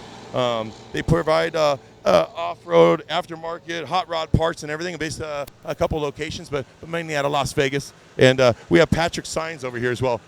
Great organization, Orange, California, and in Las Vegas, basically providing logos, stickers, artwork, creative design, and whatnot for these off-road vehicles that are out here. So we appreciate you guys being out here. We're going to look off in the distance pretty soon. I'm hoping to see Fernie Padilla again out here, number 1632 in the front. He's going to be followed by Kirk Gear, Wheeler Morgan, Bud Ward. So again, quite a bit happens out here on this approximately 13-mile course out here. It is considered a short course track.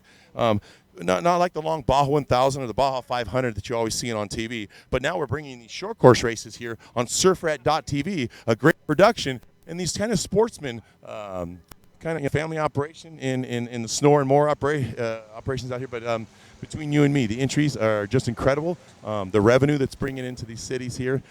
We can look off in the distance over here and look at the crowds up on the hills all the way around. Beautiful day we've got out here. We've been blessed out here. So again, we're looking for the leaders coming in here. 1632, Fernie Padilla, Bud Ward, Kirk Gear, Wheeler Morgan, all going to be coming in pretty soon. So this is an exciting race on here. This is a culmination of their third lap out of 5. So basically it's going to be a 2-lap sprint to the finish here. And they all know that close to $10,000 is on the line out here, whether it be from a payback based on the amount of entries that are out here, or actual bonuses that are provided by these companies such as Butch's Speed Shop, Patrick Signs, Mackenzie's, Sierra LED, Ultra Wheel, and PCI.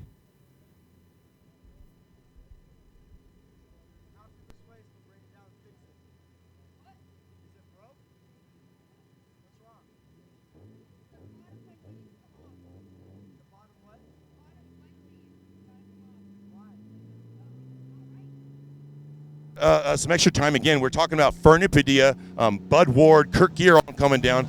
The top 3 guys in the race so far today. But again, a family operation. Talk about family. Everybody to be the Shapley has it's like some grandkids out here. But again, we're out here with some of the recovery type out here, some of the administrative personnel of the Snore facility. Tell me your name. About as Fernie Padilla right here, 1632. He is number 1 in the race right here, coming in the infield. We're going to look off the distance right here and see whether it's going to be Bud Ward coming in right now. And it does look like Bud Ward to me in that 2-seater chose to go without a passenger in here. But here you got Kirk Gear in the 3rd place. So everything's just been according to clockwork right here. These guys are very consistent, and consistent basically the motors. All the same displacement, horsepower, that kind of stuff. So it's all based on strategy, pit work, and actual the driver's skill. But again, back to the course workers. I'm out here. You can see me down here at the bottom here, or top rather. Talk to us about what you've been going through this weekend, the weeks leading up to this, and what are you going to do tomorrow and the next day to relax? Mike Klossma, I'm on the Snore board. I'm also the side-by-side class rep. We've had a long couple weeks to get ready for this big event. 3 days we've been out here hard. We'll be out here next week cleaning up. I want to thank West Coast Mini Trucks for giving us a truck for the weekend.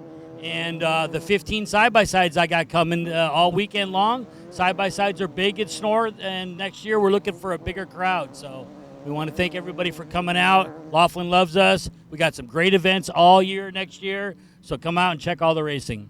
You got it. And as we're talking to the course workers here, number 1617, Emmy Hall coming through here. We spoke a little bit about her and to her yesterday about her experience with the Dakar type off-road rallies and using the compass and that kind of stuff. So a female racer, 1617, Emmy Hall, coming down the long straightaway, going out on her 3rd lap. But again, back to you in the studio. We're going to wait for some of the other cars to be coming through here. But it looks like Wheeler Morgan, top 5 drivers, also coming in the infield. So you guys at home, exciting race we got going on here.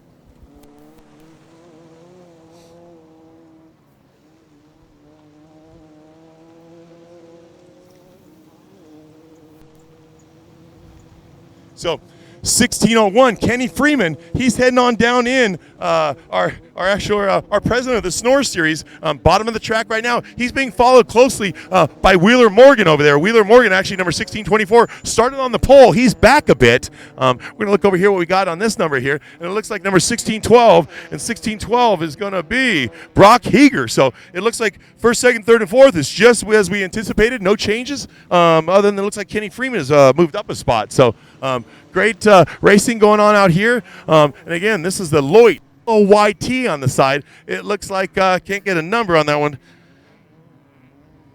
And it slipped my mind here. But again, back to the top of the track, some of the other 1,600 competitors coming on here. Let me try and get some numbers and kind of give you an update on where these guys fall.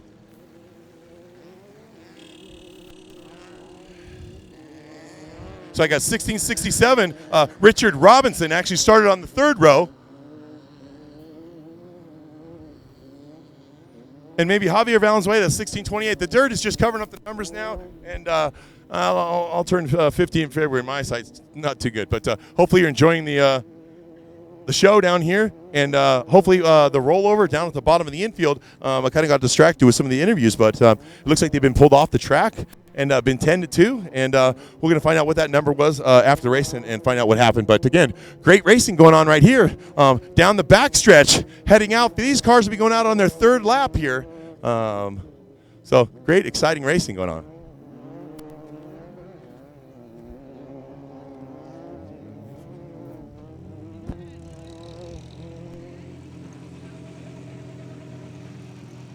Looking at the entry right here, it looks like a red car here, and I'm going to tell you what you got here. And it looks like number 1608 of Hank Winter.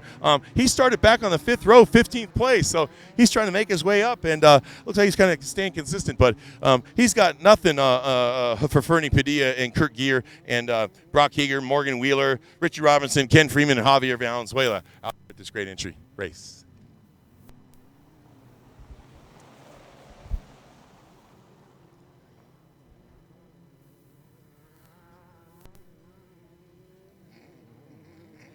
Looks like number 1631 coming on down in the entry infield area, which is Jacob Myers.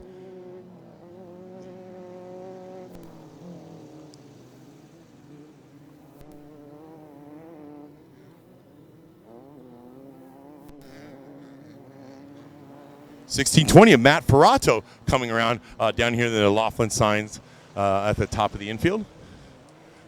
To number 1620 earlier, having a good battle with Hank Winter. So Hank Winter looks like got the best of him. Is a couple hundred yards ahead of him. So great competition going on out here in Laughlin, Nevada, the infield area. I'm Jeff Musgrave reporting for surfrat.tv.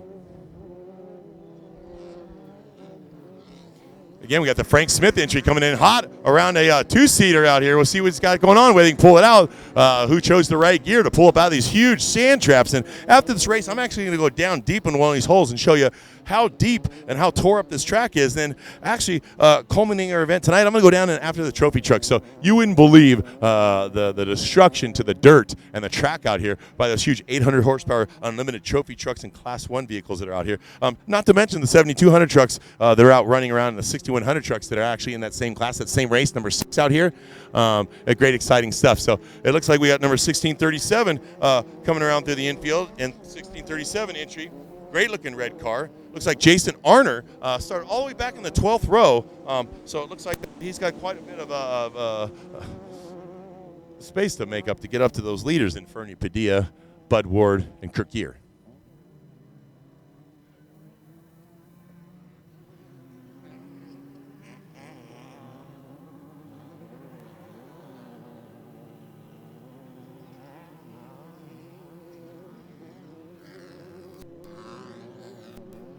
So great, exciting racing. I hope you've enjoyed the production out here. I'm kind of a rookie at this and learning every day, but it's something I enjoy doing just as much as I like racing my 1450 truck out here, the 1423 Sierra LED Dust for Dogs F-150 that I've been campaigning for about 12 years now, and quite a good time, a success. We have a racing out here, which is a desert type short course 2-day event. All the other organizations have them as well. But some of the other stuff that these the sportsman racers, the 1450, 1400 guys participate in is the Lucas Oil Regional Series under the tutelage of Nick Tonelli and his father Lyle Tonelli. They have the Tonelli Off-Road Enthusiasts or Entertainment a group they have out there in Huntington Beach, California. But Nick Tonelli's been doing this quite some time, and Lyle and his father put on the Tour Series within the SST, which is Robbie Gordon's off-road event that he does in different stadiums and off-road venues, actually asphalt venues around the world.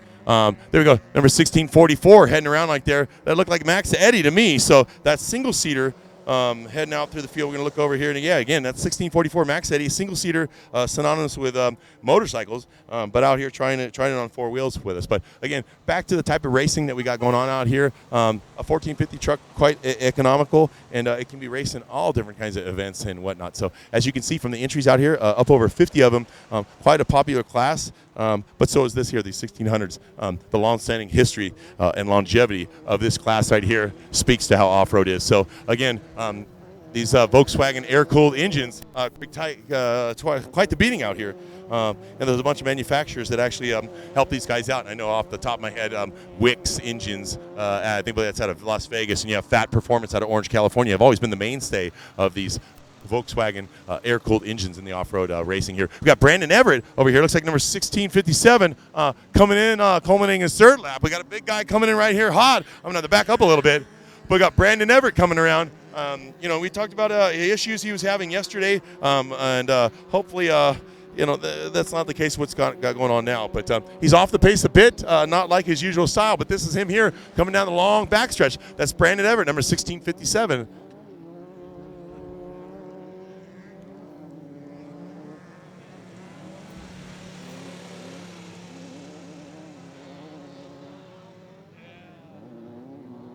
So around this 13, 14-mile course here, we have usually between 10 and 15 checkpoints. At those checkpoints, we have SNOR personnel.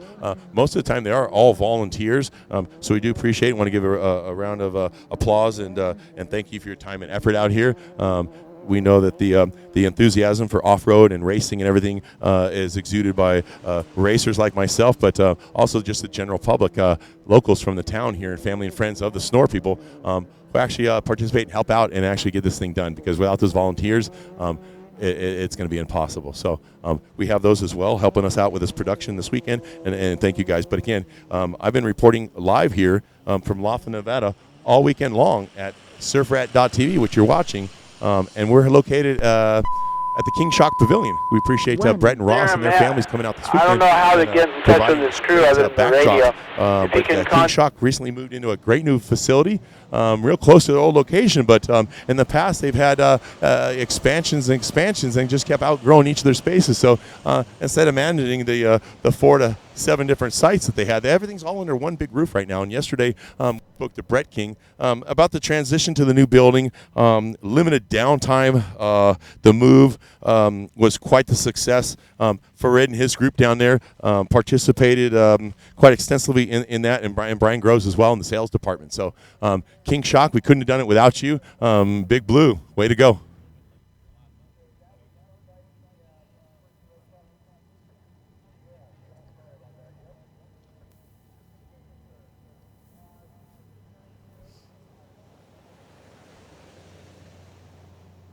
Okay, so we just heard some updates right now. Number 1698, Sergio Sanchez, must have had some kind of problem. We didn't see him come in culminating or finishing his third lap, so he must have been worked on back up there at the top of the hot pit. So I anticipate seeing number 1698 come through here right now, and maybe after the race we can go talk to him and see what kind of issue he may have had. But the hot pit is probably where they just reported that from. So Sergio would have had to pull into the hot pit, which is an area up here a mile or two above me on the course. Maybe at mile 12, 13 kind of thing, but you're only allowed to work on the vehicles up in that area itself in a limited space area by limited personnel. So it's limited to a couple individuals from each race team up in there. But if anything was to happen throughout the race, they're going to go ahead and be able to help him out here. So I got a sportsman racer heading on down right here. I'm going to go ahead and talk to him. Looks like I got a little bit of time right now.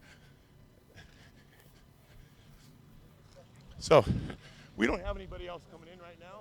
So we got the 1600 race out here, but we have a sportsman racer right here.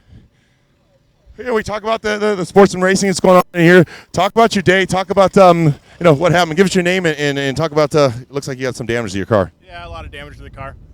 We run 1441, 1450 class, and got a good finish yesterday. I think we were sitting in like 13th or 14th.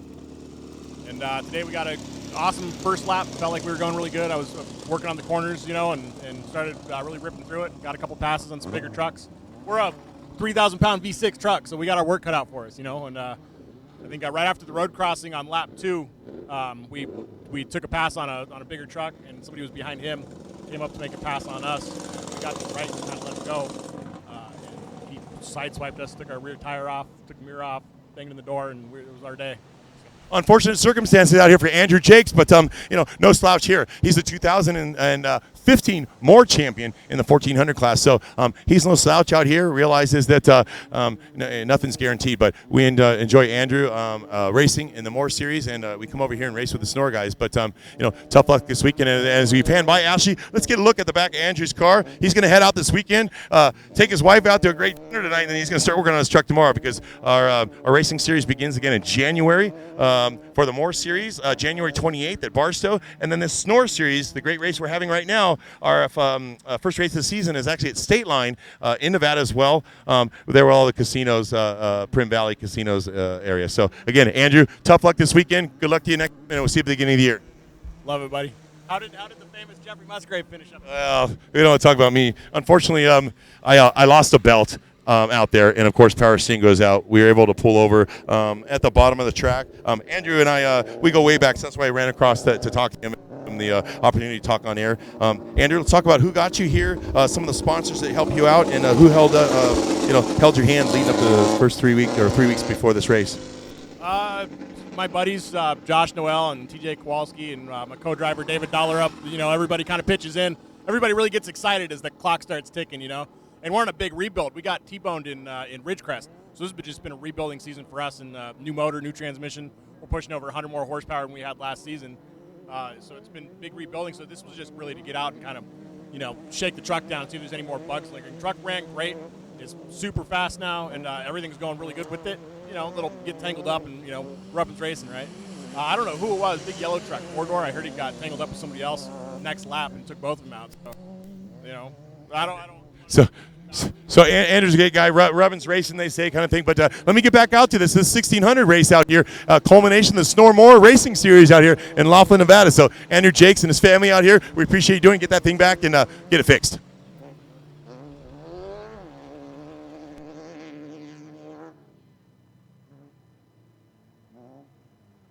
And again, Ashley, you can see the broken hub, looks like on the back of this number 1441, Andrew Jakes, as he goes by. Got to head back to his place and get that thing all fixed up and come back out racing again. So Andrew Jakes, 2015 Moore champion, joining us out here. Unfortunately, some bad luck in the last couple of races. So great guy, but tough luck.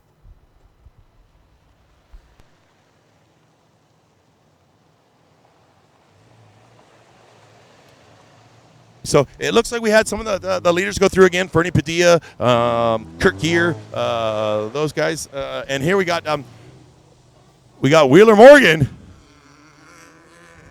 Wheeler Morgan, 1624. So off the pace a bit. Brock Heeger got around him. It looks like Kurt Gear and Fernie Padilla and Bud Ward. So we're pretty soon be looking for Ken Freeman coming on down in the infield right here. So it looks like this to me, maybe number 1601, Ken Freeman. Named synonymous with Snore Racing for quite some time, and current president of our series. So again, that is Ken Freeman. So hey, it is so consistent out here. The drivers, the skills, one bobble and you're off the track, get back on, hitting a rock or whatever. So the skill these guys portray is unbelievable.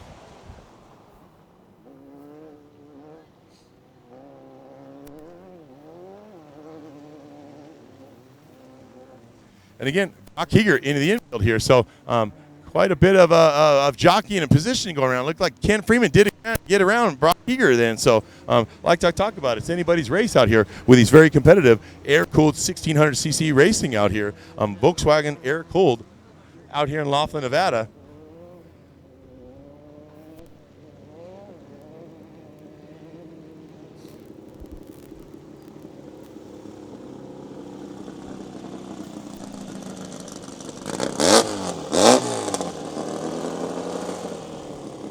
again, we got a great battle going on here between two-seaters right here. Looks like they're going to make connects. They did connect. So Emmy Hall and looks like number 1645. Let's get a name on this guy here. 1645 trading some paint down here. Looks like on their fourth lap going around. So we'll look for some of these other numbers coming through here. But we're still looking for Alec Rodriguez, Emmy Hall, Brandon Everett, a couple others coming through here. But great racing going on here. I'm reporting live from the infield here in Laughlin, Nevada. I'm looking off in the distance at all the different casinos out here, the Tropicana, the Colorado Bell, the Edgewater, and of course the Riverside over off to my left. You got the Aquarius, Golden Nugget, Harrah's out here. So all these hotels providing the parties, the meeting spaces, and all that kind of stuff out here for great weekend out here. I'm interested to find out how Snore stacks up with the other events that go on here, whether it be the rodeos, the concerts, boat racing, anything else like that. So it looks like Snore, Southern Nevada off-road enthusiast, may be a contender out here in providing for the people of Laughlin and Bullhead in the monies that we bring in here. So these racers are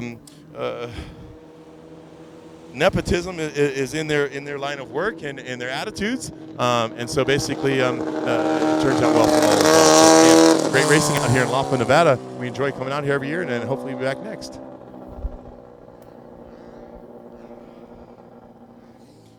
And we have 1608 Hank Winter coming on. So Hank Winter, actually, we can look at his times later, and I bet you he's very consistent on all his times. So maybe down on some horsepower, but Hank Winter, usually number 1608, up in the top field with the rest of the guys. But we're still looking on Fernie Padilla, Ken Freeman, Bud Ward, all the other regulars, Kurt Gear, to be on up in the top spots. So great racing going on here. I'm going to take a little break as the rest of the field comes through the infield.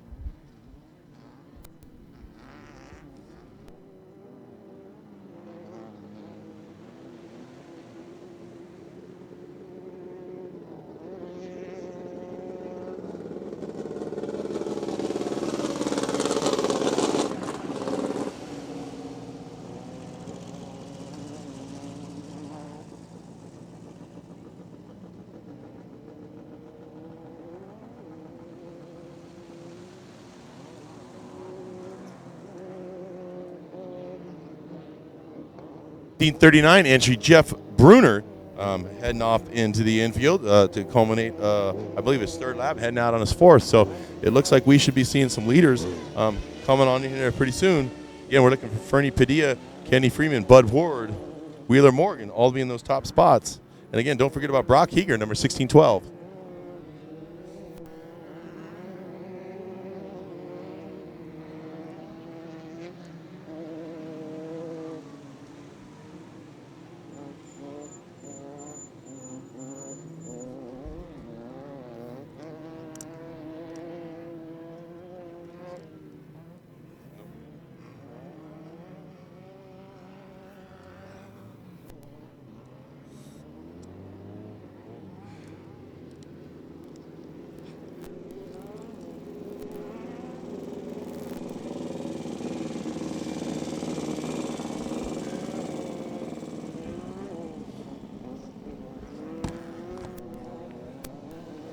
.1647 come through with the Hendricksons out there. We talked about them earlier about changing out a motor, but hey, it looks like we got 1698 down here at the bottom of the top of the infield heading on out. So that's Sergio Sanchez. May have had a problem up at the hot pit we spoke about earlier. So he's still out there running right now and giving it quite a go. So again, Sergio Sanchez, number 1698, the Saddleback Demolition entry, sponsored by B&B Mill Sales, Orange, California.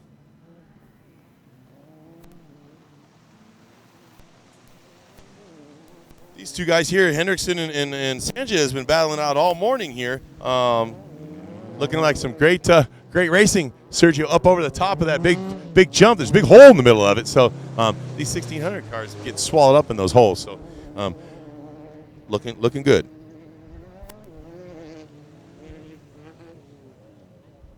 Again, Sergio Sanchez down the bottom of the infield, taking the last turn before he comes into the infield final area, start-finish area. He's got to stop and make sure the timing scoring chain loop actually picks up his signal.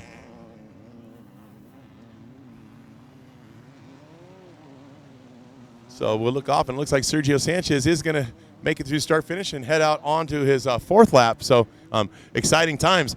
You're going to start to see the infield quite congested right now. And that's because we have the next race coming up. That's the race of the 10s, the 12s, and the 5 opens. And 5 opens, again, buggy, Volkswagen sedan with unlimited suspension, with a wheelbase cap kind of thing. So those are very exciting to watch, very, very fast. And again, the motor builders we talked about again, Wix and Fat Performance are the ones who put those motors together for those 5 open cars. But quite the competition in that series. Also, we have the 12s, old beamed cars, Volkswagen air-cooled beam cars, and then we have the 10s. So they're the high-performance Ferraris of our racing series here. The Class 10, meaning most are using a Ecotec-type motor, such as this one here, the XT, Systems XT entry number 1032. So the suspensions on those little buggies and the horsepower, I believe they're up around 300 horsepower for those little, GM Ecotec motors. But they get up and go. So again, we're getting down to the final laps of the 1600 race out here, and we see Brandon Everett, number 1657, coming around in a tight battle right on another car's rear end here, trying to make the pass on him. So again, trying to stretch out those gears, trying to find that advantage and double shift, double clutch, and pull as much horsepower out of these as they can. So Brandon Everett trying to make his around this guy. So Ashley, back to you in the studio. This is a great battle we got at the top of the field here coming on down. So let's watch Brandon Everett, number 1657, try and get around the competitor in front of him. So we got a long drag here. The difference may be in the gearing that he may have chose. So let's see what Brandon's got and see if he can late break on into the corner and try and get a pass on him to start off on his 4th lap here, 4 of 5.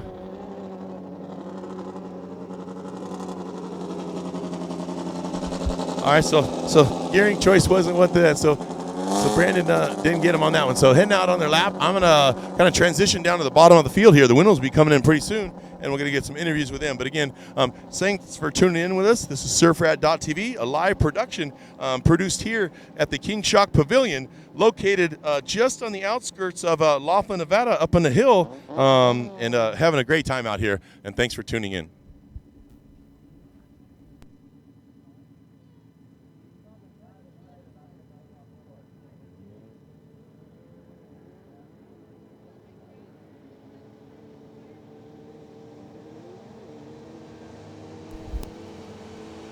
So Ashley, back to you in the studio. We've got the leaders that'll be coming up pretty soon, and hopefully, for the competitors and their racing, they stay in the same order. But we're looking for Fernie Padilla, Bud Ward, Kenny Freeman, Brock Heger, and Morgan Wheeler, the top 6 individuals out there to give us quite a show. So quite the racing we got going on down here this weekend, and we appreciate you guys staying live on air. And great racing coming on later on this afternoon. The Unlimited Trophy Trucks.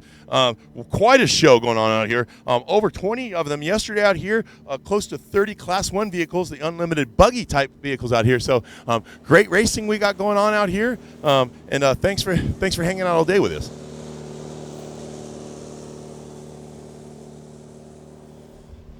So again, I'm gonna look back. Ashley, are you with me in the studio? So Ashley, down here this weekend, we've had quite a bit of rollovers or activity going on down in this corner right here. So the next couple races, you viewers, listeners at home, go ahead and watch for this corner down here, because it looks as if a lot of the passing is being done on this last turn down here, okay? And it's a long drag straightaway from the top of this infield. They're going to come down into this corner right here. As you can see, the high bank berm that is already here. So again, we're going to look for a signal. Ashley, you still got me out there in the studio? Okay, so bear with me here. We're going to go all out on the outskirts here. And hopefully my reception comes in, but you need to get an idea of how big these holes are out here. So give me a second here. I'm clear of any vehicles coming into the infield right now. So I do have my high visibility safety vest on out here. And Snore gave me a safety briefing this morning. This was yesterday morning. Each day out here, the Snore officials have these great meetings to talk about our activities of the day and whatnot. But in the studio, can you still hear me out there, Ashley? Okay, so it looks like we do have a signal. And I'm going to look out here, so you can see it behind me. These deep holes, mud over there, so I'm not going to go out there right now, but look at the size of these holes we've got. The berm is up over my head. So later on, after this race here, the 10s and the 12s, I'm going to travel back out here. So I'm going to actually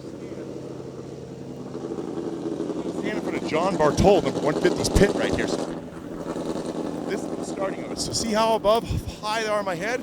Later on, develop higher and higher turn. So this is where I talked about them making the passes down here. It looks like we've got about 30 feet uneven wear on the dirt right here, packed down with quite a bit of water. But this deep rut that's going to develop in here, so they make the long straightaway, make the turn, and look at this hole. I do have a 1600 car coming up here, but I'm going to jump down in this hole real quick. Actually, no, I'm not. I'm going to stay up on this side. So it looks like we have some fast guys coming in here, Ashley. So pan up to the top. Let's see the competition coming in. That white vehicle is Kurt Gear. The one with the orange top right on top is Fernie Padilla. So we need to see who this car is over here and determine the race here. So again, Ashley, you got me in the studio? Okay. This is good stuff. So directly in front of me, I've got Fernie Padilla and Kurt Gear. I need to know who this guy is. And this guy right here is none other than number 1673 of Michael Bud Ward. We talked about his experience. Great competitor. Been killing it out here. So it looks like he got around this guy here, directly behind me. It's going to be number 1632, Fernie Padilla. And this one right here, 1634, Kurt Gear. So all whole day, consistently, I'm going to tell you, I'm going to see Ken Freeman come up here and Brock Heger pretty soon. So these guys here had quite a race, quite a race today. So it looks like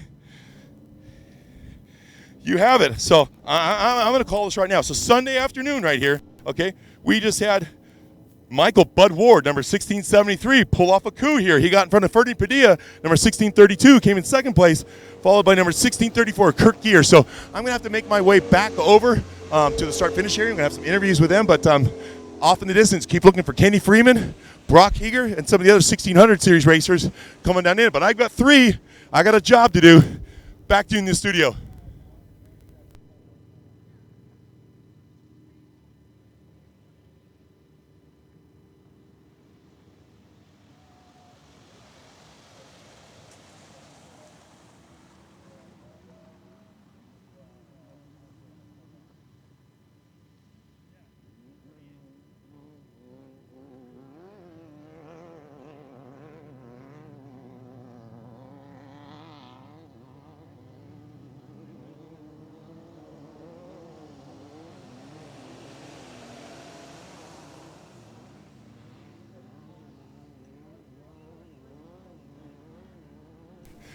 All right, so Ashley, you got me up there in the studio? All right, looks like we're going to make some changes to the camera angle. I'm going to go over here into the infield, and as my way over there, we're going to talk about what they're doing there right now. So the quite competitive class in the 1600 series is they check everything, okay? You cannot have an advantage. You can't have a bigger motor. You can't have a bigger displacement. You can't have a longer wheelbase. All kinds of issues like that. Again, I'm going to make my way down right now to the area where they are actually teching again, secondary tech, and we're almost here. So again, we're seeing some of the other competitors coming in here. What a race we had this weekend. So again, I'm seeing Wheeler Morgan, number 1624, and number 1601, Kenny Freeman, our own president, coming in. So quite a showing out here today. We're going to catch my breath and check with the leaders.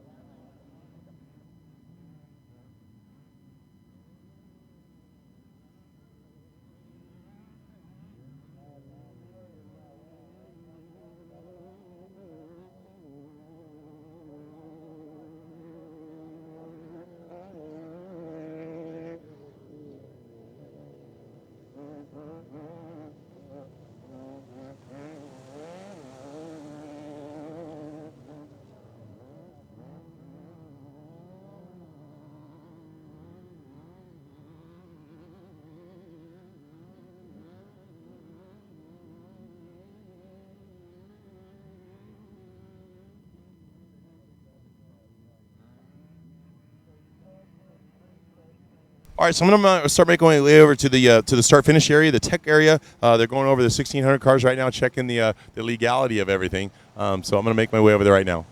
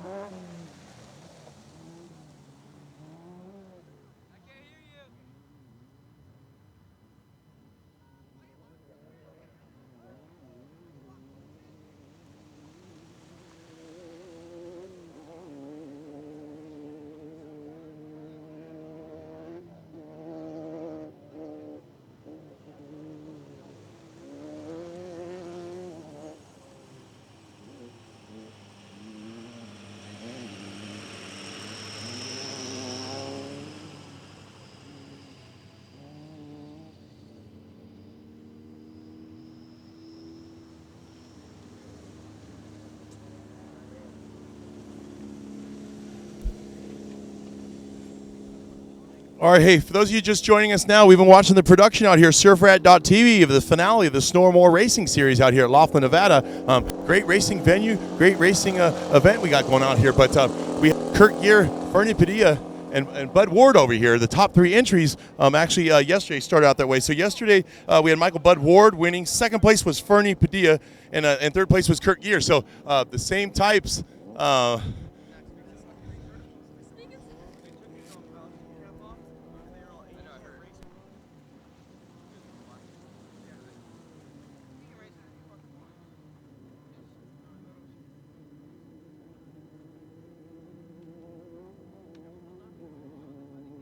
All right, Ashley, back to you in the studio. So as you can overlook the infield area right here, the amount of entries that are still here after day two out here at this Snore More finale out here, quite the holes. The track is developing huge holes and ruts out here, but as you can see, the attrition didn't affect these guys that much. These are all air-cooled VW engines out here. Again, I'm standing right here next to the, I believe, overall winner for the weekend, Mr. Bud Ward, number 1673. Right behind me, we've got number 1632 entry of Fernie Padilla and his wife out here. And it looks like in third place will be number 1634, Kurt Gear. So as all they culminate and have the other interviews in here, these top three competitors are going to meet over at the King Shock Pavilion. And we're going to talk about how their day went the weekend and what they expect to do to get ready for the first race of the season next year. Back to you in the studio.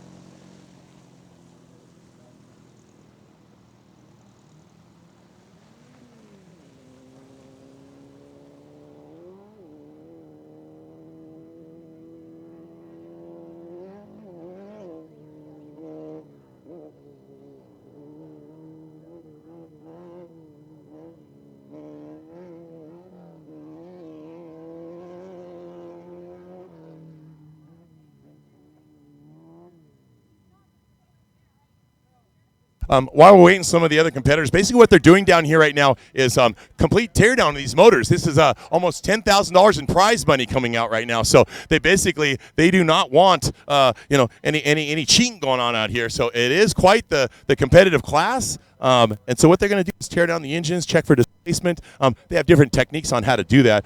They're actually going to put them on weight scales out here as well, because we do have weight limits with or without the driver out here. So again, I'm at the King Shock Pavilion, and we're going to be talking to these drivers first, second, and third again. It looks like Mr. Bud Ward, number 1673, 1632 of Fernie Padilla, and Kurt Gear, number 1634, rounding out the top three out here this weekend.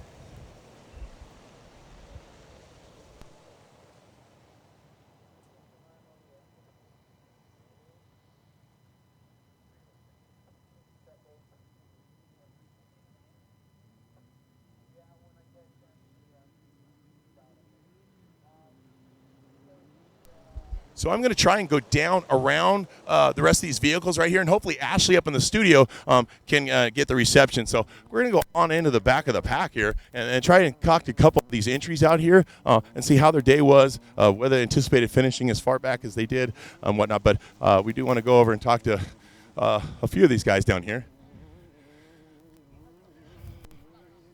So we're kind of looking for the backstory right here. So, hey, I'm going to go on back down here, and it looks like I got 1657 over here. Brandon Everett, we spoke earlier with him. I'm going to come over here and see what we got.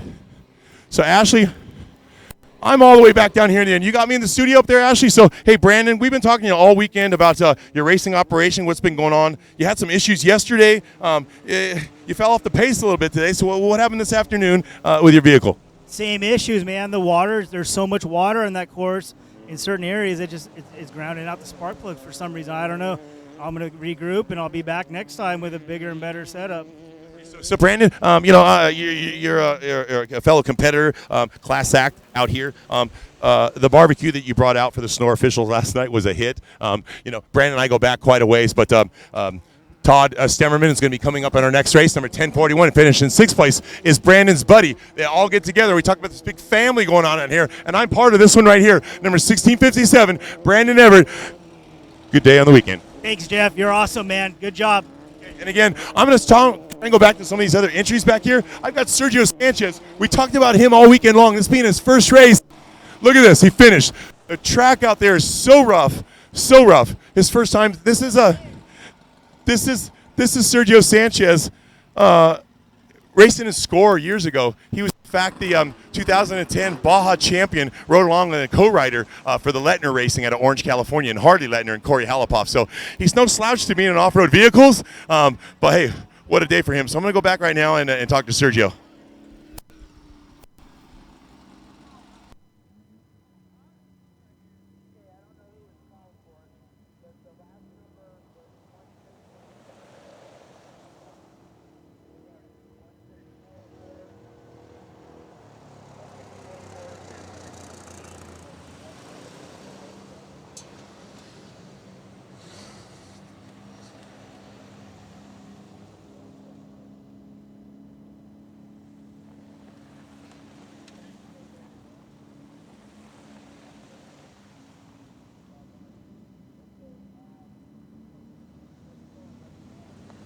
Got me up here? Okay. So I'm down here talking with Sergio Sanchez. We're going to try and get him pulled forward, Sergio. Some of the guys back behind us here. So we talked to Sergio earlier about this being his first race, the type of people he brought out here, and the hard work and effort leading up this week. But Doug All Source Plumbing and Electric out of Diamond Bar stepped aside yesterday. He basically went and got a 18th place finish yesterday for him. And Sergio, synonymous with off-road racing and Class 1 cars down in Baja, taking a little break over the years, but decided to get back in again. And talk about your day. I am looking at the roof of the car. You went over a couple times. Tell us about that. Where did that happen, first off? That happened at mile 3. You should go left, and I went right down the middle and hit the island right in the middle. So again, the damage to the car, minimal. We got some tin and stuff that needs to be replaced on that. But again, great entry right here. The 1698 of Sergio Sanchez out here. Appreciate being with. Back to you in the studio.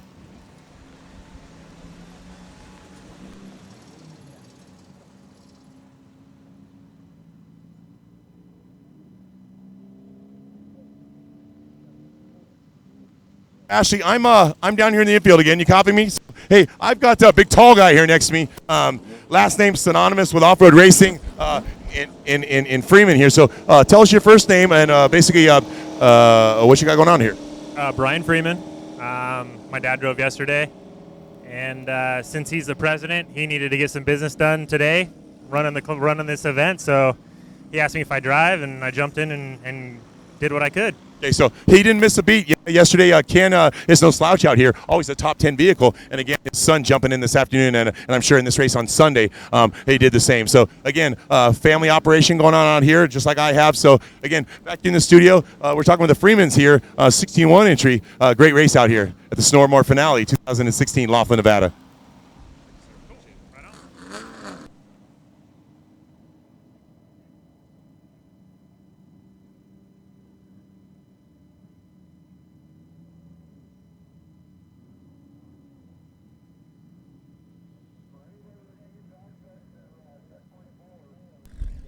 Again, Ashley, I'm down in the infield right now, and I'm standing next to the entry of 1634. And what you're seeing right now is the rest of the field has been told they are cleared to go. These are the top 3 entries right here. We talked about that earlier. Kurt Gear, Fernie Padilla, and the eventual unofficial, but I bet winner, Bud Ward over there.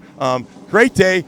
Huge racing out here, but what they're going to be doing now is actually dismantling some of these engine parts and pieces to determine the actual displacement and whether or not these guys are abiding by the rules. Strict competition, the great competition, and therefore this is needed in the pit. Sometimes it appears to be a drag, and wondering why they're taking these engines apart. They're not broken. The competition is why, and why up to $10,000 going out in purse today. So, hey, these guys, just like I do, got hair standing on my arms right now, thinking about that big payday out here. Not normally is a $10,000 payday up available for these guys. So, again, back to you in the studio. Thanks for watching today. We've got the 10s, 12s, and 5 Unlimiteds coming up, and the trophy trucks at the end of the day. This has been Jeff Musgrave reporting live for surfrat.tv.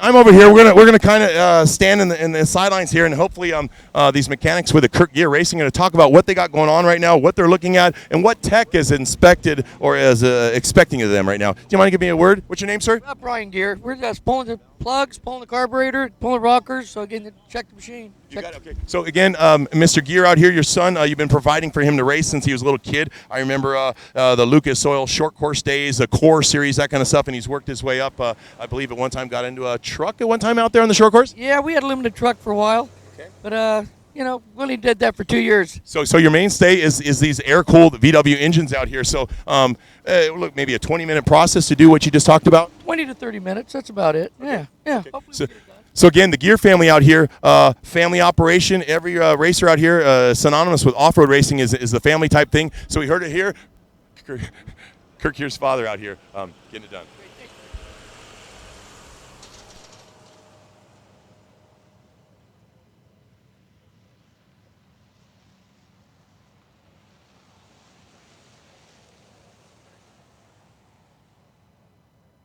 So, Ashley, back to you in the studio. While they're taking their time to get this done, they will follow up in the King Shock Pavilion over here. But right now I'm going to go over and look at the top 6 of the 10 cars. They're starting off, getting ready to start their race, the finale here, Sunday from Laughlin, Nevada. So I'm going to head down right now. It looks like we've got quite a few entries out here, the 10s and the 12s going. So I need to get my number sheets down here from timing, and we're going to go and talk to these guys out here right now.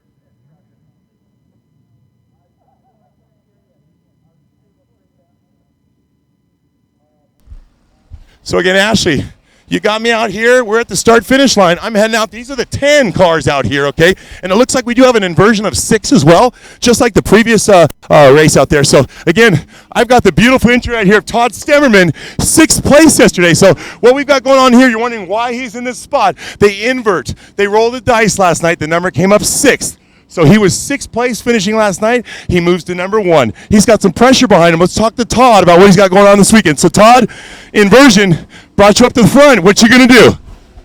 We're going to try to keep it in the front. It's a really rough course, and we did really great yesterday. We moved from 28th to 6th. So we're going to start in the second row on the inside. Just looking forward to a good start and a great race. And thank Jeff Musgrave for being out here doing the announcing. It's wonderful. Thank you. You heard it from Todd Stemmerman, number 1041. All weekend long, we've been talking about family. His brother was over here in the passenger seat. So, again, family operation, ready to kick some ass out here at the Snore No More finale here in Laughlin, California. I'm going to move over now to the 1021 entry over here. This is Anthony Perucci. So, Anthony, we're live right now. We're going to talk about you finished 5th yesterday. They inverted to 6th right now. So, you're sitting in the 5th position going out of here. Front row, you're going to try and get out right in the front, you're going to lay back? Well, I'm going to push her down and peel her off. There you go. So Anthony Perucci out here, quite the character, but he's got the 1021 car. He came in 5th place yesterday. Do not overlook this guy here, Anthony Perucci, number 1021.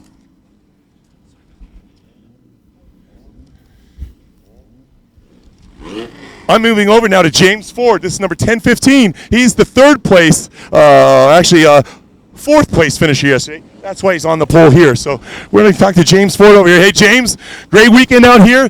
They inverted, put you on the front row right here. So did you choose the right gearing to get up in front of these guys this weekend? We'll see. Only time will tell. And who you got co-driving with you today? It's Mike Hottinga. So James Ford out here, number 1015. It's been the inversion. He would have been the 4th place driver, put him up on the front row. So we're looking forward to seeing James out there and taking it to him. I'm going to go on back down to the 2nd row right now. Okay, so we're going to talk with David Norris right here, number 1040. David, had a little bit of inversion right now. You should have been up in front, but what are you going to do to get out in front right off the stop? Basically just going to try to go fast and try to stay out as much of the dust as I can, but can't wait to get this on the road and hopefully put the new car on the box.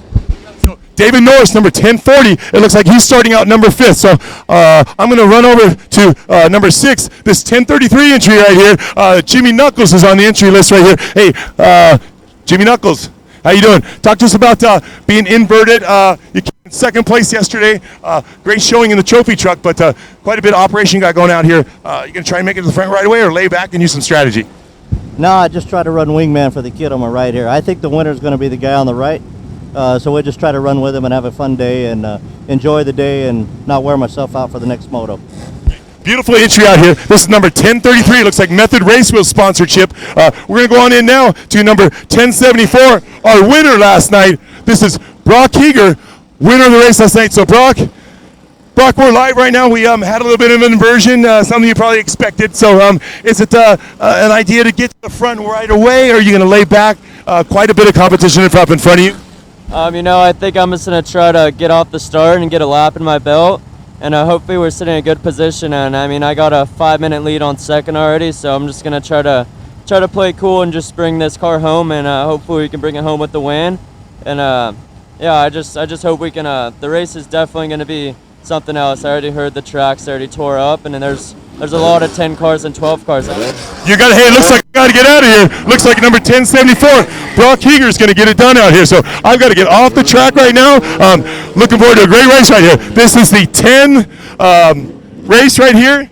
We have 12s back here and also 5 opens coming to you live here. Surfrat.tv at the Snore More finale here in Laughlin, Nevada.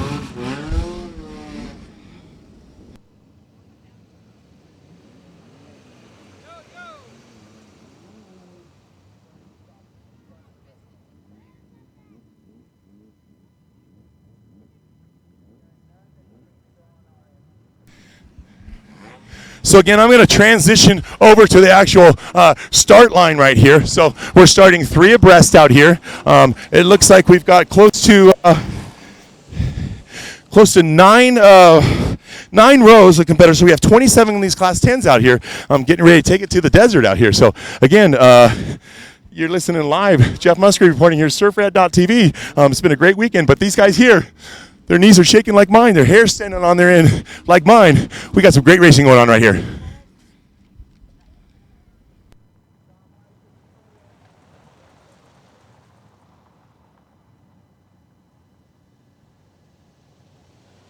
Countdown right now of 1 minute. These top 3 competitors right here, Todd Stemmerman, James Ford, and Anthony Perucci. I'll tell you what, we got quite a showing out here. Look at all the people racked up right here to watch all these competitors head out onto the track. So, beautiful day out here. They're telling me 30 seconds, I gotta get off the track. You guys don't blink. Class 10, the Ferraris of off-road. Limited displacement engines, wheelbase, open suspension. This is gonna be rad.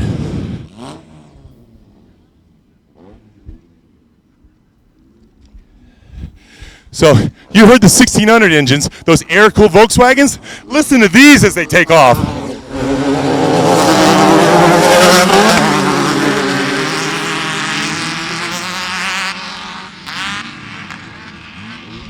GM EcoTech type motors out here. Up to 300 horsepower. Crazy stuff.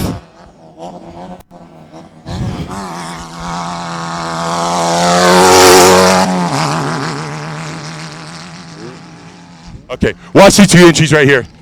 Brock Heger, Jimmy Knuckles, the guy in the middle is the trophy truck winner from last night.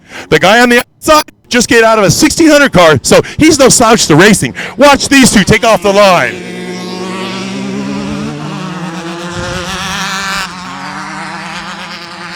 Brock Heger ain't no slouch.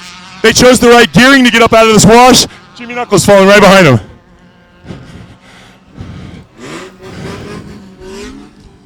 We got number 1076, Brett Jeffers here. We've got number 1032, we got number 1003, Christian Fessler.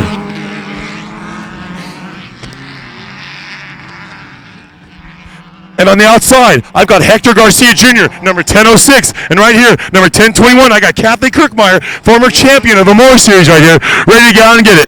I got Hector Garcia and Kathy Kirkmeyer. We're going to check on Kathy, heading up out of here, but looks like Motion Tire Motorsports chose the right gearing out there. We'll probably talk about their transmission and what they got going on here. We got Daryl Mead over here, the 1007 entry. This guy's overalled some more races in a 10 car. So this guy knows how to wheel this thing around the track.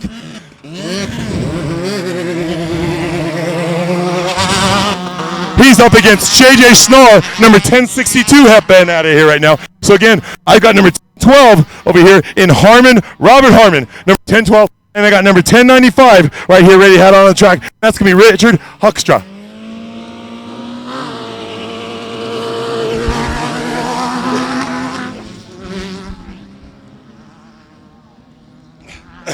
This buggy here, number 1073, Richard Glazek, is no rookie either. He's been around doing it quite some time, and he's going to get a great showing out here. That's number 1073, Richard Glazek.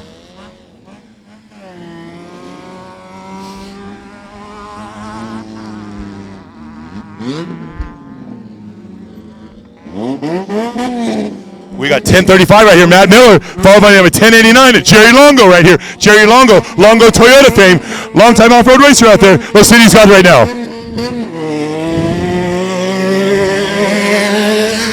It looks like number 1035, Matt Miller out in front of Jerry Longo. You can see a couple spaces missing in here. That's because the crowd, something happened with their vehicles last night. They weren't able to make it back out here. So again, sometimes you're seeing 2 off the start. We got number 1085 right there, Mr. Justin Davis, and number 1098 out there, David Sanchez Jr. hanging out right now. So we've just culminated. Those are all the 10 cars that have already gone out on the track, okay? Now we've got 10, 12s. 12 car. Beam. Toyota Beam.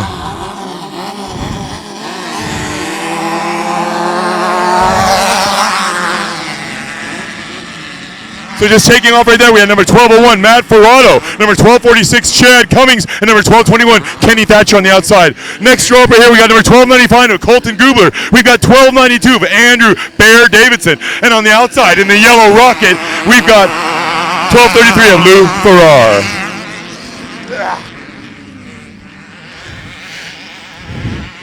And culminating our last row of this, we have number 1247, Doug Christensen's here. On the other side, we've got Michael Benedict, 2 cars at a time right here, heading on out.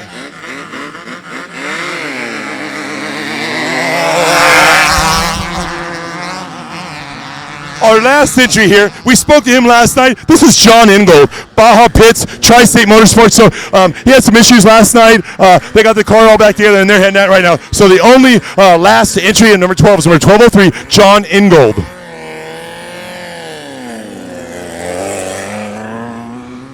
These next cars coming up here, you're looking like Baja Bugs. You got that right. These are 5 opens. These aren't your normal little 516 or whatever. This is a bad to the bone machine right here, okay? First one, we got number 547 coming off the line right now, Adam Spitz, with number 523, Scott Wagstaff. On the outside, we've got number 512, LJ Kennedy. In the middle, we've got number 505, Travis Chase. And on the outside, another Precepts car, number 511 out here, and that's Mike Belk. Quite an exciting day we got going on. Watch these guys on the track. They got something else.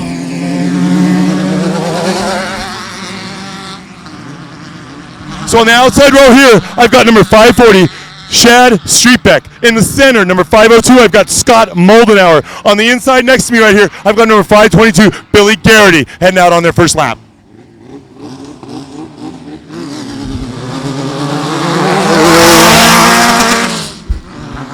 And right now I've got number 520 on the outside. That's Tyler Romero. In the center, we've got 514, John Willard. And on the inside closest to me, we've got Justin Smith.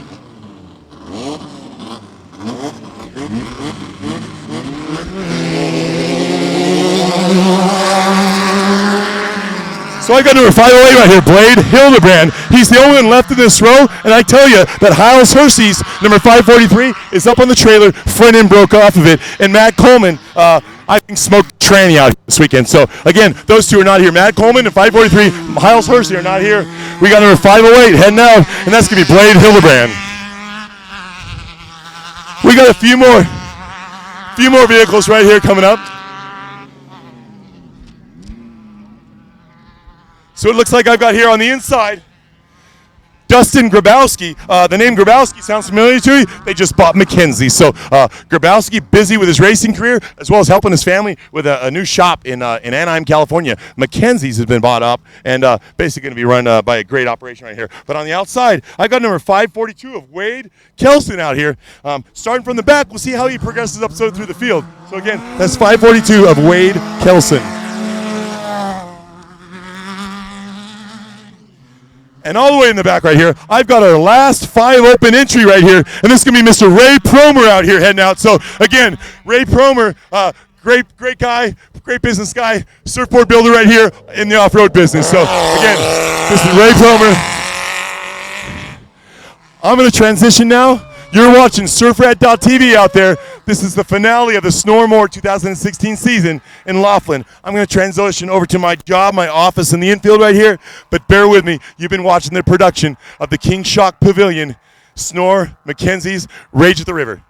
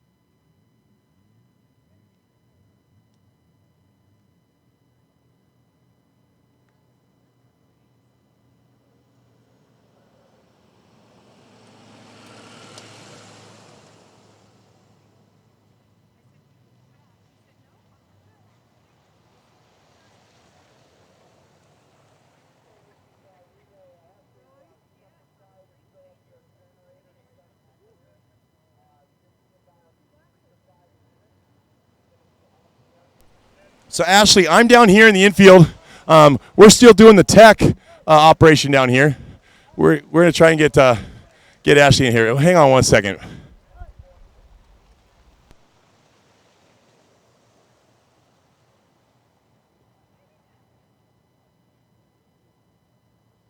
So as we're spending our time down in here, the guys teching the engines over here in the 1600 race, I've got Mark Ward with us here, ninth grader, didn't call in sick to school on Friday, but he's the younger brother of Bud Ward. Again, all I talk about is family out here this weekend. So every operation, every race group is all about family. So Mark, talk about how long you've been racing, and what do you have to do to get in the right seat? Because you know, whether it's prep, making your brother sandwich, or doing chores around the house, how do you help him around the house?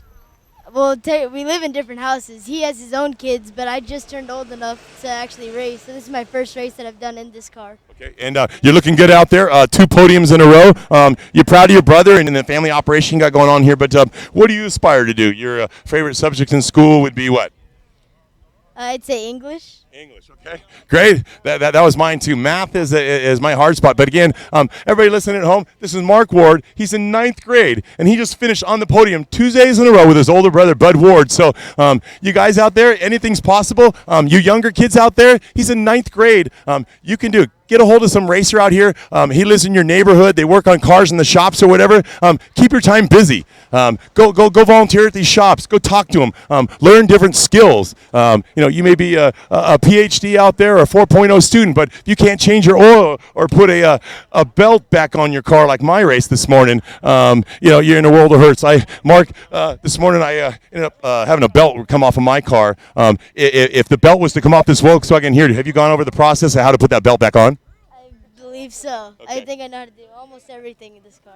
You got it. Okay, so again, he knows the insides and outs of his brother's car here, and definitely gave quite a bit of push and promotion to get this car onto the podium. So we appreciate you being out here, and I look forward to seeing your own racing career in the years coming. I will. I have my 9 car already built. There you go. So you heard it here. Back to you in the studio. This has been Jeff Musgrave reporting live for surfrat.tv, 9th grader Mark Ward.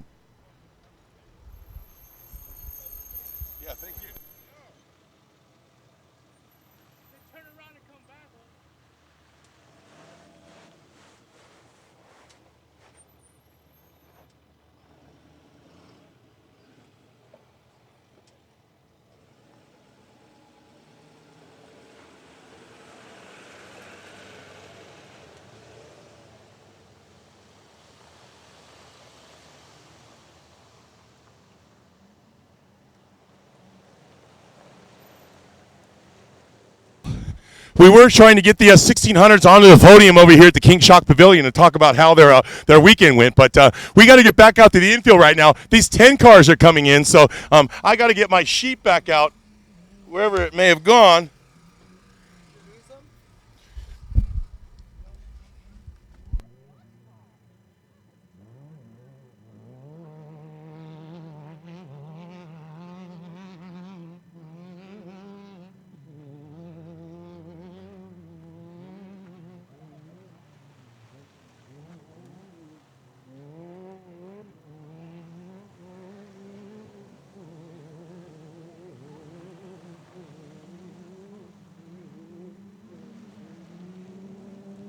So our leaders are coming in right now, and Jeff's on his way over to the infield right now so we can get some footage and you guys can hear those race cars. Okay, so the 10 cars have come on in the infield right now, and it looks like my leader is going to be Brock Hager, number 1074, that Method Wheels vehicle out there. Excuse me.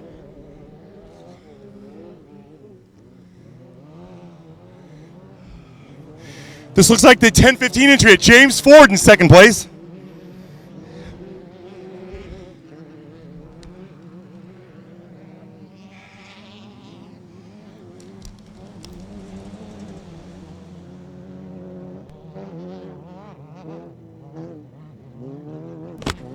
And it looks like here,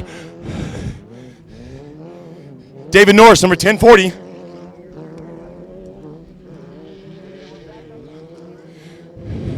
Jimmy Knuckles.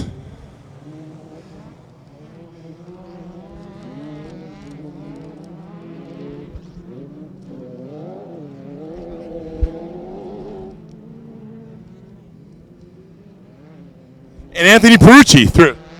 So again, I got to get to my spot out here to give you guys the best coverage available. But hey, these 10s are coming through.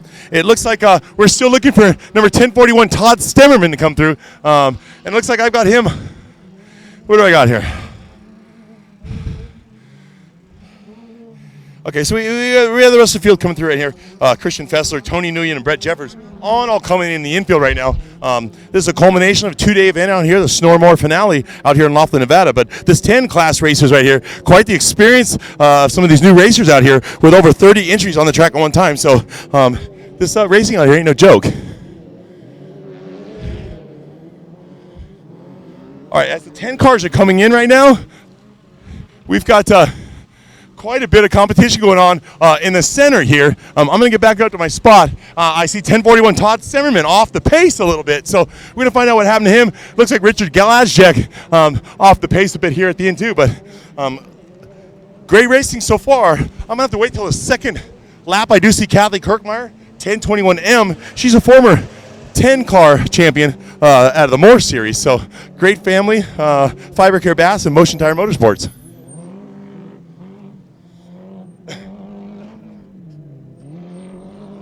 Ashley, as you get these two coming down into the bottom of the turn here, big old drag race going on. It does look like Richard Glazjek in the bottom there, that B&R buggies. We've got a car on the outskirts over there. It looks like they got some kind of problem. But again, I'm going to have to regroup on the second lap. But anyway, let me give you some numbers coming through here as far as the competitors. And on second lap, I'll get back on track as far as the leaders in this race. But again, we had Anthony Perucci, James Ford, David Norris, Jimmy Knuckles, and Brock Heeger already come through. Brett Jeffers, Tony Nguyen, and Christian Fessler. I see him off in the distance right now, number 1085 at Justin Davis out here with Green Army Motorsports. Normally racing the trophy truck in ones out here, but he brings his Desert 10 out here to compete with everybody.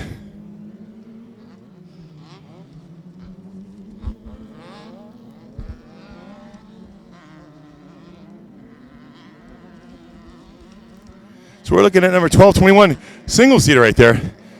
Kenny Thatcher coming in the infield on his first lap. It looks like some of our 5 opens are starting to hit the infield right now.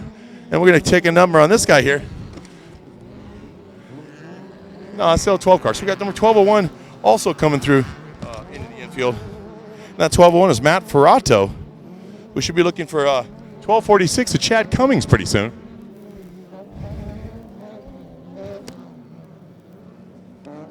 Actually, let me scratch that. Matt Ferrato actually never started this race. So we got Chad Cummings we're looking for right here. Kenny Thatcher already through. Colton Gubler in 1295. And again, right there, Colton Gubler in 1295. Neon-colored entry out here. Again, great racing. Hope you've all enjoyed it at home. Sierra LED, PCI Communications, Ultra Wheels, Mackenzie, Snore.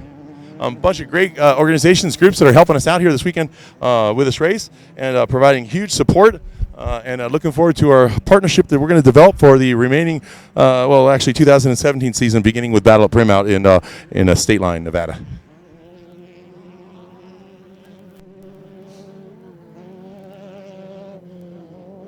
So we should start seeing some 5 opens. The rest of the 12s coming on through into the infield right now.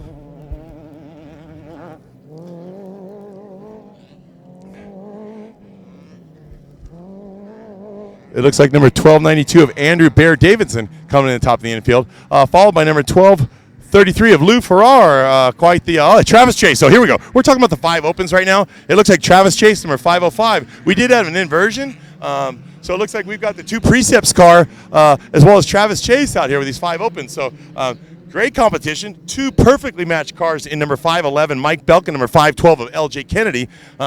All of them been racing quite some time, and just choose to run that 5 open, and they're quite the competitors. So LJ Kennedy and Drew Belk or Mike Belk actually with matching vehicles out there. So Travis Chase leading the 5 opens around, followed by Mike Belk and LJ Kennedy. And they got to put a distance on. So they got about, looks like a 15, 20-second lead over these other competitors right now coming down at me. So I got a 12 car, looks like 1247 coming through, Doug Christensen, followed by a 5 open. We're going to look at, 508 Blade Hildebrand coming through at the top of the infield. So they go up around. Mike Spitz, number 547. Also, number 514 coming in the infield, John Willard. Followed by number 1215 of Michael Benedict. So we got quite the competition that's going out here this weekend. We appreciate you turning in to surfrat.tv. Hopefully the viewership and the response back that we get for our production is positive, and we'll continue with this. More sponsors and emails all night long wishing to jump on board and wish they would have been able to participate in this event. So look forward to seeing all the other people jump on board with this great production from my standpoint that I partnered with Jeff at surfrat.tv. So I'm enjoying my time out here. Had a little hiccup with a race truck this morning in the 1450 race. Lost a belt and unfortunately didn't have the right spare to put back on, so my day was done. But an 11th place finish yesterday for me, lets me know that I still got it. I'll turn 50 years old in February and racing against these young guys. We are going to talk about some of the trophy out there. We have a couple competitors well into their 60s out here still doing it. So we already talked to Mr. Mark Ward, brother of Bud Ward, about the family kind of thing. So we got the father, son, the brothers, brother, sister kind of thing, and husband and wife out here. So again, family-themed off-road racing brought to you by surfrat.tv out here at this finale of the Snormore off-road race. I've got number 514, 513, 540 of Shaq Streetbet coming in here. We're looking for Ray Promer. Ray Promer, number 513. Let's see if he was able to get back out on the track here. Let's see what he's got.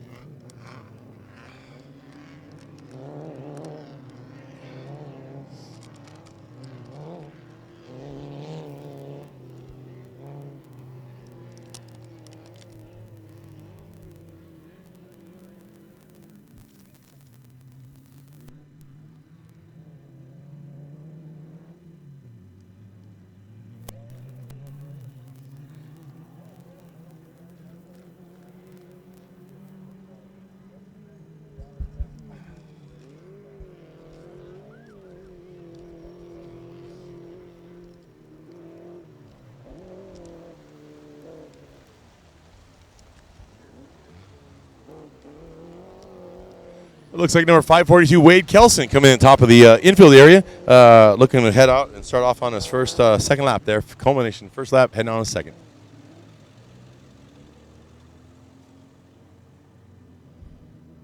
For those of you at home, we've got the camera pointed up the hill here.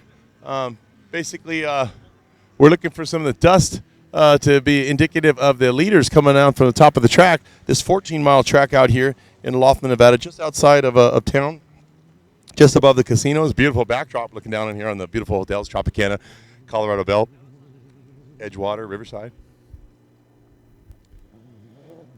But again, we got a little break in the action. These cars are so competitive. Over 40 cars on the track right now between the three classes, the 10s, the 12s, and the 5 opens.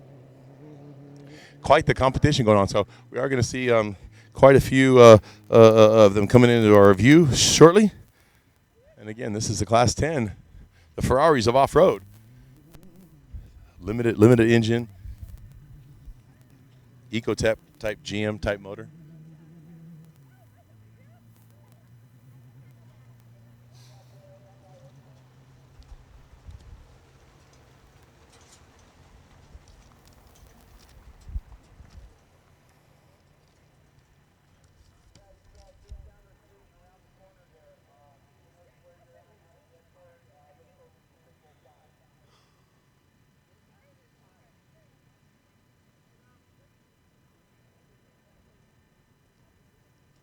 So I can hear the engines off in the distance right now coming on in the infield. So we're going to find out the leaders after this first lap here. So looks like they're completing their second lap of 5 out here. Let me try and get you an idea of who we got out in the lead.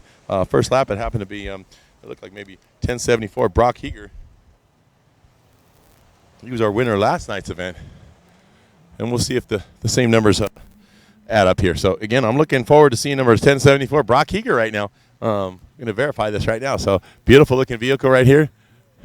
And again, that is the Method Wheels entry of 1074 Brock Heger. So we're going to take a couple foot taps here and pace myself and see how many seconds this next car is coming behind me. So you, those people at home, hey, start tapping your feet, clicking your toes, and we're going to count out here. So I'm already about 10 seconds here that he's got a good lead. I am hearing one of those E-Tech motors off in the distance right now. So again, looking about a 20-second lead he's got into the infield right here. That's Brock Heger, the 1074 entry, Method Wheels entry out here.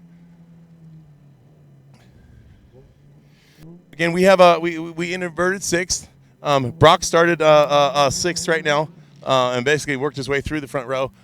We got a great battle right here between number 1040, David Norris, coming in the infield here, and looks like Jimmy Knuckles, number 1033. So these two guys have been battling super close. No, hey, that is not Knuckles.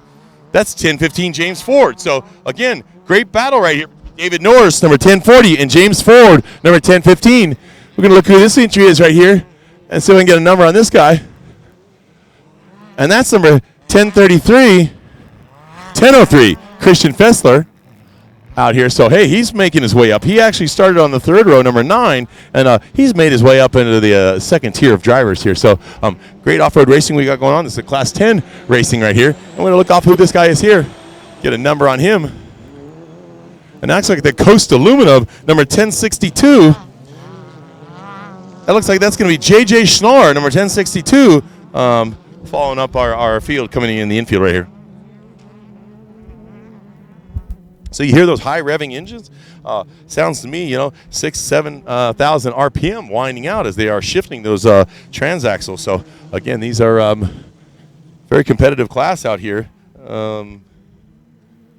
Waiting on some more entries to come on in. So this is the Class 10s, 12s, and 5 Opens out here in this race number 5. In the Snore More series. We do have our last and finale, of course, is the trophy trucks and the unlimited cars. Great competition last night. We're looking forward to the competition that Harley Lettner of Lettner Racing and Score Best in the Desert fame coming out and playing with us this weekend here. So we got a bunch of these 10 cars coming in right now. We're going to look at some of these numbers coming in and give you some updates. So looks like we got number 1076 out here right now. Brett Jeffers started off on the third row today, so got a little ways back. Oh, we've got somebody high-sided right here, so look out. We are going to go over right now. We've got a 12 car. He's high-sided. We're going to need to get somebody in the infield. Someone's got to push him back, okay? So, unfortunately, look over my shoulder right here. We've got a competitor that has an issue right here, and it looks like I've got maybe number 1021 of Peru. They got a retrieval that's coming up. So if you guys can see me, I'm probably out of space right now. I don't know if you can get to me, but these retrievals here are going to pull him off, get him off of that berm that he happened to come across, and get back out there. But unfortunately, that's number 1021 of Anthony Perucci. 1006 just going by right now. Hector Garcia Jr. started on the fourth row, so he laid back a little bit, but these course workers right here, they're going to pull the guy off the track as quickly as possible and get him back out there in competition again. I'm going to have to back up out of the way right now, so I'm not in any way of their operation. So we have a retrieval crew right now that's going to go out and hook up to them with a tow rope. They're going to yank him off the track, unhook him then, and he can continue on his way. But unfortunately, that's number 1021. Anthony Perucci happens to get high-sided out here. And we talked earlier about how big and deep these ruts are getting. Just think what's going to be in the trophy truck race. So we're anticipating getting him pulled off the track right now and back out and getting going. So again, unfortunate circumstances out here for Anthony Perucci. It's too bad, dude. Great competitor.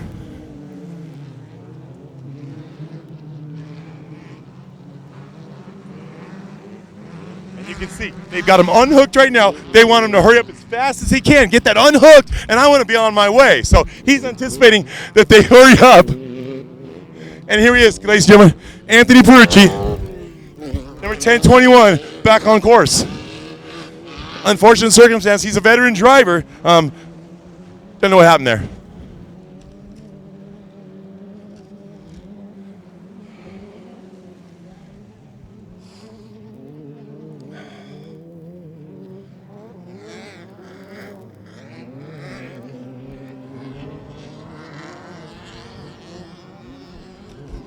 Looks like number 1221, Kenny Thatcher, coming down in, finishing up. It looks like on his, culminating his third lap right here. It looks like.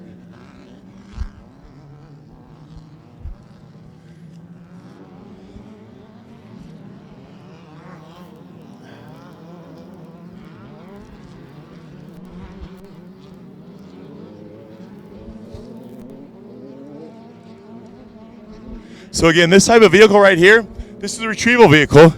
These guys come out here and do this on their own, volunteer for the Snore organization, whether they're participating off-road racing before or whether they're just course workers out here. This track couldn't be done without guys like this out here. So they volunteer all their time. Look at the production vehicle this guy's got out here. Four-wheel drive vehicle, basically. Heads up to these guys for providing for us out here. Great tow vehicles, great group of guys out here towing the guys off the track. So again, Snore, family, volunteers, it's all possible. Southern Nevada off-road enthusiast.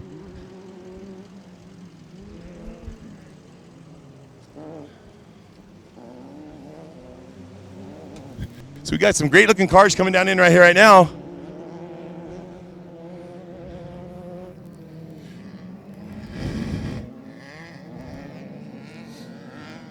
So these vehicles that have been going around the track,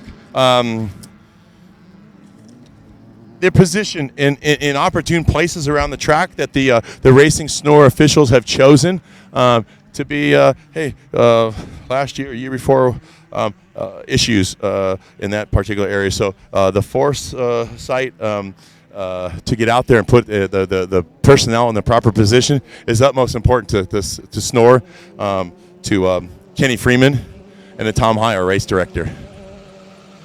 So we're looking at the track getting deeply rutted. I'm going to head back down earlier. We talked about that big area, the final turn leading to the start finish. So we're going to go get you an idea of what it is now that these cars are experiencing, and see some of the vehicles that are out here.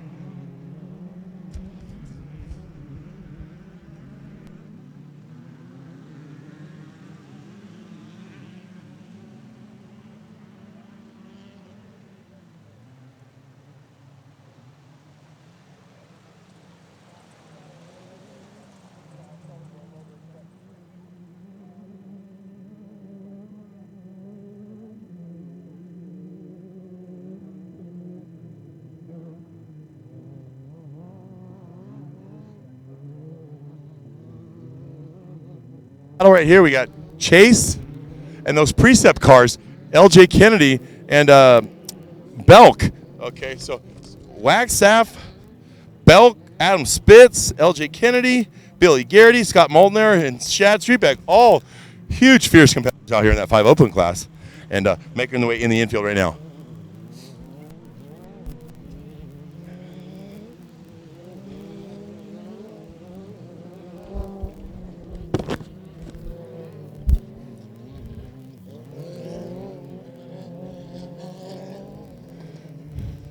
Again, it looks like it's the number 5 entry of Mike Belk right here, traveling through the infield area. But again, you can see this big down here keeps getting bigger and bigger and bigger down here. So actually in the studio, I can put like 3 of you on top of one another out here. I mean, these holes are getting deep. I'm going to get a basketball and show you, do a couple 3-point shots down there. But you literally a big, huge hole here. We're going to get down and describe just after this race. But look at it as the 5 open cars are coming through here right here. This 516 right here.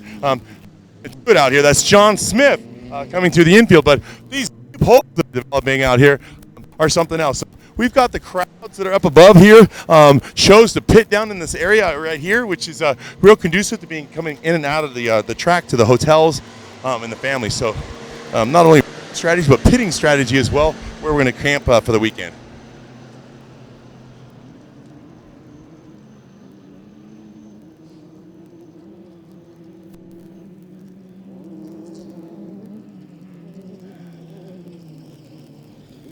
Two great looking entries right here. Number 1233, number 527 on the track right now. That 527, Dustin Grabowski. We spoke earlier about Dustin family racing the Core Series, Lucas Oil Regionals kind of thing, and I think family uncles kind of thing, all involved in off-road and actual automotive type services. So the family just bought Mackenzie's in Anaheim, California. Great transition from Jeff Quinn and his wife. Been running the place for a couple, 27 years or so, and just decided that the opportunity was right, and those guys chose a guy, Nick. And basically, Nick is running a great operation over there. I visited with him last week, and Mackenzie's offering a huge availability of truck parts. I'm personally a 1450, 1400 racer, all kinds of truck parts, brakes, anything I need for my truck. I used to have to travel up that 91 freeway. I'm not going to have to do that anymore. I stay right locally in Orange County, and I visit Mackenzie's Off-Road. They got everything I need, the Off-Road Superstore. Mackenzie's in Anaheim, California, off Orangethorpe. Beans Davis, number 1222, coming down into this real treacherous area here. That berm is great, big, and directly behind me, right down in here, Ashley. Right here, Ashley. Look at this hole these guys are experiencing down here. The car's going to disappear right there. Okay? But 547, the driver that he is, Mr. Spitz, right there, just blew right through it. So, again, the suspensions are amazing. Off behind me, this guy's going to battle right here. This is John Bartol. Number 150 over behind the berm right there. He's got to get over to staging for the Limiteds and the trophy truck racing coming up next. That's the race number 6. But right now we're under race number 5. This is the 10s, 12s, and 5 Unlimiteds out here at the Snore race out here in Laughlin, Nevada.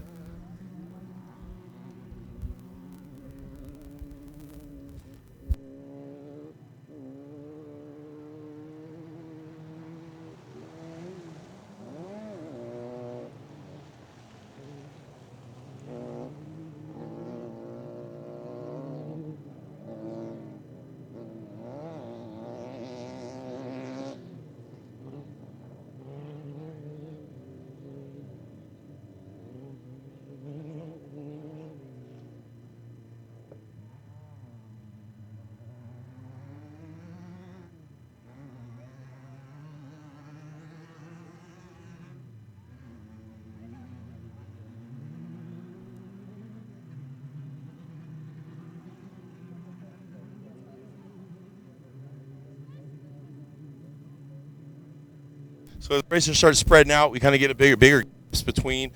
Some of these guys have had to be up in the area. Maybe their cars getting taken care of.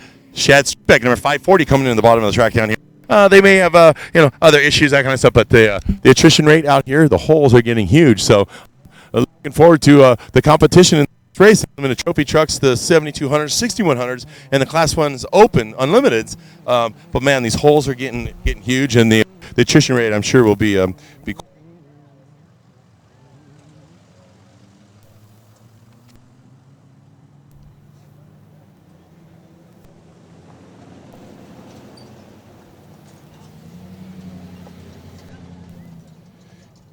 all right, so, hey, looks like we got, bear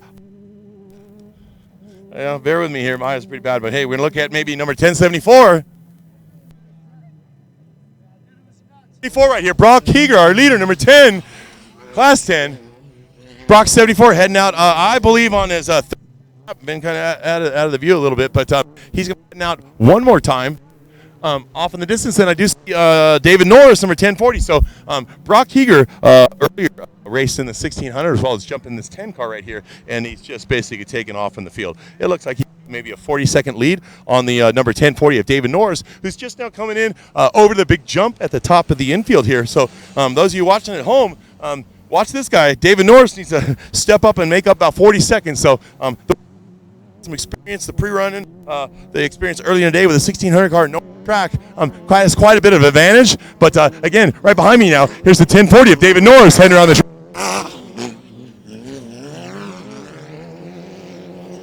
Two 10s have been so far. So we're looking at David Norris, number 1040, and number 1074, Brock Heger, already going through. I'm down at the bottom of the infield, real close to start-finish, and it looks like the next entry coming through here. This is going to be the third place Class 10. It's like number 1003, a Christian Fessler. So we've got what's going on here? 1062. Literally jumped over that hole I've been talking to. Says JJ Schnarr making his way back up. JJ Schnarr started off back on the fifth row. So actually, we may have a spoiler here. You need to keep a look at that guy.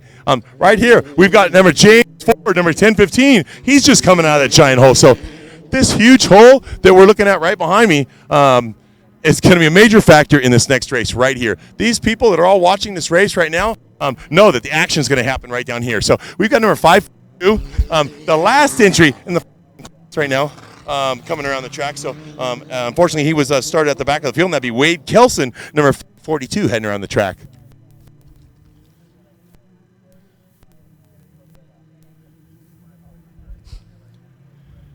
So again, Ashley, you got me up in the studio down there. Okay, so Ashley, this is that hole that we were talking about right here. Okay, and literally, I'm telling you, that's 10 feet down there. So directly behind me, I'm going to stand right here as safe as possible. I've got my green high visibility safety vest on right here. But the next competitor down here, look at the comparison. I'm 6'3" and I weigh 250 pounds. Unfortunately, about the pounds, but how far this car goes down in this hole. So those of you at home, maybe not up to speed with off-road racing and what's going on, but there's a couple great manufacturers, off-road parts and wares out here, especially King Shock. They provided the King Shock Pavilion where this is all going on this weekend out here. So imagine a car 2, 3, 4, up to 6, 7, 8,000 pounds falling through these holes, going 60, 70 miles an hour, what it's going to take to get it out of there. So again, we got a great entry right here coming through. And this is Kathy Kirkmeyer, the only female entry out here this week. 1021M, she's a Moore racer, former 2015 Moore Class 10 champion. And number 1076 right there, Brett Jeffers. We spoke earlier about Loco Jones providing a lot of prep service, as well as Jimmy Hook with Hooked Up Motorsports. Loco Jones has got his finger in a lot of races out here. Racers, their cars. I got 1203 John Ingold coming behind me right now. So John, we spoke about him and what he's got going on. You need preps, race services. In fact, he specializes in pits. So you need to look up Baja Pits and Tri-State Motorsports.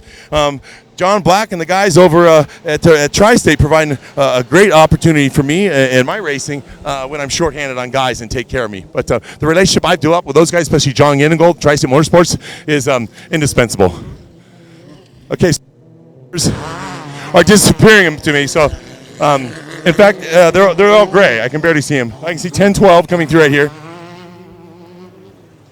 And 1012 being Robert Harmon.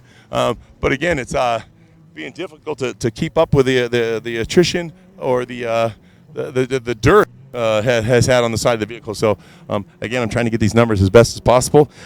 So bear with me. But again, we've got Brock Heger, number 1074, way out in the lead, followed by number 1040 David Norris. So and again by James Ford. So great competition. Earlier in the day, Jimmy Knuckles dropped off the track here. So we're anticipating seeing what happened to him and where he's at. And he's got to get ready to defend his title from last night.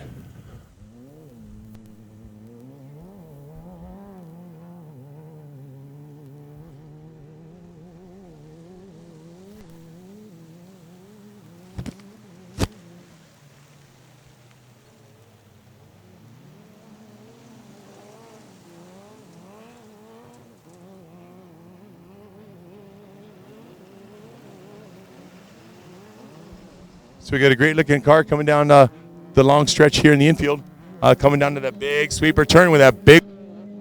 And so again, we'll try and get this guy's number as he passes by here.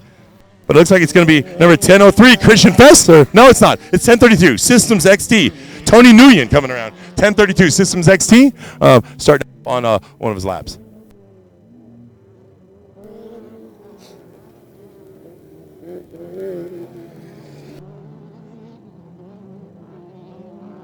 Longo Motorsports, Toyota dealers out of South Orange County area, LA. We got a smoke right here for 1246 Chad Cummings. Looks like the first 12 car coming around, single seater. A little bit of blow by, maybe. Doesn't. A little bit of discharge out the back, a little blue smoke, but we're all right. And we're looking off in the distance right now. That looks like to me number 1221 Kenny Thatcher, another 12 car. So look at the distance between these two. Competition is rampant out here. You've got this guy here. Calculations in again, and they're my calculations.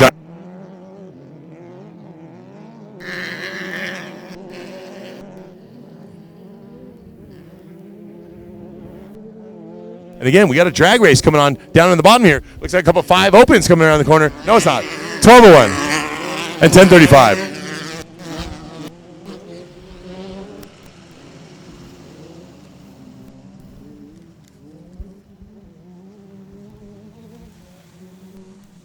Okay, another drag race to the bottom of the infield right here. And it looks like number 1085, Justin Davis. Justin Davis races the score, Best in the Desert, all different kinds of racing organizations. So we have to anticipate. Do you see the back of his vehicle issue today's race, or actually must have been yesterday's race because he did start in the back. So maybe his vehicle, that 1080.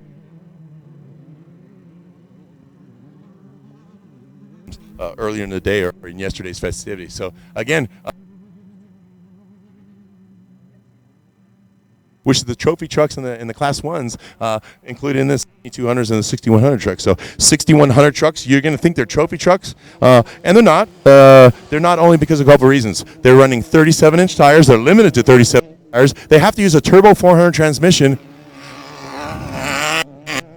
Power plant they need is a Seal LS3 engine. So again, we're having the 5 opens start to come through right now through the crowd. So again, we got the 10s, the 12s, and the 5 opens. 12s and the 5 opens have quite similar speeds and attributes on the track. So they're all mixing it up with each other, side by side, door to door. Even though they're not in the same class, they will be banging doors every once in a while.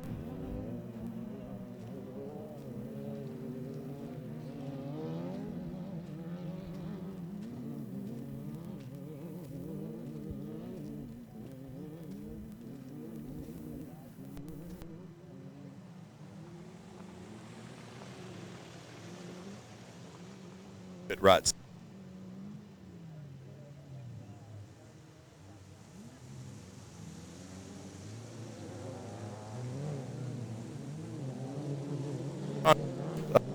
Trucks, horsepower, pound this stuff. It's gonna be 3-4 feet deeper than it is now. So it's quite the feat that these cars are able to make it through this kind of stuff. Earlier we had 1021.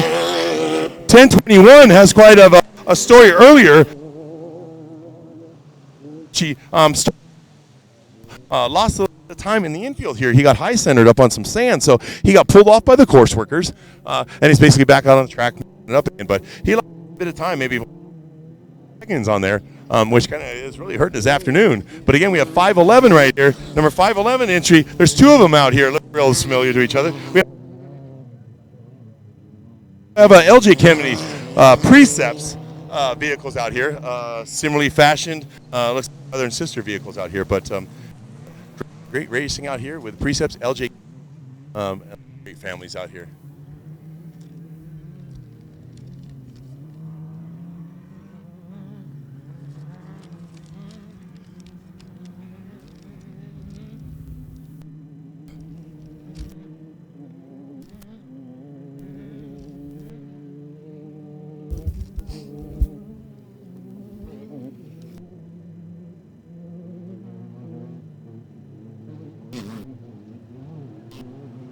Justin Smith heading on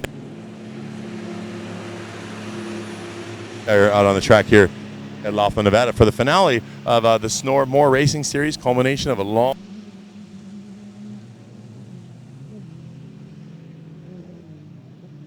another 5 open coming down underneath me here. We got number 520. Just purchased the Mackenzie, so maybe some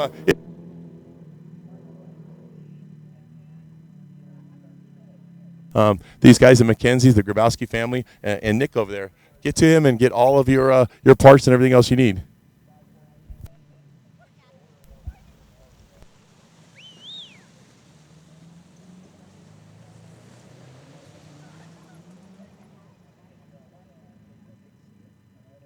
All right, so I've been told I went too far. So give me a heads up when you see me. And sorry guys, got carried away, kind of went out of reception area. Just got excited to talk about the culmination of this racing weekend out here. So we appreciate you being with me out here. I'm a rookie newscaster, rookie racer, enjoying his life.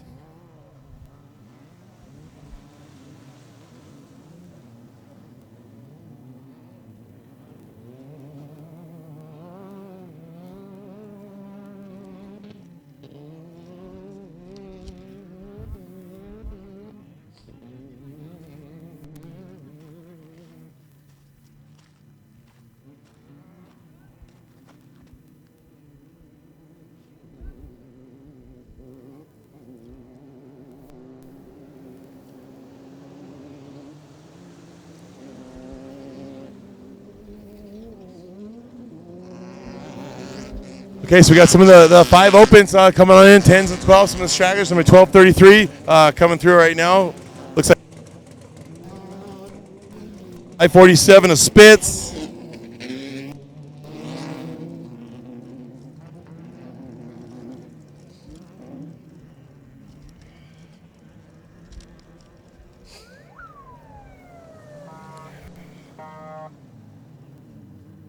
So again, you're going to hear some big engines coming up right now. We got the Unlimiteds getting their motors fired up, getting ready to get out on the track and get this underway. So we're looking at 12 cars following through.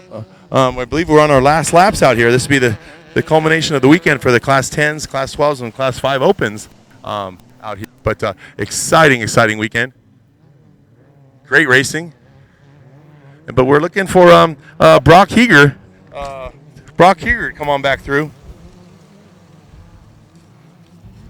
There was an inversion, so Brock started on the second row in the 6th place and moved his way on up to the front real quick. So that method wheel entry, we'll find out who manufactured that vehicle, that race car. But quite an entry he has and has skipped a beat all afternoon.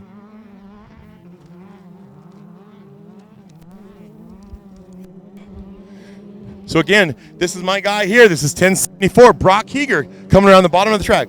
Method wheels, 1074, Brock Heger. And we got right behind him, we got David Norris right here. So if you guys have been paying attention all weekend long, what a battle we got going on right here, okay? What a battle we got going on in here. So it looks like these guys are going out on their final lap right now, okay? And literally the leaders, meaning 1062. So listen, I got to get my little act here. JJ Schnarr's moving himself up. So, again, we talked about whether you start on the pole or not.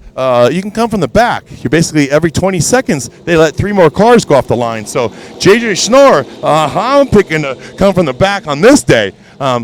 Yesterday, we're talking JJ Schnarr ended up, looks like he was back. So he had some issues yesterday. And he's making up for today, but Christian Fiesler going through right now. That's number 1003. Great entry. But what a race we got going on right now, and it's again between Brock Heger and David Norris, number 1040. So hopefully you guys at home have the same I do. I got 1074 Brock Heger. I've got number 1040 David Norris, and I've got number 1003 Christian Fiesler on this day. So, again, it's a 2-day event, combined days. So, hey, you may kick butt one day and lay off the next, and that ain't going to do it for you. You got to be to the wall every day, both days, and keep up. So, again, we've got some great racing going on out there, but it looks to me we got Brock Heger in the lead, followed by David Norris and Christian Fiesler.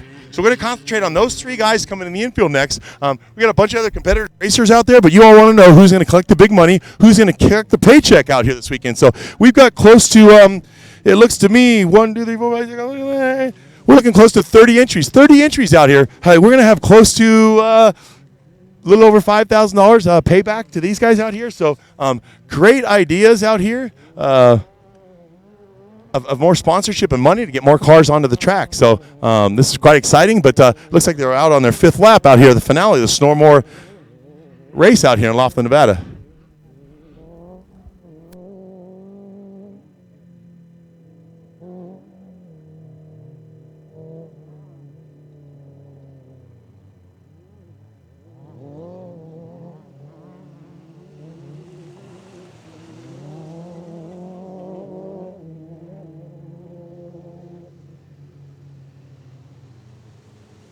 Got number 1021 at the bottom right here.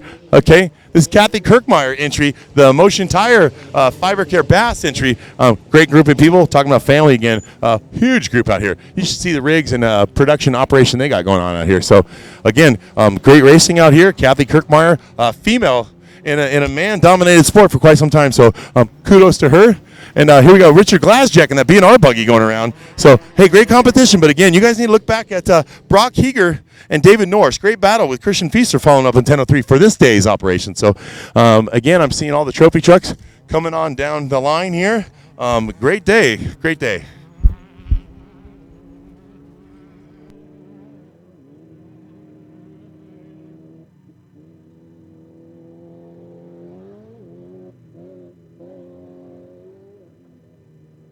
some issues down here. It's 1076, I believe. Yes, it is, and it's Brett. So looks like he's not running on all cylinders. He does have an issue right now, and yeah, something not going right with that guy. So again, number 1076, Loco Jones, race prep fab operated there with Brett Shefford. Not sounding too good.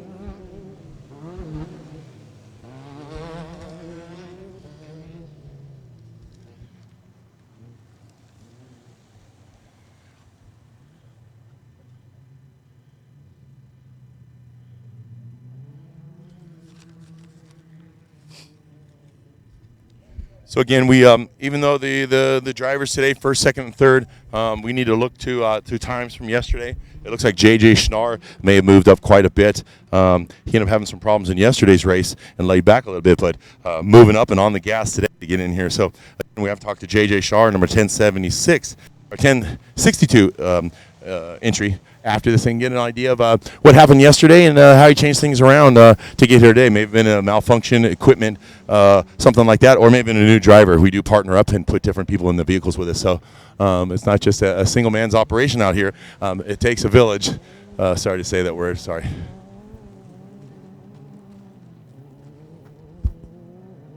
Again, we got the 542 entry. He was the last one off the line in this race, and that's Wade Kelson giving us all out here. They haven't stopped all day long and going through that big hole I talk about. So we're going to end up naming this hole, I believe, after this trophy truck race, because I no doubt somebody's going to get in there and get a little crazy and get a little sideways. So my experience in the past, this is where it's at. So we're going to have to look for this whole area down here during the trophy truck race.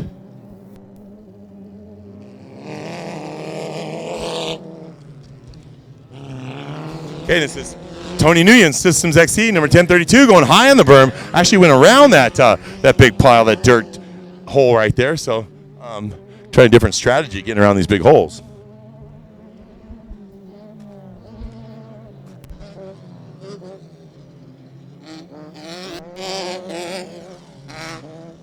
And that's number 1246, Chad Cummings. So looks like Chad Cummings has stayed out in the front and led the whole race, it appears to me. So we got a great racing going on here. 10s, 12s, 5 opens coming on down. You also see it's long weekend, so you'll see a lot of race cars, a lot of families getting the trailers home. Got to get home, got to get back to work tomorrow. So again, thanks for tuning in this weekend. Great times out here.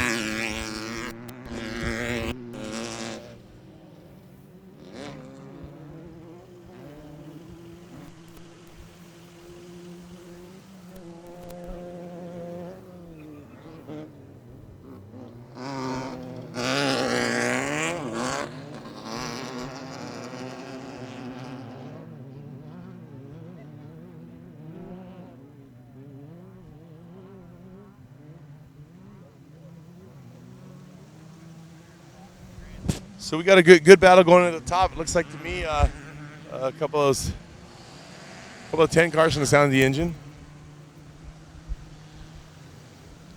We've got a car off the pace on the outside of the track here following around.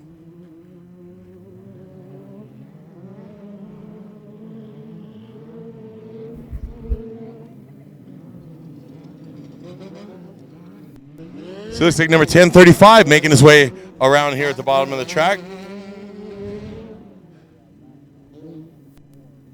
1035, Matt Miller. And it looks like over there, number 123, unlimited entry, going over to staging right now. So, hey, these fierce competitors going to war in about less than an hour.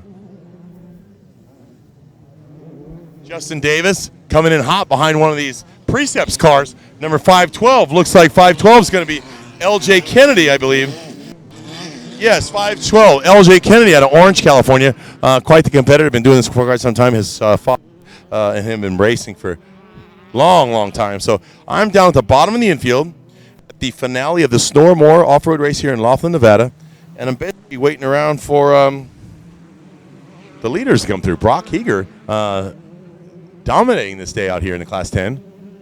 But David Norris coming up right behind him. So not necessarily dominating Brock is, but we got David Norris right behind him, and then, hey, J.J. Schnarr is coming up. So J.J. Schnarr started way behind these guys. So you got to look for the times the disparity between them and see actually who is winning this race. So again, we talked about Jerry Longo heading here, number 1085, running around the track right now. But again, 1089.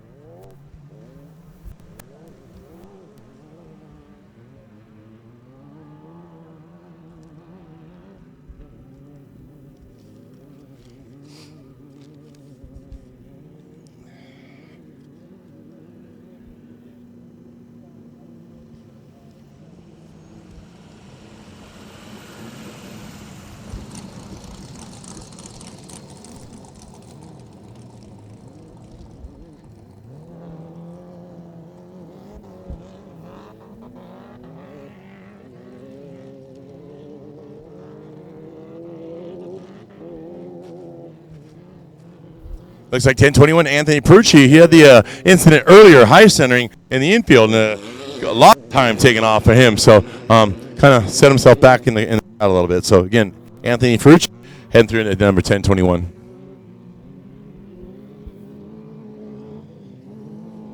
And again, looks like LJ Kennedy out in front. Mike Belk out there, number 511. So out of those two cars, looks like LJ Kennedy got the day today. 10:06 passing by me right now is Hector Garcia Jr. Out there. He started on the actual 4th row today, back in 12th place. So he's also off the pace.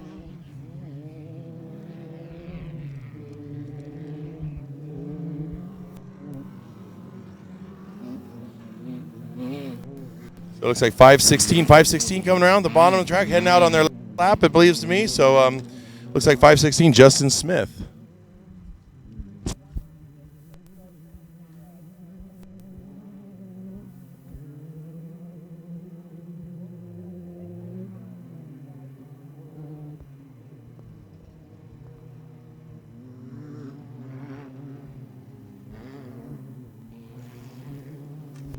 So it looks like 505 Travis Chase heading right now. Looks like a little bit of roof damage. So they are off the pace, probably went over on their lid and back up on their wheels again. And it was the durability of the parts and the vehicles themselves out here. So off-road racers have to build them to withstand, 10, 12, 30, 40 hours sometimes, the time limits they allow them for some of the Baja type races. And also Best in the Desert, one of the biggest off-road races in the United States, being that Vegas to Reno race they have every year. So attrition is taking its toll today, but hopefully not in the Class 1 racers that are going on here. Very exciting times, and can't wait to get started on announcing this unlimited trucks and the Class 1s. 7200s and 6100s out here. Again, we spoke briefly about the 6100s being a 37-inch tire requirement, LS3 sealed type engine from a place like Turnkey or Wix or any of the other standard motor builders that are in the off-road industry, and a turbo 400. Real simple. Whatever else you want, put on it. So it was brought around to be a cost-effective, economical way to have a trophy truck. And I believe the theory was to remove, put some different suspension parts, maybe trailing arms and front arms on it, then to complete the package out by putting a bigger motor in it for the trophy truck. So that's how that evolved. Huge class, huge numbers in the score and Best in Desert races. But here in Snore, quite a bit. But here's our leader right here, number 1074, Brock Heger, going through that big giant hole we talked about. Let's see how far David Norris is out behind him. So again, David Norris has been working his way through the field. But again, Brock Heger's just been dominating this race all day long. All day long. So we are looking for David Norris right here coming in. Here he is here, number 1040. So Brock here determined, hey, put down the pipe, got to go. So again, this is it, our second place finish right here, number David Norris, 1040. Hang on. And now we're going to look down this number, 1003, Christian Fiesler. So I'm going to head on over now to the start finish area. But again, number 1003, no, 1062. Sorry about that, 1062. JJ Snarr, we talk about this. And then this should be here. Fiesler coming in pretty soon, the 1003. So again, JJ Snarr coming from the back. We're looking to pull off today's victory. There's Spitz going big a hole. So I'm going to transition back over to the start-finish area, and we're going to get to talk to some of these winners of this Class 10 race right here.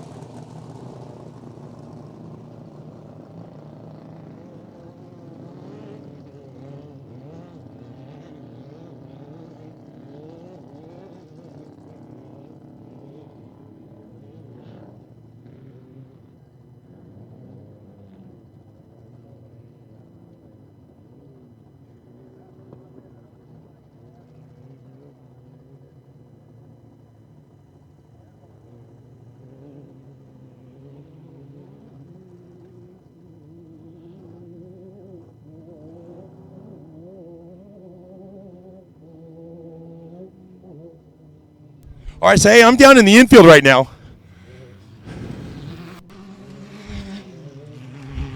You got me up in the tower? Jeff, you got me in the tower. You got me in the tower. You got me in the tower. All right. All right, so hey, this is Jeff Musgrave reporting live for surfrat.tv. I'm with JJ Schnar out here, the 1062 entry. So basically today... Andrew Myers today. Andrew Myers out here. So that makes... Now we got some talking to do. So, Andrew, tell us about your day.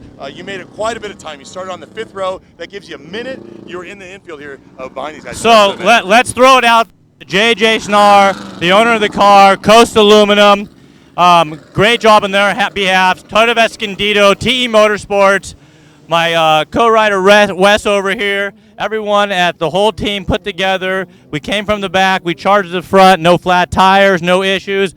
I don't know, I guess passed a bunch of cars, nerfed a bunch of cars, got our way to the front, but if it wasn't for the whole team, Chris Kurosaki, my wife, my mom, dad, everyone, like I said, at Toto Escondido Action Sports, Coast Aluminum, JJ Schnar, the whole Myers Racing clan, that's the one in the books. So that's 1062 today, talking about sneaking up from the back. We're not going to get the official word yet, but again, Andrew Neal out here taking over.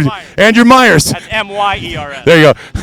Taking a long day, taking over driving duties. Hey, it's a family operation going on here. Buddies helping buddies out. But hey, he's got to go away. We're not going to get over to the King Shock Pavilion with each other. He's got to go get in another one car right now and participate again out here. So back to you in the studio, having a great time out here. Thank you, sir.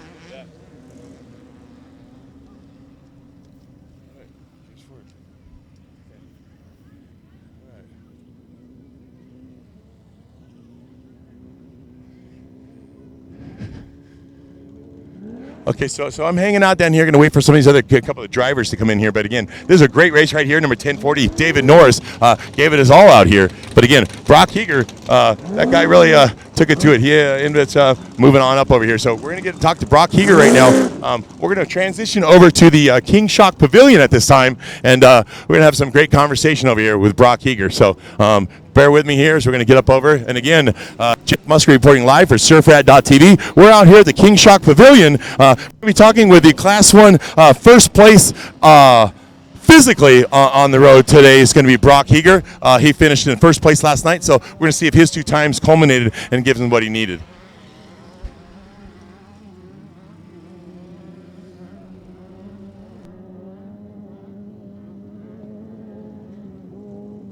We're transitioning over here. The cameras, they may not be set up out here, but again, we talked about Kathy Kirkmeyer and the 1020M out here taking it to the boys. But again, it's an operation that needs more than one person. And Steve Herrera, old 1450 driver, up with the family and been helping him out, and actually racing. And that's where he is today. He's in the top seat right now. And this is Steve Herrera, number 1021. Tell us about how your day went and how the operation and how the Kirkmeyers have been helping out your system. Well, it's been awesome. We started out the year in January with them, hopped in the car. I was able to grab a second place, and with Kathy's help, we've taken to the championship, and we're the 2016 More Champions for Class 10. Appreciate you coming out and actually helping. We have Richard Boyle that we're all thinking about out here. I know you got little mementos in the car and whatever representing him, but we appreciate you being here. Fibercare Bass providing for us, and just appreciate great racing. Good job today. Stephen Herrera, number 1021M out of here at a More Racing Series. So again, we don't know what the exact times are, but right now I got the first place physical finisher right here. It's going to be Brock Heger. Number 1074, beautiful machine right here. Looks like he's sponsored by Method Race Wheels. So we're going to have a conversation with him. Brock, again, kicking ass. You came in first place last night. We have a inversion type thing, so it puts you on the second row. Let's see, Andrew Myers may have snuck up on you. He's driving that 1062 vehicle over there. So we're going to look at the times for today. But first, physical, talk about your day and how you anticipated staying out in front. Yeah, this whole weekend was good. You know, I ended up pulling it together and getting a first yesterday and had like a 5-minute gap. So I knew today that I just had to kind of stay out front and stay with whoever passed me, and that I would have him on time. And he ended up passing me, and I was like, you know what, I'm not gonna go out of this one in second place and like finishing last. I was like, I'll pass him back. So I passed him back, and then I held it together on the last lap and ended up sweeping the whole weekend pretty much. So it was a good weekend for sure. Yeah, that 5-minute advantage you had yesterday, is that anticipatory of how you go out with your strategy that first day, run out real hard, or is it the second day, or it's just how it develops? You know, the first day, me and my co-rider, we got out early, got out to the front early, and I was like, you know what? He was telling me back down. I was like, you know what? I'm going to try to put as much time as I can. That way tomorrow we can take it easy and bring it home. So, you know, the strategy paid off, and this is my first 10-car race and only second time driving this car, so never know what we got in store. If you don't mind, I'd like to ask you, hey, Brock, tell us how old you are and what you do for a living. I'm 16 years old, and I race short course off-road racing in a pro light. I'm actually homeschooled this year. I used to go to a high school, but this is my first year of homeschool. That way I can get time off to come do stuff like this. So here we go, number 1074, Brock Heger, 16-year-old, 10-car, possible.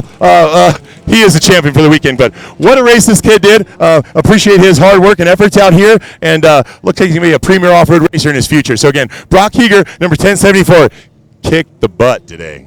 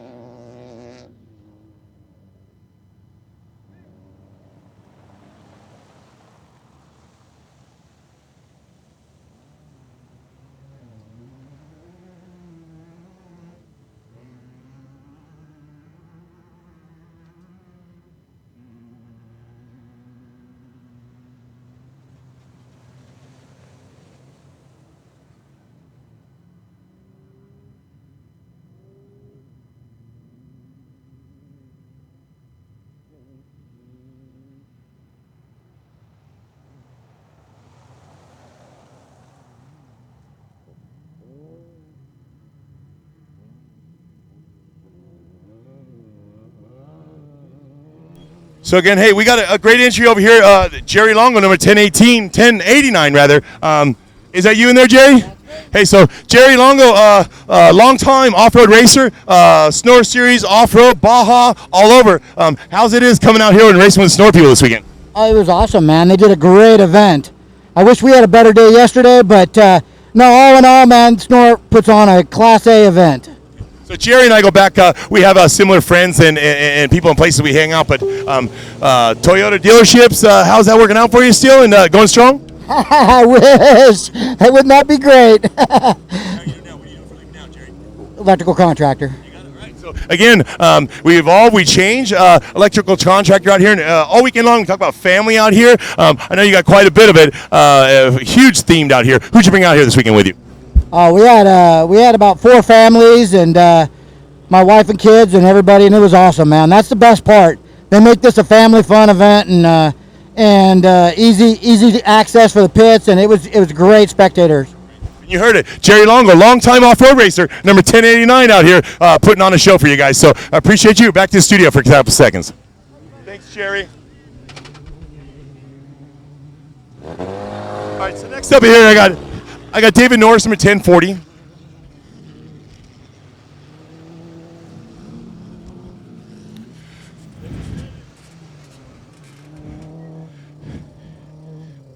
So David, great racing out here. Talk about your day-to-day, the timings that we got going on here. We're out here at the King Shock Pavilion out here at the Snoremore finale. We're talking to 1040 David Norris. He's been putting on a great show both days out here for us. Last night, David, you actually came in, looks like 4th place. Correct? Yeah, so today, right behind Brock Heger, there's some timing issues there. I can't count seconds off, but you guys are super close. What'd you think about your weekend? Overall, it was a good weekend, man. Started 21st on day 1, finished 3rd, 4th, or whatever on day 2, and kind of just wanted to put the hammer down. This is a brand new car. We literally have about 2 hours worth of driving in it, and that's it. So we kind of came out here, thought outside the box on this one, but it's a very good handling car. Super, super rough race. So I got to give it up to Justin LaCour. He's the guy that engineered and built this car, and I mean, I can't thank him enough. My whole family, my girlfriend, everybody that's helped us out to get to this point. Wish my mom could be here to see this, but I'm super, super stoked, man. Super stoked. Okay, I can feel it coming through the car right here. My hair's standing on end as well. We're talking about family out here. I got a big group of people waiting for David to stop talking to me out here and get on with their business and celebrate for the weekend. But family operation, I've got a family operation. I raced this morning. Unfortunately, I had some bad luck, but off-road racing synonymous, the big names out there. Hopefully one day that Norris name is going to be one of those ones I talk about out here. But congratulations to you, David. You put on a great show for us. I appreciate you being here. Hey, cool. Thank you very much. And I want to thank Snore and again, my family, everybody, and everybody at home that couldn't make it. Thank you guys for all the support, for all the internet stuff, making sure with everybody at the times and stuff. But other than that, I can't wait to get out here and let's get a championship out of this car. All right here, you heard it. Number 1040, David Norris. Class act out here. Snoremore finale out here in Laughlin, Nevada.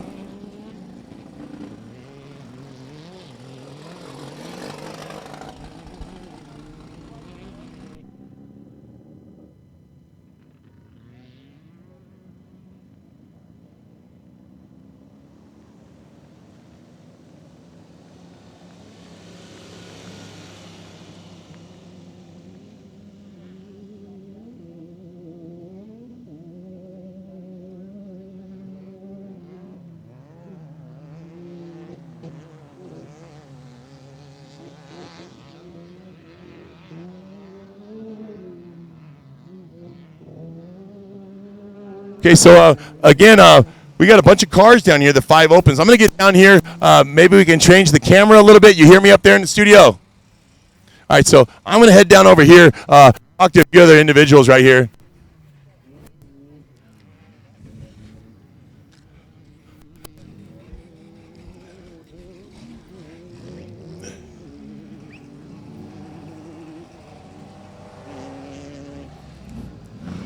So again, you guys hear me in the studio? You see me down here? All right, so I'm down here next to one of these Precept cars. There's been two of them out here. Similar numbers, 512 and 511. Hard to keep track of them. Hard to keep track of them is right. We have two great drivers out here, one of them being LJ Kennedy. I'm going to try and get his attention to come back and talk to us again, but look at this thing. Great car, no leaks, no nothing. Great Precepts. It looks like Precepts Motorsports is taking care of them, but let me try and get a hold of LJ Kennedy over here, and we'll have a couple words with him. But great racing out here going on, and I do have LJ Kennedy right here. He's number 512. Been racing for quite some time. Him and his father have been doing this, but again, I'm going to stand over here right here, and I do have right in front of me, this is LJ Kennedy. Number 512 right here. I don't know how you finish or what point, but again, we're live here at the King Shock Pavilion. Tell us about your weekend and how you finished today and how you made up some time from yesterday. Well, yesterday started off, well, qualifying was good for us, but obviously that didn't pay off because they threw that out. So we had to start 15th yesterday. We were actually lucky enough to come home with the win yesterday, finish first yesterday, so that gave us a little bit of time, and then today. How much was that time? I didn't have the timesheets in front of me. How much did you get by yesterday? We had about 1:40, I think. Okay. So we started with them on the line, and we just kind of hung with them. We finally got by them on lap 2, and then we just drove it home from there. So. Okay, so it looks like we're anticipating an overall for the weekend right here. LJ Kennedy, talk about these two cars out here because we've been getting confused. 511, 512, 511, they look so similar and alike. Tell us about the car. Who builds it? Who preps it? What's going on? So they're a Seagroves chassis. Drew Belk's the owner of the cars. SPF is the prep on them. We have a Type 4 car. We have an Ecotech car. They're basically both identical cars other than the motor and training package. Phenomenal cars. Fortunate enough to be able to drive for Drew. I really do appreciate that, and just want to thank him for everything. So out here is great, exciting day out here to watch these two great cars open. Who was driving the sister car down there today? Mike Belk would be driving the sister car. You got it? Okay. Is that him standing next to you here? Nope, that's my co-rider, Brian. Okay, Brian. Brian, step on in here, Brian.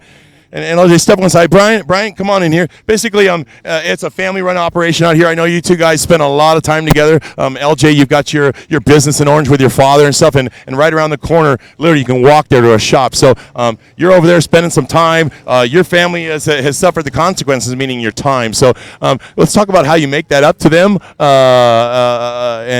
Did you bring them out here this weekend? Yes, I did. I brought my wife out here, Tina. She's our pit captain. She runs our whole program for basically Wendy and her, and they make us make it easy for us. We're out here trying to have a good time, and the consequences. She does. Our daughter rides horses too, so we're on both sides. We're 1 horsepower and lots of horsepower. So, they put a lot of consequences, and they work their butts off to make sure we get here and have a fun time and race every weekend. So it's fun. We're lucky to do this and be fortunate and have a great family like the Bellick to let us race with them. You heard from these two guys out here. Great. LJ Kennedy in this 512 overall the weekend, in this 5 Open. Very proud of him. Well, back to you in the studio.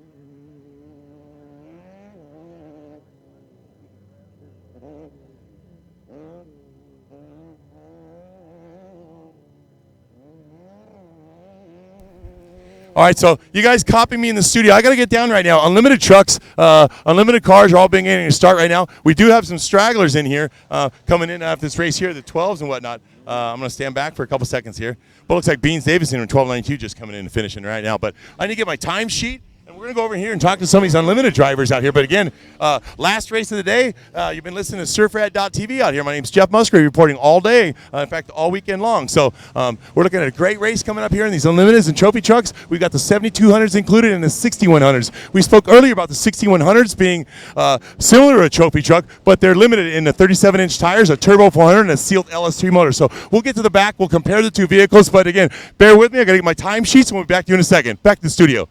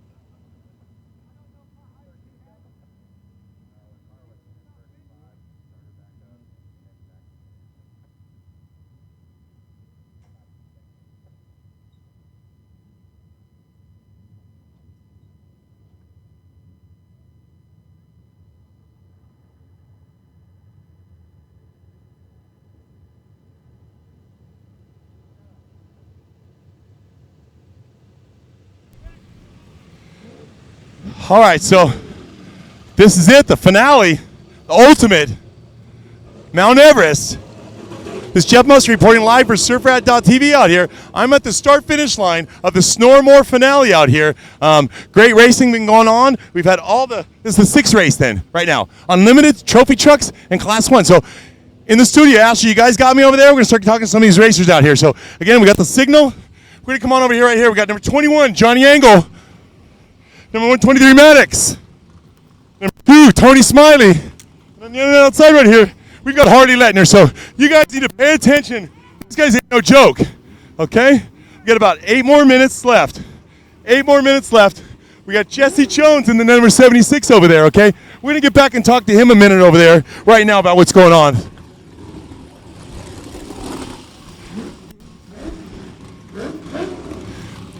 So I'm over here talking to Jesse Jones over here, number 76. It's a four-wheel drive trophy truck, and last night he gave quite a competition out here and actually turned off the track. So Jesse, talk a little bit about why you pulled off at the end of the day over there yesterday. Yeah, we had a little bit of a problem with the brakes at the very end of the race. We lost a brake line, so we had nothing but rear brakes. So just had to slow her down on the last lap and get it to the finish, and hopefully we'll have a great day today. Well, we appreciate you and your status and what you've been doing for all the other racing series, and you coming out with us at the Snore. So we appreciate you being here, Jesse. Looking forward to you having a great finish today. Man, thanks a lot for having us out here. This is a great event. Snore's done a great job putting this on, and everybody that we've run into has been really nice to us, so I've really had a great time. You got it, Jesse. Appreciate you being here again. Great issue right here, number 76, a Geyser built drive trophy truck.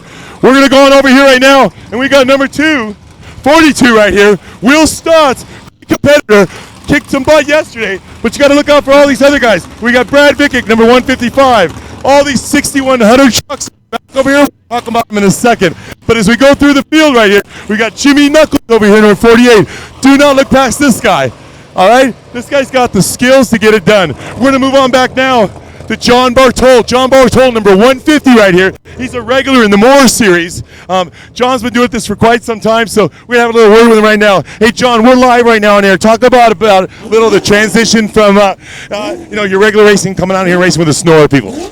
Man, it's been a great experience. This is my first time here. Like I said, this track is awesome. It's rough. It's got basically the best of everything in it in a one little short track. So, hey, John Bartol, number 150, he's starting in the back of all these trophy trucks. Look for him. He's the man to beat. Again, we talked about our farmers over here, right? We got Nick Vanderway over here, number 84, the milk truck, as you guys all call it at home. He's got his work cut out for him to get up in the front. But again, we're talking to Nick over here. Hey, good job in racing. You put on a great show for everybody this weekend. Talk a little bit about the family you brought out. That's going on my way. Who'd you bring out this weekend? Yeah, again, we brought all my brothers, partners, all milking cows, and out here, a bunch of families with us. David Biss's family, John Chavanel's family, and yeah, we're just having a great time. So you got it out here. We got some cow dairy farmers out here taken to the rest of the trophy truck drivers. So we got all walks of life, all different backgrounds. Again, good luck to you, Nick, out there, and hey, put on a great show for us. Appreciate you being here. Thank you very much. Okay, again, guys, I'm going to start moving to the back of the pack. Some of these cars over here may have had issues yesterday. That's why they're here. We got number 188 right there, Patrick Daly. We'll talk about him and what he's got going on this weekend. So, Patrick, we're talking to people live at surfrat.tv here. You have a unique vehicle in being a single-seater Class 1, just like Clarence Cleary. How do you make up for not having that partner with you? The knowledge of your car, how is it best to go about it? Here it doesn't really matter too much. We're just going to go for it, and I've been doing this long enough to where I think I can get around just fine without a co-driver. So, again, look out for this guy here to set the world on fire. This is number 188, Patrick Daly. Great-looking vehicle right here. I'm going to go back up and talk to Clarence, another single-seater driver. But, again, we talk about family all weekend long. Pat's part of this big off-road family, the candidate team and everybody else. But great guy. We're looking forward to him in the top finish.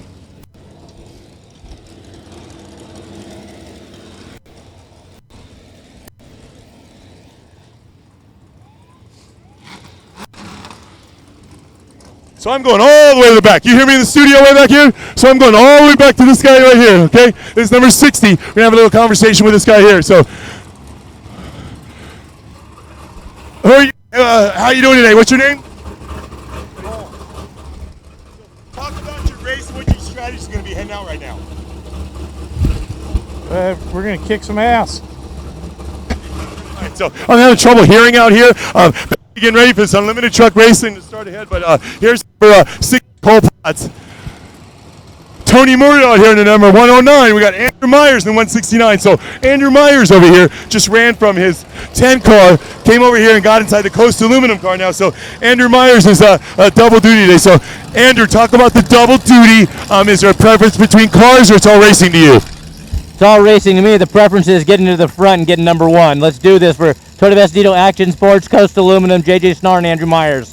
not only the racing skills that are needed out there, ladies and gentlemen, but that attitude. It looks like this guy's got it here, and I'm looking forward to seeing him work his way up to the front.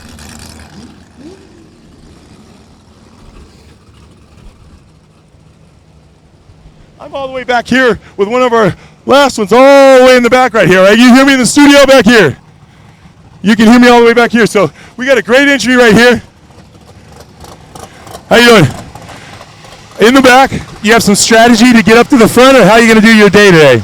We're just going to finish this race. We got to get a little bit of testing in. We're using this as a test day. We're excited. We're going to go run the truck. We talked about everybody out here with some family member or whatever. Who did you bring out here this weekend with you? I got my best friend Sparky over here co-driving with me, and I got a lot of my family and co-workers, and we're very blessed, man. We're lucky.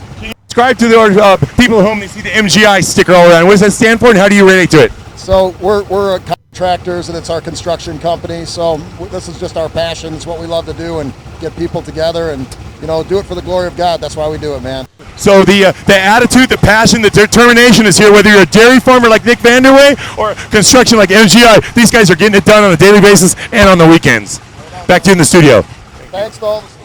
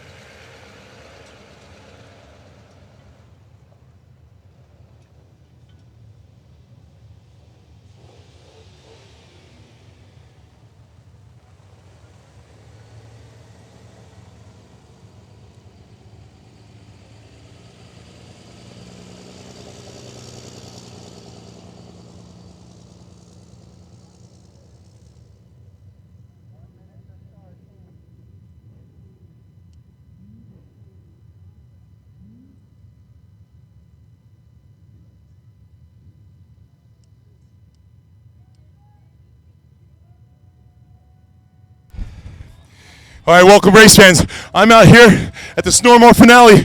This is it. This is Mount Everest. This is the big top right here. Unlimited trucks, class 1s, 6100s, and 7200 trucks out here.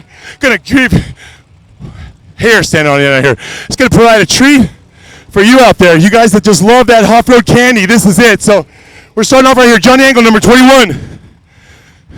Number 123, Ross Maddox. Second row, number 2, Tony Smiley. Number 158, Harley Ledner. Jimmy Knuckles, number 48. Jesse Jones, number 676. 42, Will Stotts, and 155, Brad Vivek. We go to number 150, John Bartol, and number 197, Clarence Cleary.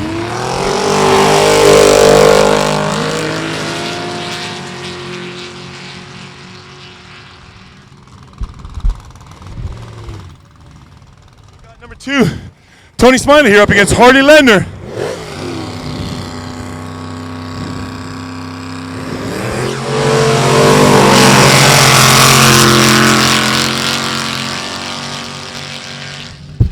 I've got Jesse Jones, and I got Jimmy Knuckles, number 48 and number 76. Jesse Jones out there. Watch these two guys compete.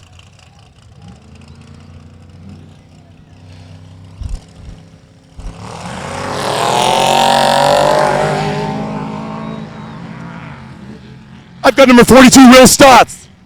I've got number 155, Brad Vivek.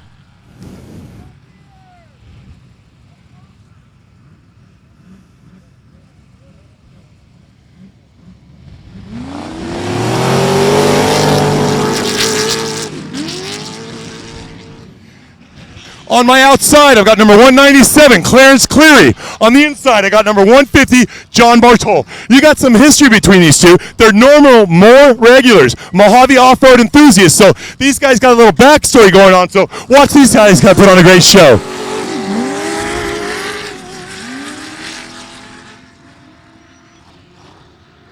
I've got over here number 156, a Motion Tire entry. Kelly Mather, number 156M, heading out right now. Motion Tire Motorsports, Richard Boyle, you're racing. I see you. Fiber Care Bass, Motion Tire, Richard Boyle.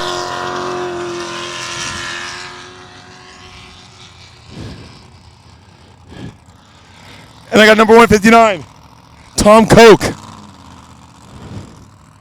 Older gentleman like myself, had some years under his belt, racing ball for a long time. Tom Koch, number 159.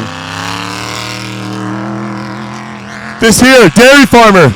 Cows are in his backyard. Nick Vanderway.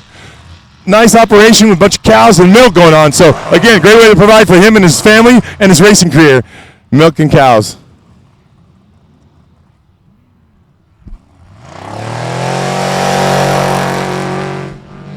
This is the other single-seater we talked about. We talked about Patrick Gailey right here. Helps out with the Canada Racing family, so he's got everybody behind him. But again, this is a unique vehicle right here, number 188, Patrick Gailey. Watch him set the world on fire.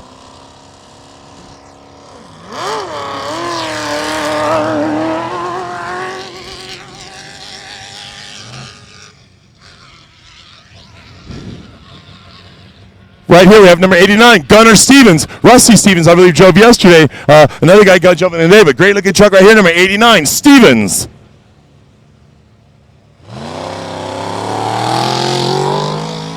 Again, we got number 39 right here, Ron Whitten. Unfortunately, number 88, Ulysses Galvan, was unable to get the repairs done to their vehicle after their hard hit yesterday. But again, Ron Whitten, number 39, heading out on his first lap here. Unlimited Trophy Trucks, Class 1s, 6100s, 7200s out here. This is the finale of the Snowmobile Off-Road race here, Laughlin, Nevada.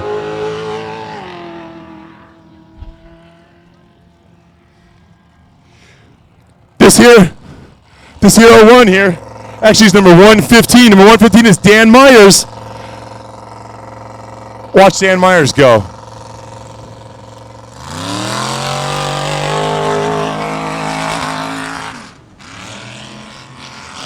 And now we're getting into number 38, Eric Husted here.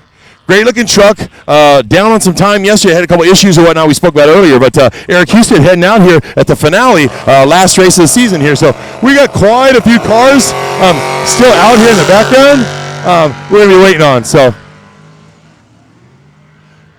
number 104 coming on in now.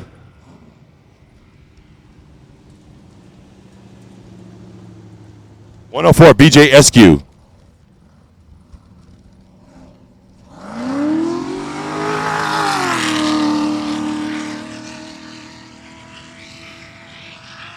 We got a great looking truck right here, number 99, John Koth, heading out.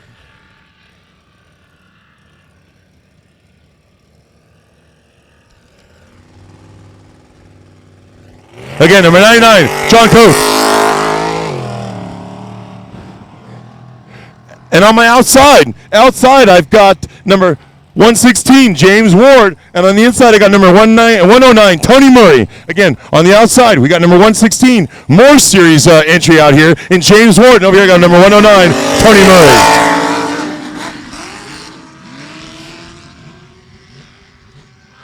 This here's number 60. Number 60 is entered under Cole Potts, so we'll see how this entry does. Looks a little older to be Cole through that glass of his helmet there. But again, this is number 60 entry, Potts Racing, Cole Potts. Number 195. Number 195 right here, Travis Chase heading out.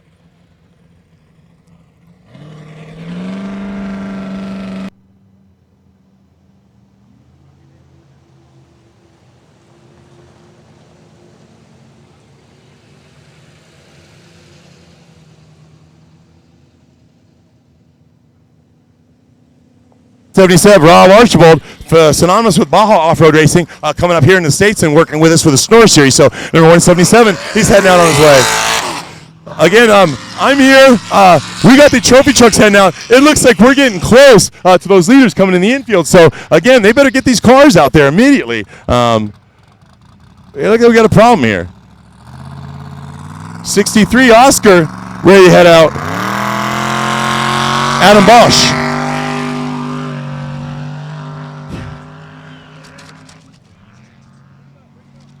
Bring him up. Oh, yeah, bring him up. Oh.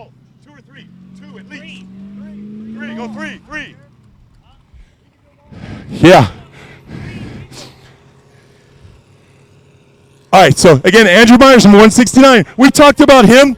We go.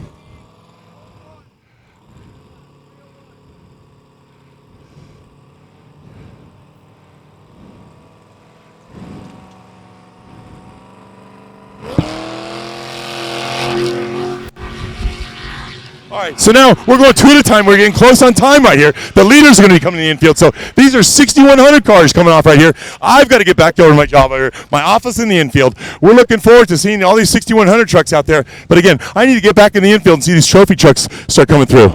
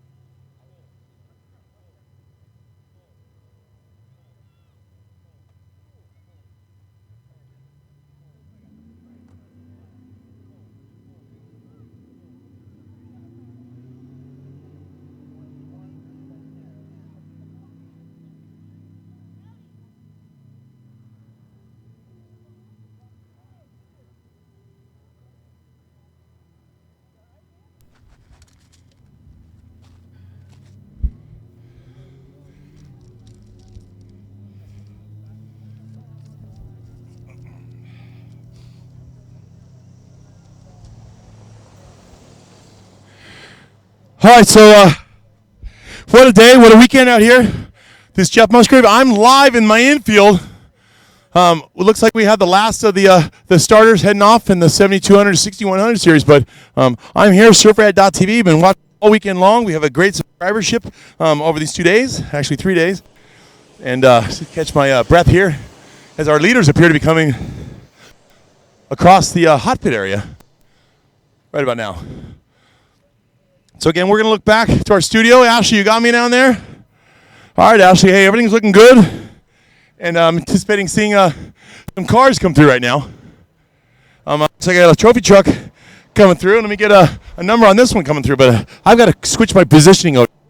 These are big 800 horsepower engines on these trophy trucks here. And again, they're going for big bucks. So I'm going to need to spread myself out and get away from any danger zone that we may have. So again, this first truck coming through here, good looking truck.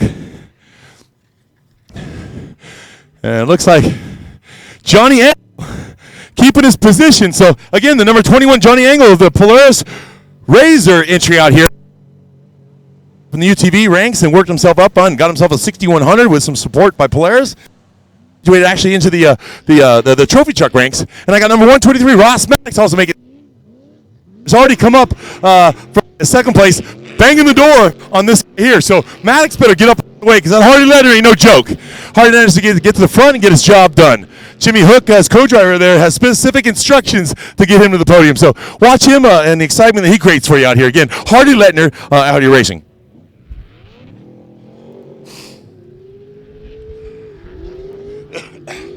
So again, we got number 220 Smiley coming on in the infield. And we'll see how this last entry is right here. But things are looking good. And Jesse Jones. So all the top guys are come on in the infield right now.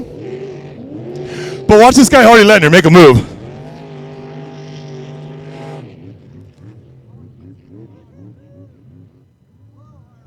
So again, we've got Tony Smiley up here, number 2. Followed directly behind him by number 76. That's Jesse Jones. Jesse Jones has a 4-wheel drive. Normally, or all the other ones out here, have a very unique vehicle himself. That number 2, Tony Smiley. But coming up behind him, the all-gray vehicle by Jesse Jones right there is a 4-wheel drive Geiser-built trophy truck. Unique in the ranks lately. They've all mostly been 2-wheel drive. But again, Jesse Jones pulling out all the stops with that 4-wheel drive trophy truck right there, number 76.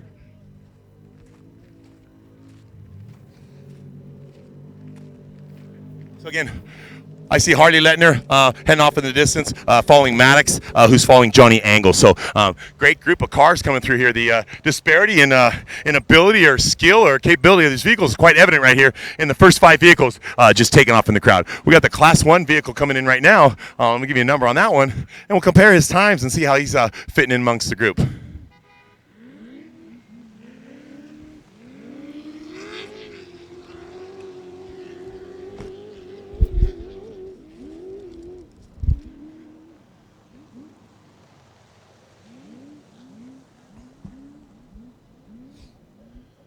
Again, another Class 1 coming on into the infield here, coming around the bigger berm that's in front of me. So we got some great racing out here. It's John Bartol, number 150. Again, we talked about the Moore Series racing, him and Clarence Cleary out here battling it. And there we go, like I just talked about, Clarence Cleary off in the distance, number 197 coming on to get it. But again, it looks like we got Kathy Mather, number 156M down at the bottom of the field here, just going through that big hole. So great showing for her out here. Again, a Moore Series regular. So this is a Moore combined. Unfortunately, Clarence Cleary, number 197, is off a bit.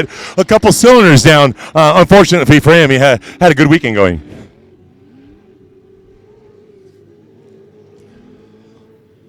So again, we'll see whether Clarence decides to stop in that hot pit up there, maybe get some help, maybe a plug wire, something like that came off. But his engine is struggling something fierce right now as we get the rest of the Class 1s coming on down into the infield area.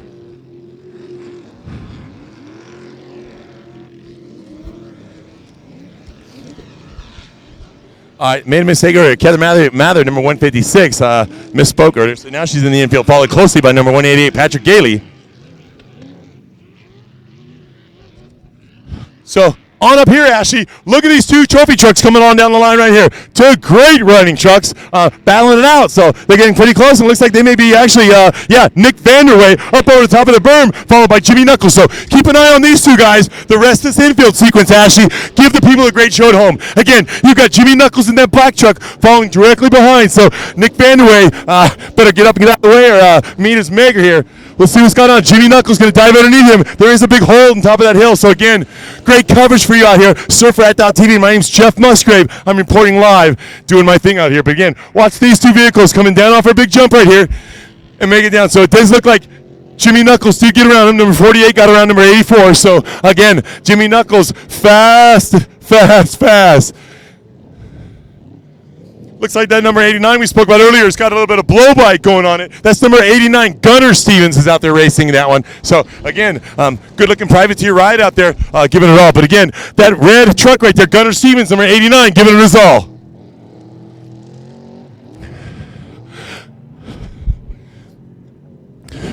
So we're back up at the top here, Ashley. And again, we've got a Class 1 car followed immediately by maybe this first 6100. Let me look over and see what we got over here. No, that's Eric Husted, number 38. So we've got that.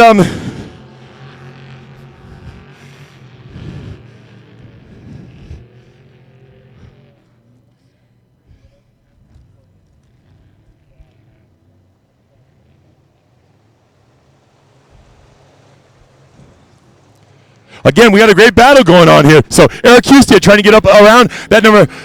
Can't get the number on that one, but a Class 1, and he does. He just basically takes him on the outside. So, again, Eric Husted, trophy truck, getting around that 01 sided vehicle there. Can't get the little number on it, but actually the orange truck there, Class 1.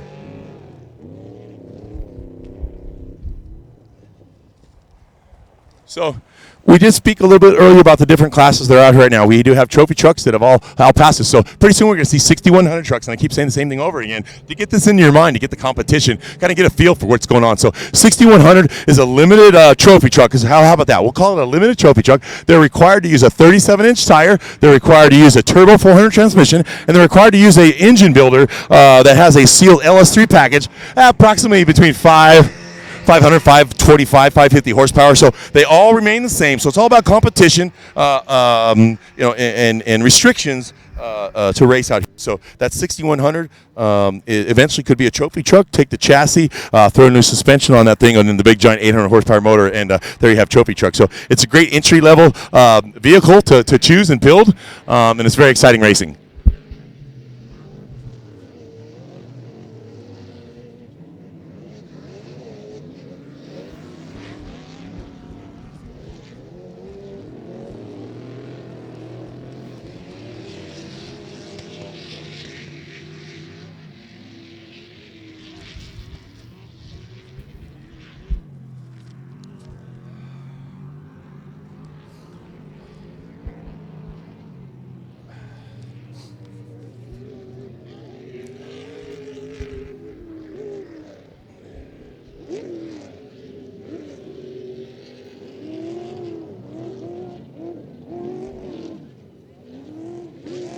So I do anticipate seeing some 6100 vehicles coming in at this time. We've had all the trophy follow on through, maybe a straggler or two coming in, but Class 1s have also completed their round down and through the infield here and headed out in the second lap of 5 here in this finale, in the Snormore off-road finale here. So looks like we got another fast car coming down right here. Looks like MGI Motorsports. We spoke a little bit earlier to him about his construction company and how he fits in with the family out here. But again, that's number 63 racing, and that's Adam Bosch.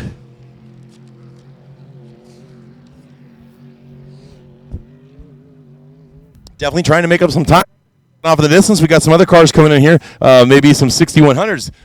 Finally, we get to take a look at these great looking cars right here.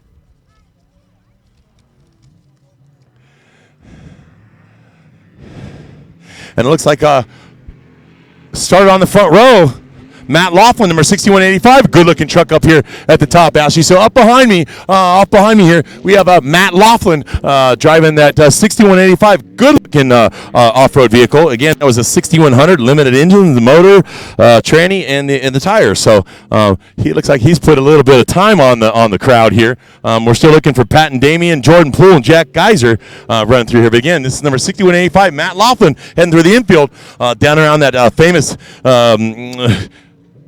huge hole he's going to hit through right down at the bottom right about now, deep in there. So again, that's going to be a strategy where they're going to go up around or pound through that thing later on in the afternoon.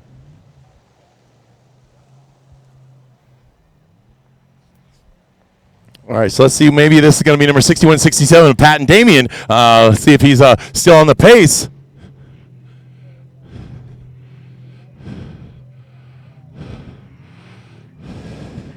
No, that looks like number 6118 of Jordan Poole. So, again, 6185, Matt Laughlin, followed by 6118 of Jordan Poole. So, Jordan Poole started on the second lap. He's got 20 seconds given him. So, he's doing actually a great job. We appreciate him getting back on out here for an injury a few years ago and kind of nursed back to health by Brie Cloud. We spoke to her earlier. But, again, appreciate him making him back out here in that Alexander Motorsports entry.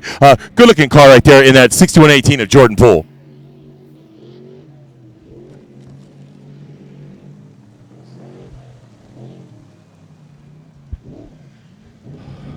Again, fast truck heading down in the infield right here. Those golden lights on the front of it. Again, looks like a 6100 truck here. One of those banjo trucks out there.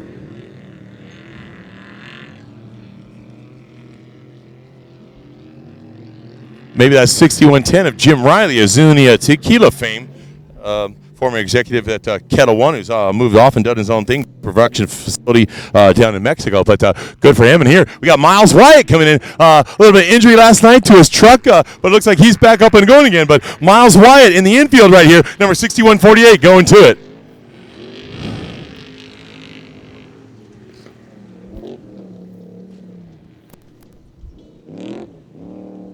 Again, looks like Jim Riley down at the bottom of the infield here, followed closely by number 6148 at Miles Wyatt. Gingerly making his way around the top of the infield area, coming down a long straightaway. Pedal to the metal coming down here. High-speed section, trying to get as fast as they go. A couple jumps for the spectator infield area right here. But, again, great racing. Miles Wyatt, number 6148, heading on out on the second lap.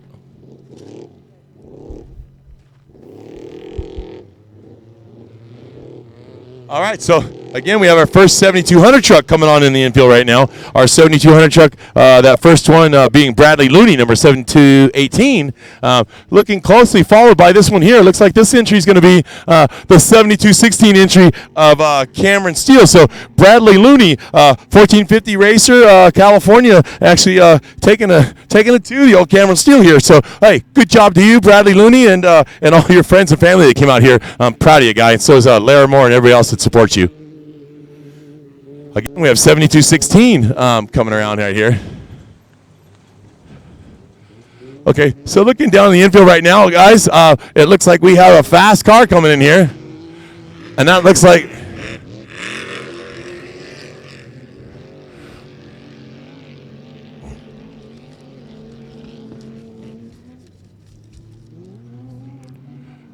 All right, ladies and gentlemen, so in the infield already, we got number...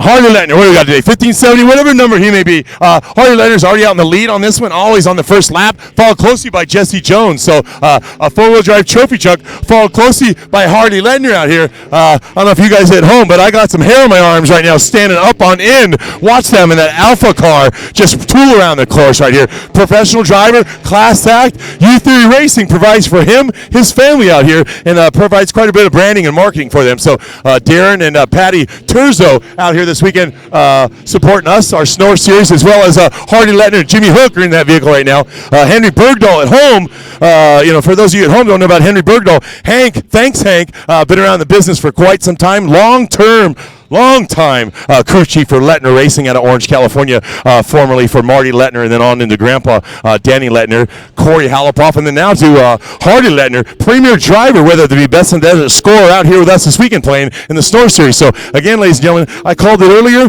and hopefully we'll see him on at the finish. But again, we got Maddox now, number 123, coming on down in the infield. Obviously, there's some kind of problem with him falling off the pace because Hardy Lettner got around Johnny Engel as well. So we are waiting for that trophy truck of Johnny Engel to get down the infield again. Maybe a flat tire, some kind of mechanical difficulty. But again, these first guys coming out here really kicking some butt. You got Maddox, Jesse Jones, and Hardy Lettner out there, first three vehicles through in this unlimited class.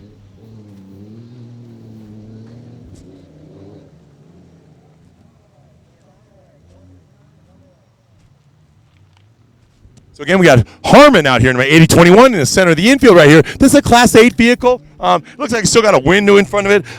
Class 8, old school, almost a trophy truck version back in the day kind of thing. But again, Harmon and his crew coming out here. Limited entries, he was the only one. So he's looking for a podium this weekend and increase his points lead out here. Again, that's Harmon, number 8021.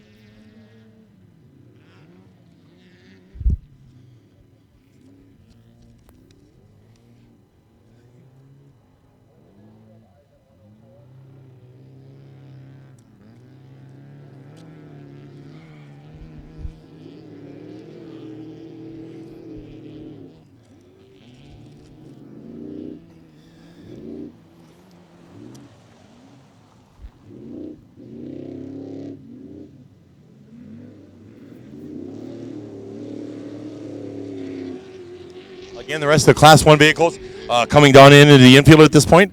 We'll give you some names and numbers of some of these guys coming through, but they're coming in their second lap, actually passing some of the 7200 trucks, so quite a feat in that in itself. But John Paul Toll, number 150, heading around the track right now down here in the infield, more regular.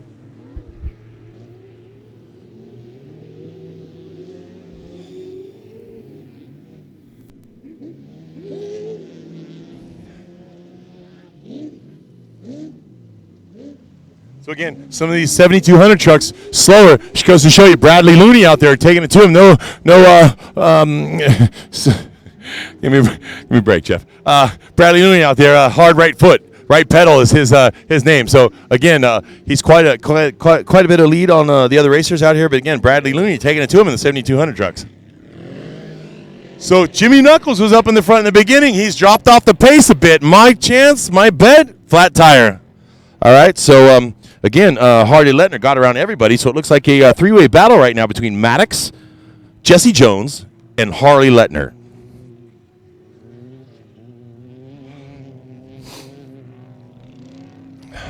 Again, I'm hearing Clarence Cleary and his down cylinder engine trying to get around this track. That's that white vehicle up at the top up here, Ashley. And You know, I would have thought he went maybe stopped in the hot pit up there trying to get some help or whatever, but it looks like maybe he's got a wire wrong or something. So wire fell off, some kind of issue with him, but not running on all cylinders right now. So again, bad break for Clarence Clear out here trying to get to that Moore Championship. Tough break for him.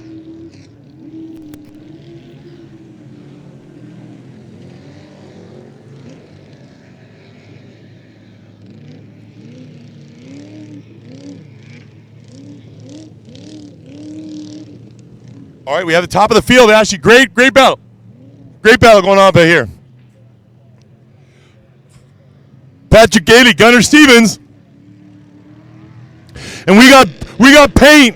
We're scraping paint. We got Johnny Angle, Gunnar Stevens. Look at that racing going on there. We got Patrick Gailey right behind him in the 188. Gunnar Stevens, Johnny Angle, and Patrick Gailey.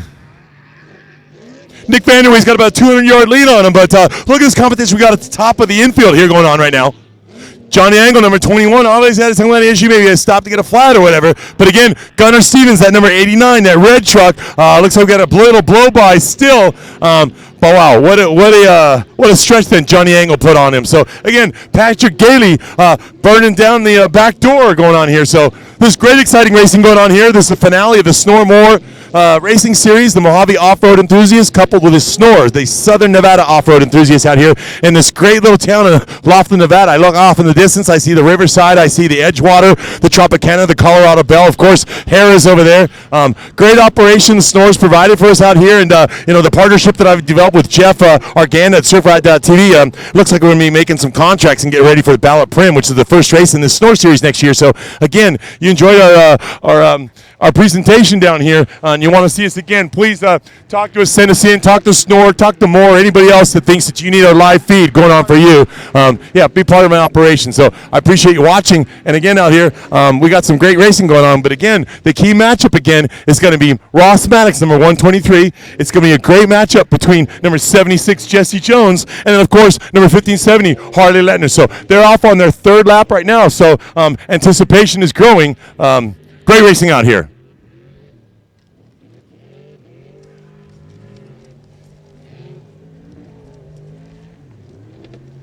So if you're just joining us right now, most of my day has been talking about the family and the hole over here, okay? We've got a big hole down at the bottom of the infield right here, and we're going to go take a visit to it. I talked about how it's going to be developing and changing throughout the day, and it's actually going to change some of these drivers' strategy. This was an area down here in which we're able to make a good pass, long straightaway right here with a couple tricky sections in it. So it's a driver's course right here at the bottom of the infield, and we're looking forward to anticipation of seeing some great passing going on down here, all right? But off in the distance now, I can hear a couple other unlimited cars coming in. But again, the anticipation of seeing those top three cars coming through. And again, not necessarily top three trophy trucks. You got these buggies, right? Doom buggies, okay? Harley Lettner and Ross Maddox out there, number 123, number 1570, taking it to that trophy truck, number 76 of Jesse Jones. So four-wheel drive trophy truck built by the Geysers, synonymous with the best in off-road. But again, I'm traveling down here to the bottom. We're going to check back with the studio again. Ashley, you still got me over there? Okay, our sound is good. So again, we got a bunch of great racers coming in here. Number 109, Tony Murray heading out on one of his laps. So again, as I get closer, you know, we talk about depth perception. I'm 6'3", 250 pounds, and I can go climb and put 10 of us in this hole down here. So again, great racing going on, but I'm going to describe a little bit of the treachery that's going on down here. Number 177, Archibald Racing heading around. But again, this hole that we talked about right here, this hole's been here all afternoon. It's got a huge section going on right here. And again, right behind me down here, Ashley, is that big hole we're talking about right here. This is the Widowmaker right here. It's a great area to come and pass, but you got to have your skills up to date right here. Hopefully, later on in the afternoon, you're able to cover and capture some of the racing that's going on down here, some of the competition.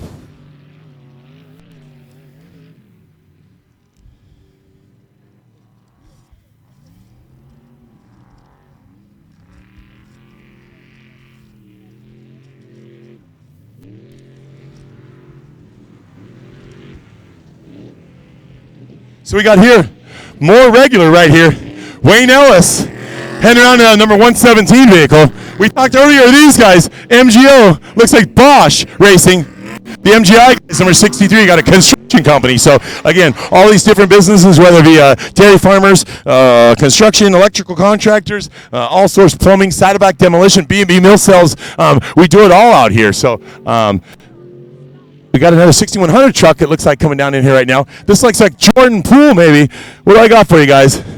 No, this isn't. This is the leader. This is Matt Laughlin, number 6185. He is the leading the 6100 trucks right now. So let's see what kind of lead he's got. Ashley, you see me down here in the corner? Okay, so again, you people at home right now, start tapping your feet, counting the seconds. We want to see how far in front Matt Laughlin is right there. Next competitor.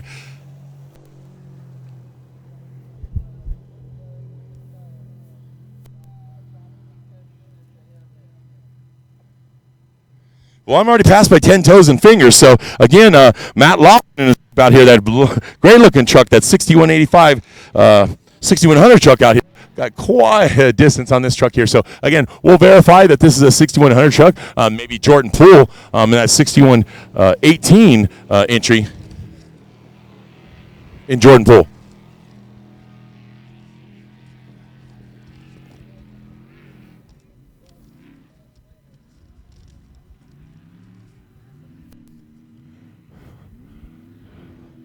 So again, we're close. What, maybe over a minute or so here. So again, this second 6100 truck coming in here, this Jordan Poole, he better get a move on. That Matt Laughlin's got quite a bit of time on him in off-road, even seconds count. So again, this is Jordan Poole right here. He's number 6118, heading down in. It's Alexander Motorsports. He's going to dip down a huge hole right now.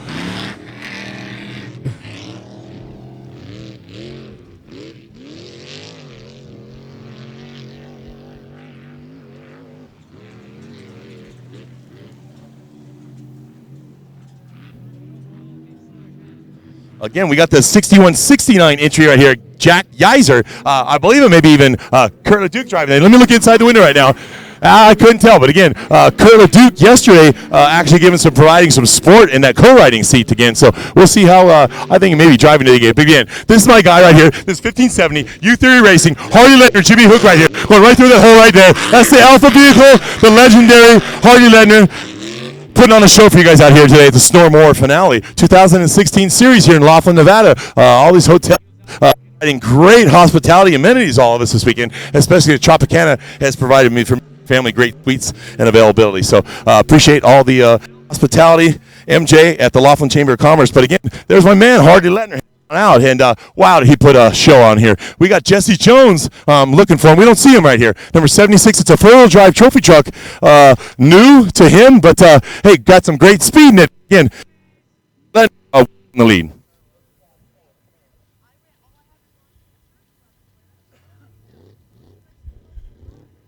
Again, so you at home, we're gonna have some disparity. We're gonna have some big gaps right now, and that could be due to mechanical issues. If we have flat tires, that kind of stuff. But again, the mechanical issues out here, you cannot work on the race car, your pit and crew, other than up here in the pits, the hot pits, located at the top of the track. So if anything were to occur like me this morning down in the infield, I would have to work on the truck myself, my crew inside. So again, this morning we weren't able to get everything back together after a belt popped off. But again, we're trying our best out here. But again, it looks like we got some fast guys coming through right now. We're still waiting on that second place guy. But again, right now, it looks like I got right here. I got number 6148, Miles Wyatt, taking his trip around right now at the bottom of the track, going through that big hole. 6100 driver right there. So again, great showing by him after a rollover yesterday. Got an accident with another car out there. Got tangled up and gone over. But great racing. It looks like here we may have number 123, Ross Max. I've been looking for him for a while. And Macy, maybe he had a flat. So again, there's a great entry right here. Number 123, Ross Maddox heading around. He's going deep in that hole right now, as you can see. And again, powered right through it. So we got Chad Looney, my buddy there, 7218, taking it hard. So again, great racing out here. Thanks for joining us, surfrat.tv, live at the King Shock Pavilion here at the Snormore Finale, Laughlin, Nevada.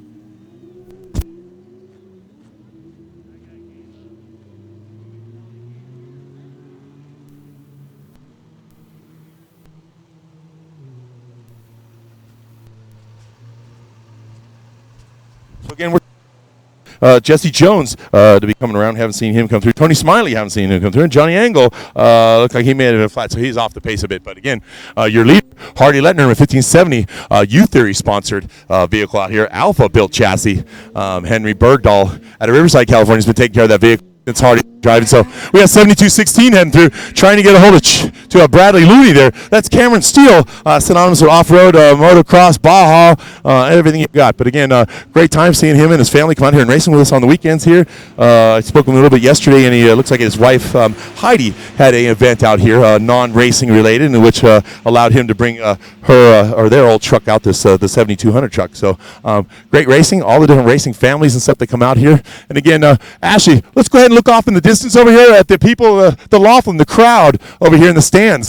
They've been waiting out here all day long to see a champion crowned. And again, 1570, Hardy Lennon is trying to do his best job as possible, put on a show for you and them out here. I'm sure if we talk to them, they'll talk about how they're planning their trip out here next year in the first 2 weeks of December. Again, for the Snormore finale out here. But again, looking across the distance here, off in the sun, I'm seeing smiling and I'm seeing tea. So looks like everybody's having a good time out here. And appreciate being here with us all day.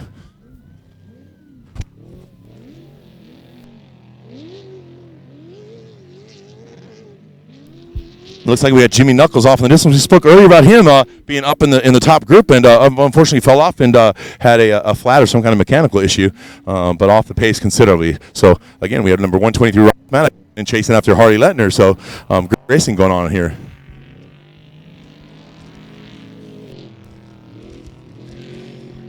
So again, we got number 48 here coming down the bottom of the track. This black truck right here. This is Jimmy Knuckles here, number 48.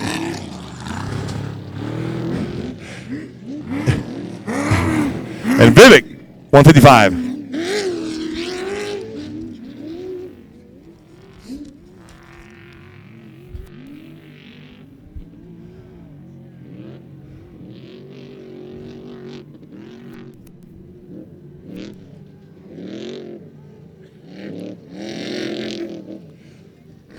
So again, we got Jim Riley, 6110, heading around that 6100 truck.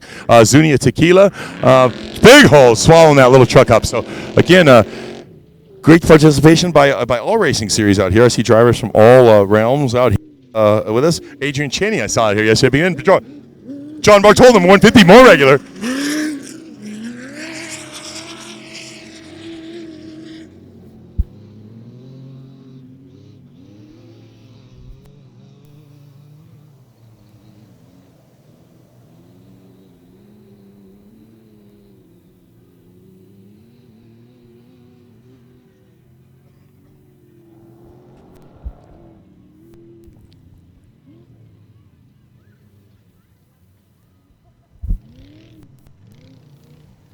No, so hey, 197, Clarence Cleary, that white single-seater you see up there, Ashley, coming through the top of the infield right there. Unfortunately, wasn't able to get to the hot pitter, had that issue, that electrical issue it appears to be happening.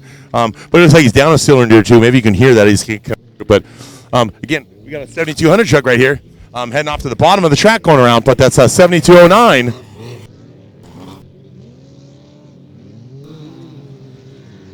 Again, 7209, Jason Rodriguez. And again, here's Clarence Cleary right here heading down, so we'll see what kind of issues he's had going. But again, he's going to put in the deep hole right here, and he's down a cylinder. So unfortunately, not his game today. But I don't think anybody's going to be on the game chasing that guy 1570 Hardy Letner.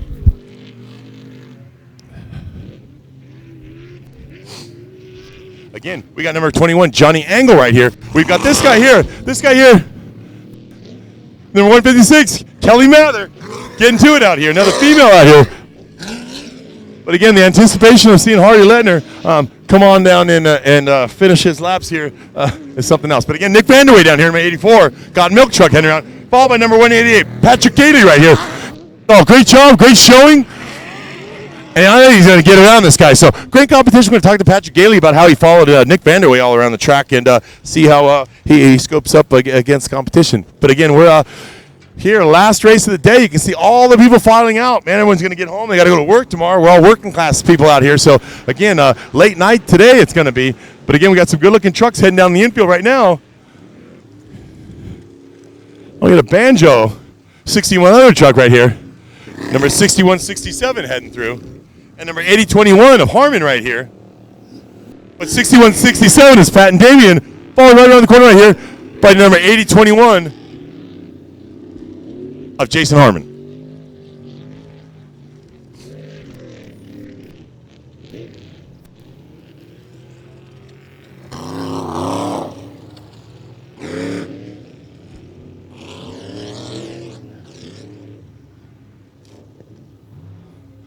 Again, thanks for tuning in all weekend long. Surfrat.tv, a great production of the Snore More finale out here. My name is Jeff Musgrave, and I've been reporting live all weekend long here at the King Shock Pavilion. We want to thank Brett and Ross King for providing this great opportunity for me and Jeff Arganda over at Surfrat.tv. But a lot of great meetings are happening over the last 2 days regarding our performance. So it's looking up. And again, we got, looks like number 38 down here, Eric Husted coming down around. So off his pace again. All these guys in the back, whether they have mechanical issues, flat tires, that kind of stuff, you all got to keep in mind the finishing order yesterday. They combined both the times together for an overall champion. So it's looking like Hardy Lettner, that 1570, is having a great day and may actually get up and get this overall.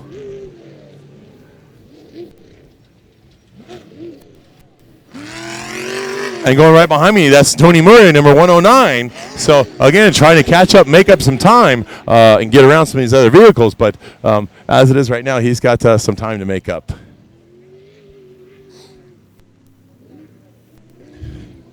And, again, falling down behind me here, we got number 177 of Rob Archibald out here. Archibald Racing spends a lot of time in Baja racing down there.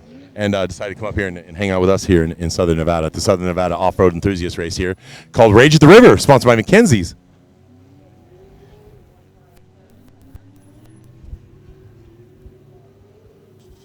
Against the top of the infield, that yellow vehicle, that MGI Bosch entry. Again, off the pace, started in the back of the field and continues to remain in the back. But we'll see him make up some time and see how he pans out. Again, that MGI truck maybe off the pace a bit, but looking for the leaders. They'll be coming around pretty soon. We got some fast vehicles and some great racing out here, so I hope you've enjoyed your weekend listening to surfrat.tv.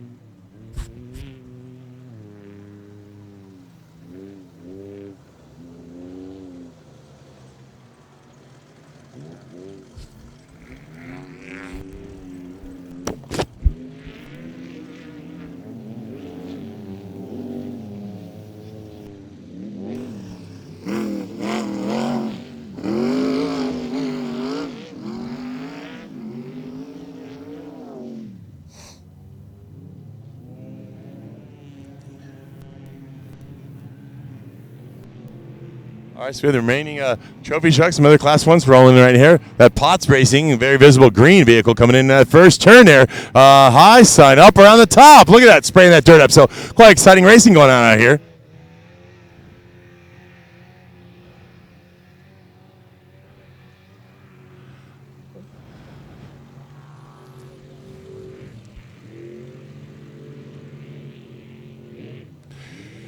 So it looks like me. We got Matt Laughlin, that's 6185, won first place, but he looks like he's going to be lapped by this man, Hardy Lettner, coming on the infield right now. So amazing driving skills being performed by you. You guys are seeing a special thing going down right now. You got Hardy Lettner, Class 1 buggy,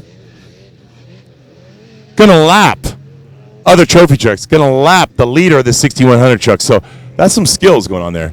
So, again, you guys see this guy on around, real tall guy around, Hardy Lettner. He's got some skills. He's doing his number down here in front of this crowd from Laughlin. These people have been waiting all day long to see exactly what he's doing right now as he's coming down. This is a great spot to pass, but a great spot to you. He's going to into that hole right now. Hardy Lettner, number 1570.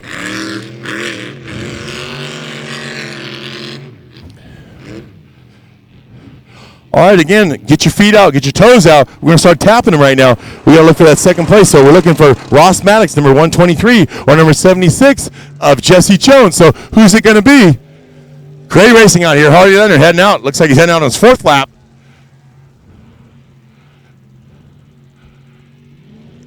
And again, looks like everybody's off the pace. I've got a 6100 truck here. What are we looking right here? This is Jordan Poole, number 6118, Alexander Motorsports. And now he's going in that huge hole. And way to go. Jordan Pools. Looks like second place falling behind Matt Laughlin. But, hey, quite a feat out here for that Harley Lettner and his crew. Almost lapping the 6100s. Quite a feat over a 14-mile loop without flats. So, again, Harley Lettner, man on a mission out here, getting things done with Jimmy Hooked. We talk about Jimmy and his race prep, his services, that kind of thing that he does all over Southern California into Central California. So, Hooked Up Motorsports, I think he provides 4 or 5 race teams, race prep as well as the co-riding services he's been providing for Lettner Racing for quite some time. So again, Jimmy Hook and Tori out there, hey, congratulations to both of you on your success out in off-road and your partnership with Harley Lettner and how the success, two of you rub off each other and feed on each other. So again, congratulations to you. Again, we got Gunnar Stevens right here, number 89, making his way around this bottom turn again. Quite a bit of battle that was going on earlier, and he had some smoking going on. Maybe that was a tire rub from some fiberglass that is off the front of the truck now. So blow by that I spoke about earlier is missing, it's gone. So he's up and running, and looks like maybe heading down his 4th lap as well. So rough course out there. I have not seen 23 Maddox or 76 of Jesse Jones yet. So the leader has been Harley Lettner, 1570. No one's around. So it looks like I got a break in the action right now. I'm going to go get down inside this hole we spoke about earlier. So, Ashley, you got me down here? So, again, look at the size of this hole. We talked about it earlier. I'm 6'3", 250 pounds. Look at the size of this hole down here, okay? I've got a car that's coming through up here. We're going to let them go by, but I think I'm going to have a break. But, again, look behind me. I've got to look over the edge, look down inside the hole, okay? So what a fact that these off-road vehicles are able to go around and smash through these holes as they do. One of the reasons for that is that King Shock over there. King Shock synonymous with off-road racing, performance parts, and we spoke a little bit earlier as well as about big rig shocks that they're providing now. Great service, extended life of the shocks for these big rigs. So great job in Brett and Ross King. So right now we got second place coming in right now, which is number 123 in Maddox. So obviously some kind of problem with them off the pace quite a bit. But we're looking forward to seeing some of the other guys coming through. We're still looking for Jesse Jones, third place.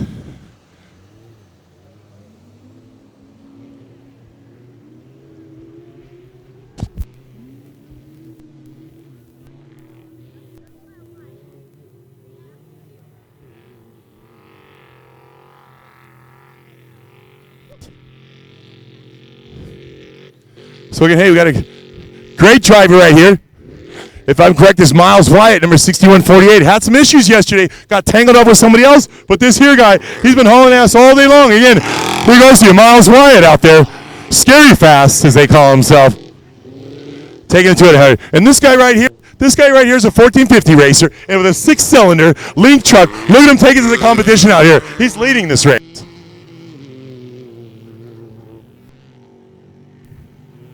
So listen, Ashley, you got me down there? I've got a great opportunity to get down inside this hole right here. So look. Look at this. Again, the treachery out here with this course, the 2-day event on the short course kind of thing. Everything's going so fast, so calculated on how to get to the front immediately. Big dollars at stake right here. So again, Snore, what a race. One of the roughest races we've seen out here. So it's a testament to where's Jesse James, where's all these other drivers at. Great racing.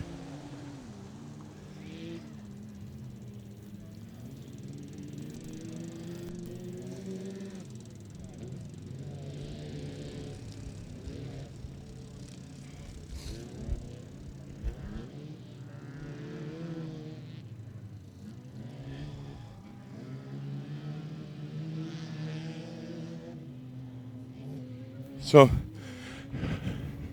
this looks like second place 7200 truck. This looks like Cameron Steele out here, number 7216. So watch him. Look, they're trying to make up quite a bit of distance and time right now, but quite a smooth truck in that 7216. So it looks like this Jimmy Knuckles, number 48, then trying to make his way around to get a finish out here, complete the 5 laps, and record his points and see how he finishes throughout the weekend. But big money at stake out here. Not as much as the 1600 racers we talked about earlier, almost a $10,000 payout, but this was close to $5,600 it looks like. great money being awarded to these guys out here, and very well needed for some of these guys. Just the prep bills on these are exorbitant amounts. So again, great professional off-road racers out here giving you a great show here at surfrat.tv.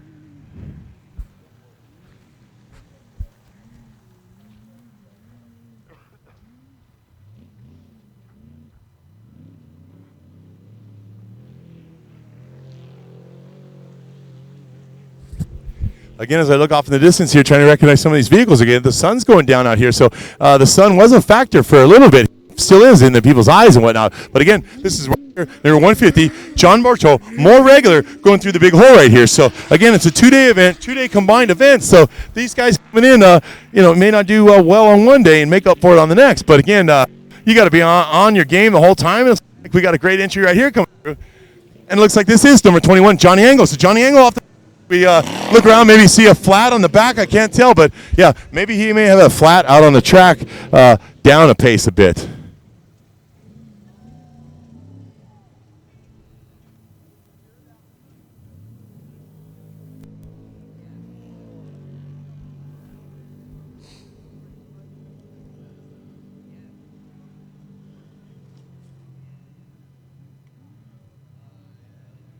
Again, we got number 197 coming in the cop. That white car up there, that's a single-seater, built, driven, prepped, everything by Clarence Cleary. So, again, we talked about maybe a plug wire, a couple cylinders. I can still hear it off in the distance. So, unfortunately for him, ruined his day out here. So, they'll take it back to the shop on Monday and determine what went wrong. But it appears to me maybe a plug wire or some kind of electrical came off, but just not sounding right. So, again, he's followed by number 84, Nick Vanderway, trophy truck driver. Kind of back off the pace. So anyway, we're looking for the leaders to be coming through again down here, a culmination of this race. So pretty soon we'll be closing up and be going off the award ceremony and awarding all this big money we got going out. But again, great racing down here. Here's Clarence Cleary, number 197. Got all his family and friends back over in the distance watching him. So again, great job he's doing. And again, Nick Vanderway, number 84, making his way around and complete all his laps out here at the Snormore finale here in Laughlin, Nevada.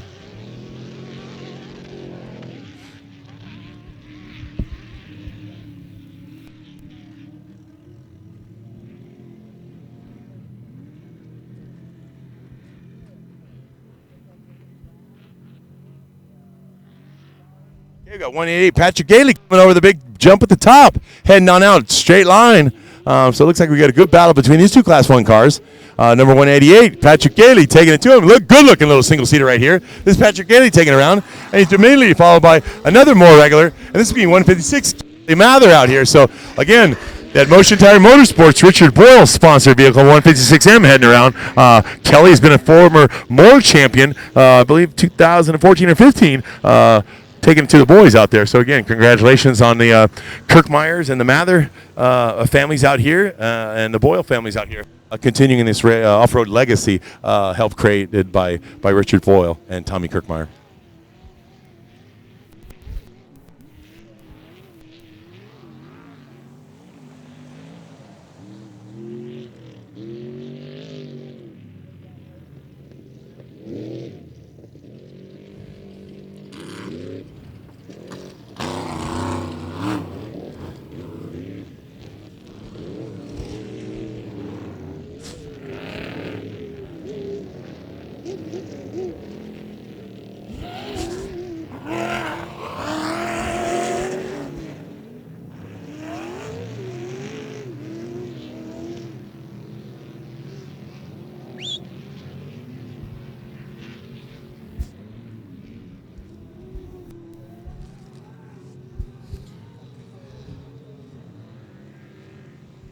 All right, so we're looking for Harley Lettner, leader, come through again here in the infield. You got me on sound up there, Ashley? How are we looking? All right, we're looking good here. So again, we're looking for the leaders to come back through again. Eric Husted, number 38, coming on through the bottom here. I got some of these 6100 trucks. Looks like 6110 of Jim Raleigh, closely by Archibald right there. So great racing going on here. We got a little falter with a Class 1 vehicle going on right here. The MGI truck in the infield. Looks like 155, David Vivek. Got some kind of issue going on underneath. Rodriguez in that 7200 truck.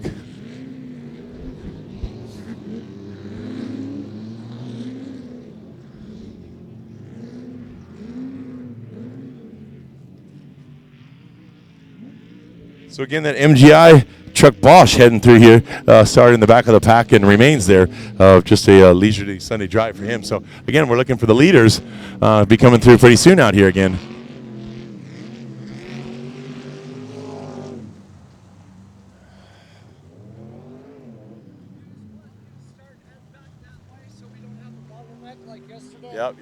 Yep.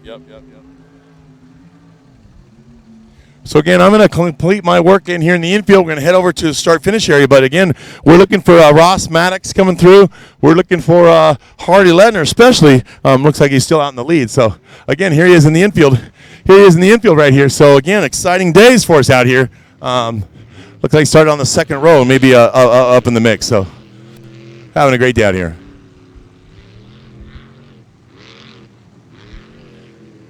And again, for those of you at home, she's got you captured on number 1570, our overall leader for the day, which is Hardy Ledner coming up behind another vehicle. But again, Hardy Ledner pulled off a sweep this weekend, it looks like, Class 1 and maybe overall for the whole weekend. So great job to him and Jimmy Hook. It looks like he's going to be coming in real close here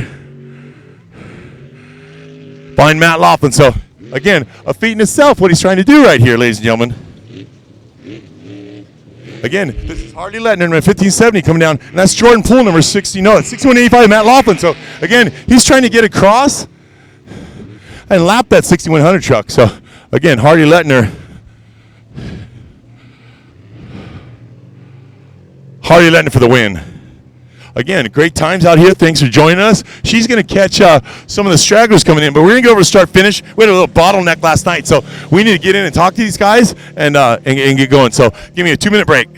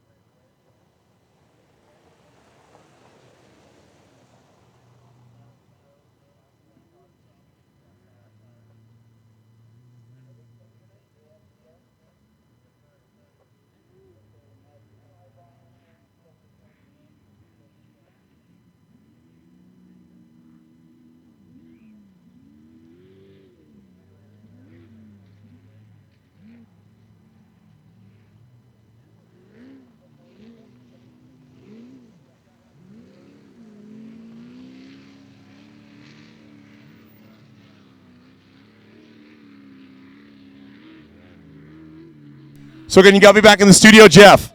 You copy?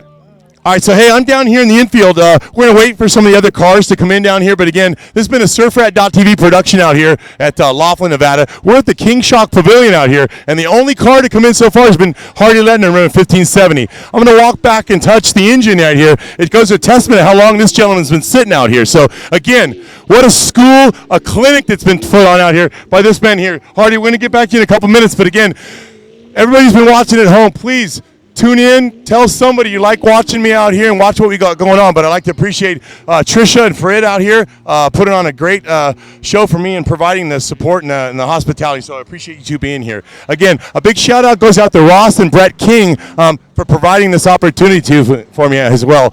We have the Moore Series, the Snore Series, we have Ultra Wheels, we have PCI Communications, and we have Sierra LED. So all these groups out here provided for a great weekend for me and hopefully a great production for you. So as the other finishers come in, if you've been watching all day long, you've been watching me talk about this guy back here, number 123, Ross Maddox. Hardy Letner and him been friends, competitors for quite some time. So the camaraderie between these two, when they do get together and talk, it's been quite something. But again, give me a couple minutes break right here, waiting for the third place finisher to come in here. But again, we've got some great times to talk with this gentleman right here, 1570 Hardy Letner.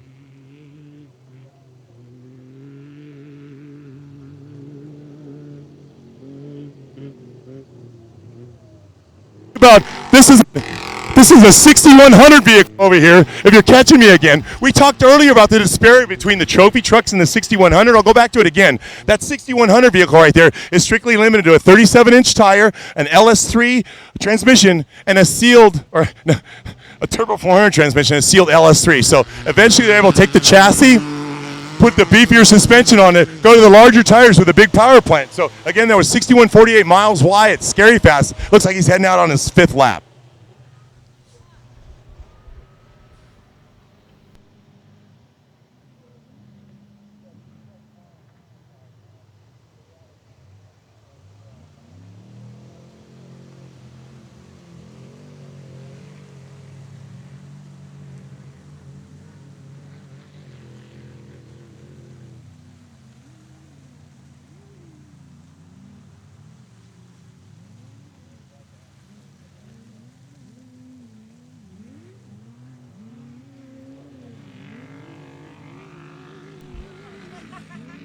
Funny you mentioned that, Jeff. I did run into Jimmy Hook again. It's about the 7th time on air again. But again, I've had so many people come up and talk about him throughout the day, and his wife out here providing the great support. But Jimmy, Andrew Neal, Wheeler Morgan, all these guys out there, great competitors, and whatnot. But what happens to one of your cars this weekend? Well, fortunately, we had a little problem with some timing and scoring issues with Andrew, and so be that. But I believe Wheeler got 5th place, maybe 6th today, and a solid finish, and probably the more overall points championship, which is just fantastic for us and the team. And then also Shane Reed, I got a solid 7th place finish, and Kevin Smith in the top 10 as well. You got it. As you come in right now, we see Johnny Angle here, number 21. The Polaris Razor entry right here. This guy here started off in UTVs years ago, worked his way up to a 6100 truck. Now where he's at, he's a trophy truck. So Johnny Angle, all the kids at home, look what can be done. Start off in a Razor, look what you end up, a trophy truck. So again, 3rd place finisher out here on the day behind these two, 123 Ross Maddox and 1570 Hardy Letner.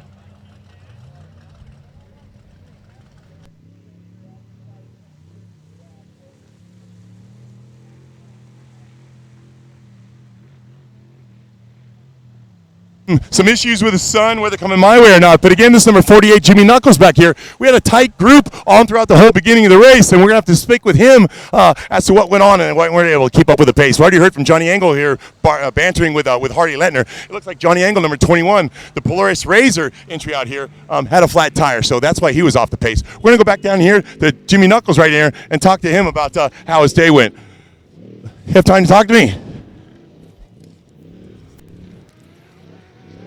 So again, this number 48 out here, great showing last night, and then again today, we're going to find out why off the pace, and back here looks like 5th place finisher.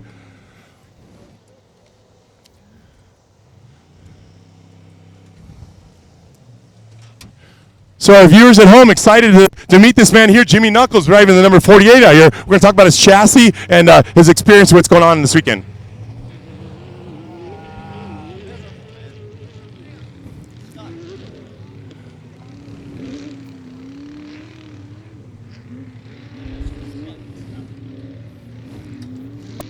Little technical difficulties with some window nets here. These window nets are required on all racing vehicles to be out here. This window net keeps the gentleman's hands from falling out in case of rollover or whatnot. So this is part of a safety inspection process with a tech. So I'm going to reach through the window right here and talk to him. Jimmy Knuckles, tell us about your day. You fell off the pace a little bit. We're anticipating you keeping up with this Ross Maddox over here in 123, and of course 1570 Hardy Lettner. So talk about what kept you back off the pace. We just want to follow Jesse around the first lap, get a look at the track, and coming up out of the gravel pit down there was a rock on the right side. Jesse can throw up some big rocks with that four-wheel drive, and we clipped one with the right front, so we had to change a tire. So that put us back, and then we ran it pretty hard, after that. And I noticed the driveline, the start of the fourth lap, I could feel it starting to go away. So we just had to either get out and change it or slow down. So we drove really slow, fourth and fifth lap just to finish. Again, you heard from number 48, Jimmy Knuckles, one of the race favorites out here this weekend. Great job, and we look forward to looking for you in more snow racing. Thanks, man. Thank you, sir. So again, everybody, we're going to get our second place physical finisher here, number 123 Maddox, up over in the King Shock Pavilion over here. We're going to have a couple words with him, so bear with me.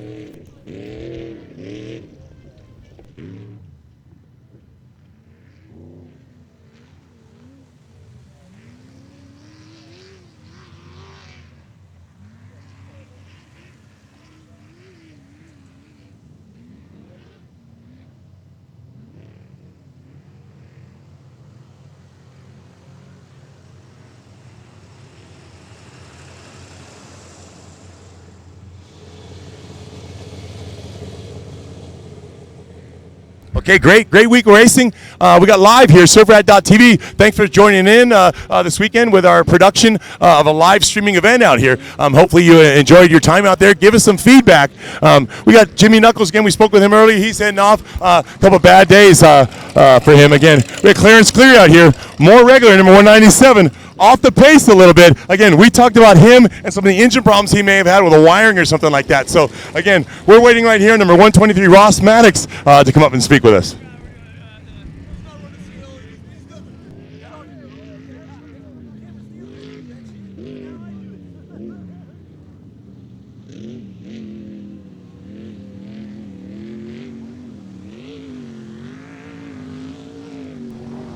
So again, we got number 84, Nick Vanderway heading out. Thank you, sir.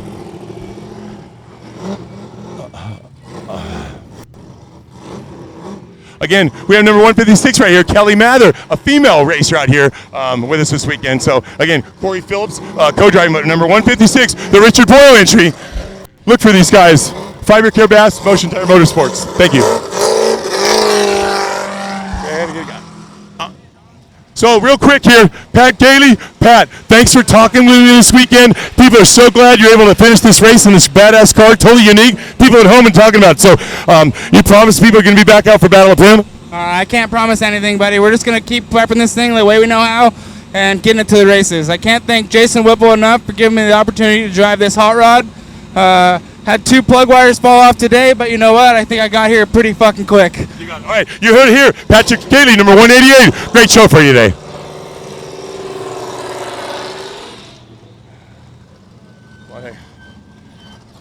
You got time for me? Okay. Real quick. We got Archibald right here, number 177. Had a great day out here. He finished the race. Talk about the family you brought out this weekend. Yeah, my fiance Judy came out with me and my dad, and had a nice group of people. Tim Lawrence. I've got Robbie Hendricks in here, co-piloted with me today because everybody else got food poisoning. So anyway, I want someone to look at my gauges, make sure we stayed cool today. Sure, so I've had a conversation with Robbie Hendrickson all weekend long. He's a busy man right here. Young man, hardworking guy. But again, the number 177 Archibald. Great showing out here, guys.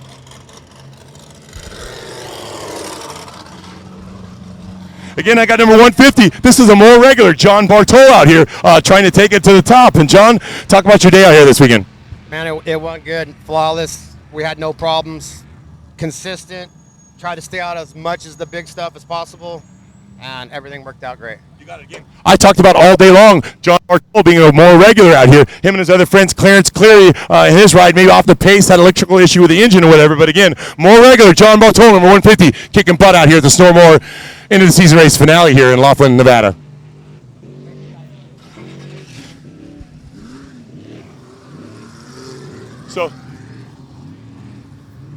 So again, we got the first two Class 1s coming in here. Actually, first two overall here. I got Mr. Hardy Ledner, number 1570 right here. And just behind him, we have Ross Maddox. So again, Hardy, stiff competition, but I'm going to get back to the guy that you dominated. I'll be right back to you in 1 minute. So again, 1570 Hardy Ledner.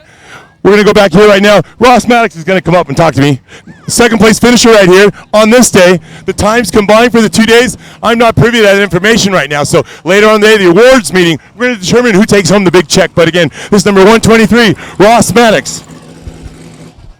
And who are you driving for today? Who is this? It's Ross Maddox, driving for Ross Maddox. Got it. So it is him. You do see the different names on the sides of the cars in repetition. Baja 1000 races, sometimes hard.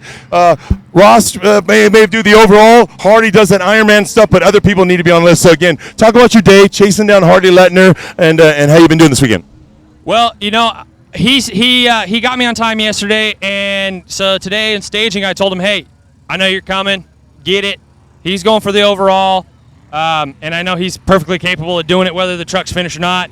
I'm here for a championship, which hopefully, you know, no penalties or anything. I won the championship this year. And basically halfway through today, we just started pedaling the car and keeping it together just to get to the finish line. We had plenty of time on the second place guy in points behind us. He's a few cars back. The course got chopped up like it usually does, but it's always fun. The car ran great. We got a little bit of a valve tick going on right now. And the car just ran phenomenally. Everything went perfect. Got it. So I called this today, Ross Maddox, number 123. Great competition for Mr. Hardy Letner. But again, great for showing up. Great job this weekend, and maybe see you at the award ceremony tonight. You got it. So again, I'm going back over again. All right, so again, overall winner for the weekend out here at the Snormore finale out here. I'm at the King Shock Pavilion. I'm talking with Bo Morton out here and Hardy Letner. Talk about your day. Talk about the competition. We had to wait a couple minutes for some of the competition to come through, but talk about it, how the track was, and how you enjoy racing with the Snore officials. The day was great. They got second overall yesterday, so they inverted us. So we started second row, got Smiley off the drag race, so that helped tremendously. Did a solid clean lap, and Maddox let me go by when I got here. I think he knew I was trying to go for the front. And then I came in, and they said Jones was 20 seconds behind me. Hammered down a little harder, and he wasn't there the next lap. And then Engel had a flat, so at that point I was out front, and I just decided to kick it down a notch, and they're giving me time splits, and I knew I couldn't, they'd have to come get me, so I just drove smooth and consistent and had to cross the line to make sure I secure the win. So here you heard it from Hardy Letner, attributing his win to the calming down, but I'm attributing his win to the overall skill and knowledge he has about this car. He preps it, he races it, he knows everything about it, including his boy over there, Bo Morton, Turbo Herbst fame, great co-driver here, but we enjoy these big-time racers, best in the desert, and these score guys coming out and playing with the Snore. So back to you. Thanks for being here this weekend again. Hardy Letner, overall winner, Mackenzie's Rage at the River.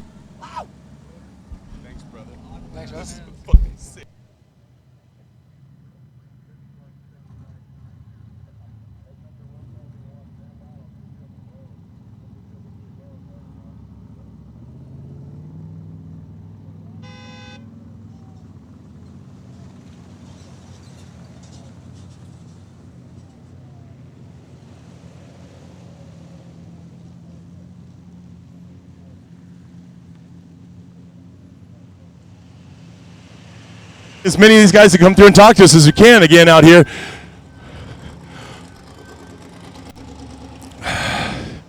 All right, so how'd you do? It was rough out there. It was a crazy race. You know, I'd like to thank all my sponsors, Toyota of Escondido, TE Motorsports, Torco Race Oil, my mom and dad, my girlfriend, Ginger, for letting me work hard nights on this car to get it ready for this race. And Yeah, motorsports safety gear. My whole crew: Chris Kurosaki, Landon Brown. I know I'm forgetting some people. My kids for coming out here and everything and supporting me. Oscar, Taylor, everyone. It was rough out there. It was crazy. My co-pilot did an awesome job here. Don Brown. So I'll tell you too, crowd favorite. We've been going live to the internet all day long, and they're looking forward to seeing you come around each lap. So I appreciate you being here. We know you're racing some other series, not the Snores, and we appreciate you coming here. One of my this is one of my favorite Snore races. Rage at the River. I'm glad this year we finally got to finish it. We lost a CV, an outer CV last night, and me and the crew, we stayed up till 2 in the morning. And then fixed everything, fixed the hub, and it was just kind of crossing our fingers if we were going to finish today, and it worked out. The car ran beautiful, it was flawless, loved it. So the General's back. We're going to race the next year. We're going to do the 1,000 and Baja 1,000 and the Nora 1,000. So we're looking for some sponsors to come help us out. You got it. All right, Myers entry out here. Look forward to seeing them in all the races next year at the Snore Series. So they enjoyed the times out here. We enjoyed you having here. People at home as well. Back to you in the studio.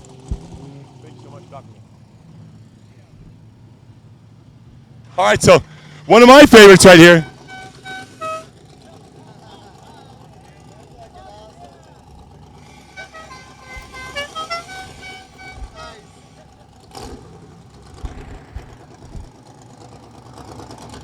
So again, it looks like I got 2 cars left. I got right here 6118.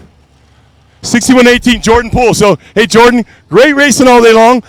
Look forward to seeing you getting back in the car. Unfortunate accident a while ago. Looks like you've healed completely to me. Talk about your day out here. Talking about chasing down Matt Laughlin out here this afternoon. Yeah, we had a good day. The course is super chewed up. It's hard to beat that dude. He lives out here, and this is his track. So we just tried to pace him and try and reel some time in on him today. I don't know how we did, but the truck ran great. We had a clean day. I wouldn't be here without my boss Ryan Hancock, who owns Bill Alexander Ford. Without him, this isn't possible. So we killed it, and we're happy. So again, I spoke a little briefly about an accident Jordan was involved in one of our races some time back, and he's basically recuperated himself, got back on board. But we want to speak a little bit towards Fast Aid and Lucas and Jared and the guys over there, how they helped you out. They kept in touch with you on a daily basis. They still keep in touch with Bree and talk about your recovery. So the guys over at Fast Aid, how are they doing for you? Without them, I wouldn't be sitting in this truck for sure. Fast Aid is unbelievable. They help anyone in need, especially a racer, and then without them, they help me and my family so much, and Bree, and I don't have words for them. It's that good. So again, we're talking about fastaid.com, FASTAID.com, and they provide support for racers who may have been injured, problems, that kind of stuff while out there racing. So it's a great organization. You don't have to necessarily be part of the off-road racing to take care of and help us. If you enjoyed what you saw here today, go ahead and make a donation to Fast Aid. It's going to provide for racers such as Jordan, such as Bree, a lot of work to get him back in this car right here. So we appreciate all the support that Fast Aid's given us. Luke and Jared Tetzlaff over there. Great job, guys. I appreciate your help. But Jordan, great show today. We're glad you're out here, and we can see Breach try to run away out there. But again, thanks for being here, sir. Yeah, no, thank you guys. I could probably say this is hands down the best coverage. My parents live back in Texas, and Ryan's in Yuma, and they said that they got to watch every lap, and it's the best broadcast I've seen in racing so far. Okay, so you heard it here. Jordan Poole, my #1 fan out here. Love you guys. Back to the studio. I've got 2 more guys I need to talk to in Bradley Looney and Miles over here. So again, Jordan, thanks for stopping by and talking to me.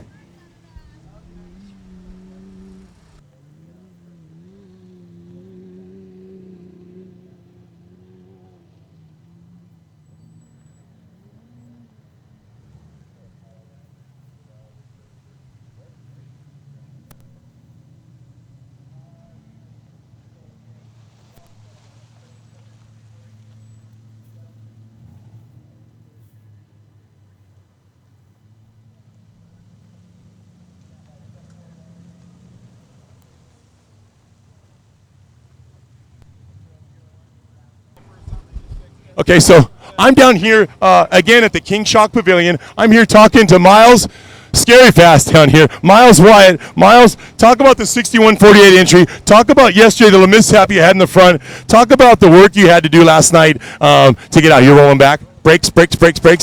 There we go. So, again, talk about the work you did last night. Talk about the guys that stepped up to help you out.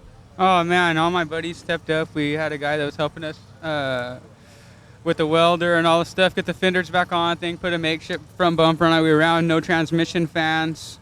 It was a good day though. You know, we had fun. We didn't really pass anybody on the go. Everybody was sitting on the sides, had flat tires, and we're just sitting out there. I don't know where we ended up in the class. We had a real fast day though. We didn't have any stops. We didn't have any problems. We got passed by a couple Class 1 cars. That's about it. It was fast. I mean, Harley Letner, of fucking course he's going to catch me.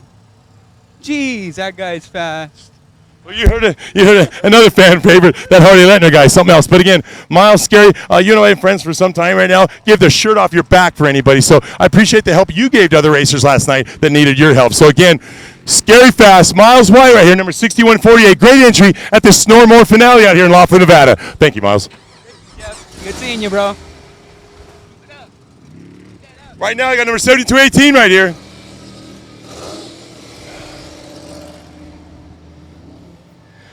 All right, Bradley. I got hair standing on him right now. All right, you're in front of 6100 trucks. We kind of described to the people back home, we're live here on surfrat.tv, about your entry right here. It's a link truck, but it's a limited motor. You got a 6-cylinder in there. How does it feel? And they throw you in with the trophy trucks. How do you feel? How do you overcome that? When did your knee stop shaking? So the whole deal with the trophy trucks is like mind-blowing because you're just looking in your rearview mirror the whole time. And I got punted a couple times by the trophy truck guys, and I mean, there's nothing I could do about it, so I just held it to the floor. But I mean, we started catching 6100s left and right, so I knew we were doing pretty good. But I just try to keep the truck together and keep the same pace, and hopefully we could get a win, and we did. You got it. So it's a testament to the prep and the work that you've done at home in your garage. Talk about the guys that help you out here. Give a shout out to your sponsors or family you brought out. So Brian, my co-driver, he's been with me every race, whatever, and then my all the Mallon brothers, they are all brothers. They always come to every race. My cousin Tyler comes to every race. My dad is amazing. He hangs out with me in the shop every day. I prep this thing till midnight after my job. Come home, prep it till midnight, and he's by my side the whole time. And Wanco for building this V6 3.7. I mean, it's basically stock, so to come out here and do that, I mean, we're doing something right. So, hey, Bradley Looney out here with the trophy trucks. What a great day, and all the 1450 guys back home and out here as well. Rooting for you, man. Took it to Cameron Steele out here. He's got a lot of experience under his belt. You're in front of Jim Riley right behind you, so good job, Bradley. I'm proud of you. Out here again, we're live at the King Shock Pavilion. I got one more guy to talk to right here. And again, great looking truck right here. We spoke a little bit yesterday. We'll talk about his day out here. So again, how you doing? Good, how are you? Good. Yesterday, Ridey driving. What's your name and tell us what you got going on? Blake Sinclair. Yesterday I navigated for Jim Riley. Today let me drive. Thanks, Jim.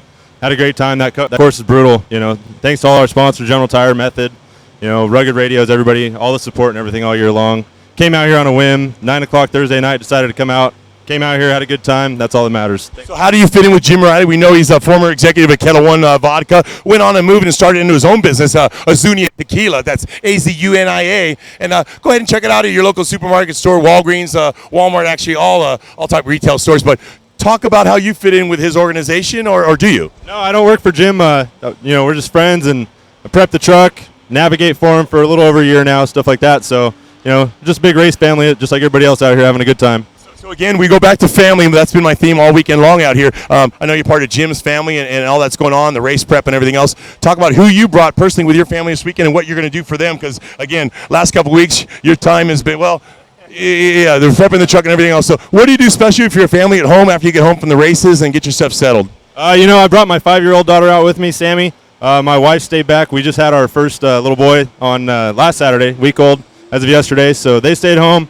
Me and the 5-year-old came out. You know, huge thanks to Jim's wife, Sam, over there for watching out over the daughter all weekend long. But, you know, just try and have some family time while we're all out here and have a good time. So again, all you young kids back at home, we talked earlier, Bud Ward, his younger brother, Matt Ward, he basically is a ninth grader, right? And he's out here. So again, this is not the owner of this vehicle. So you kids at home, you want to get into off-road, such as he's done, go to your neighbors, go to any shop you see around your neighbor. Tell your parents to find an off-road shop. You want to be part of something like this? Go volunteer. Sweep up the shop. Take your homework there and do it in the evenings, because they're always late in the evenings there. But again, you kids back at home, you want to do something like this? It's possible. Again, thanks for your time. Tell Jim back at home we appreciate his support. Will do. Thank you. You got it. Again, guys, what do we got here? So, my name's Jeff Musgrave, reporting live from surfrat.tv. Thanks for watching.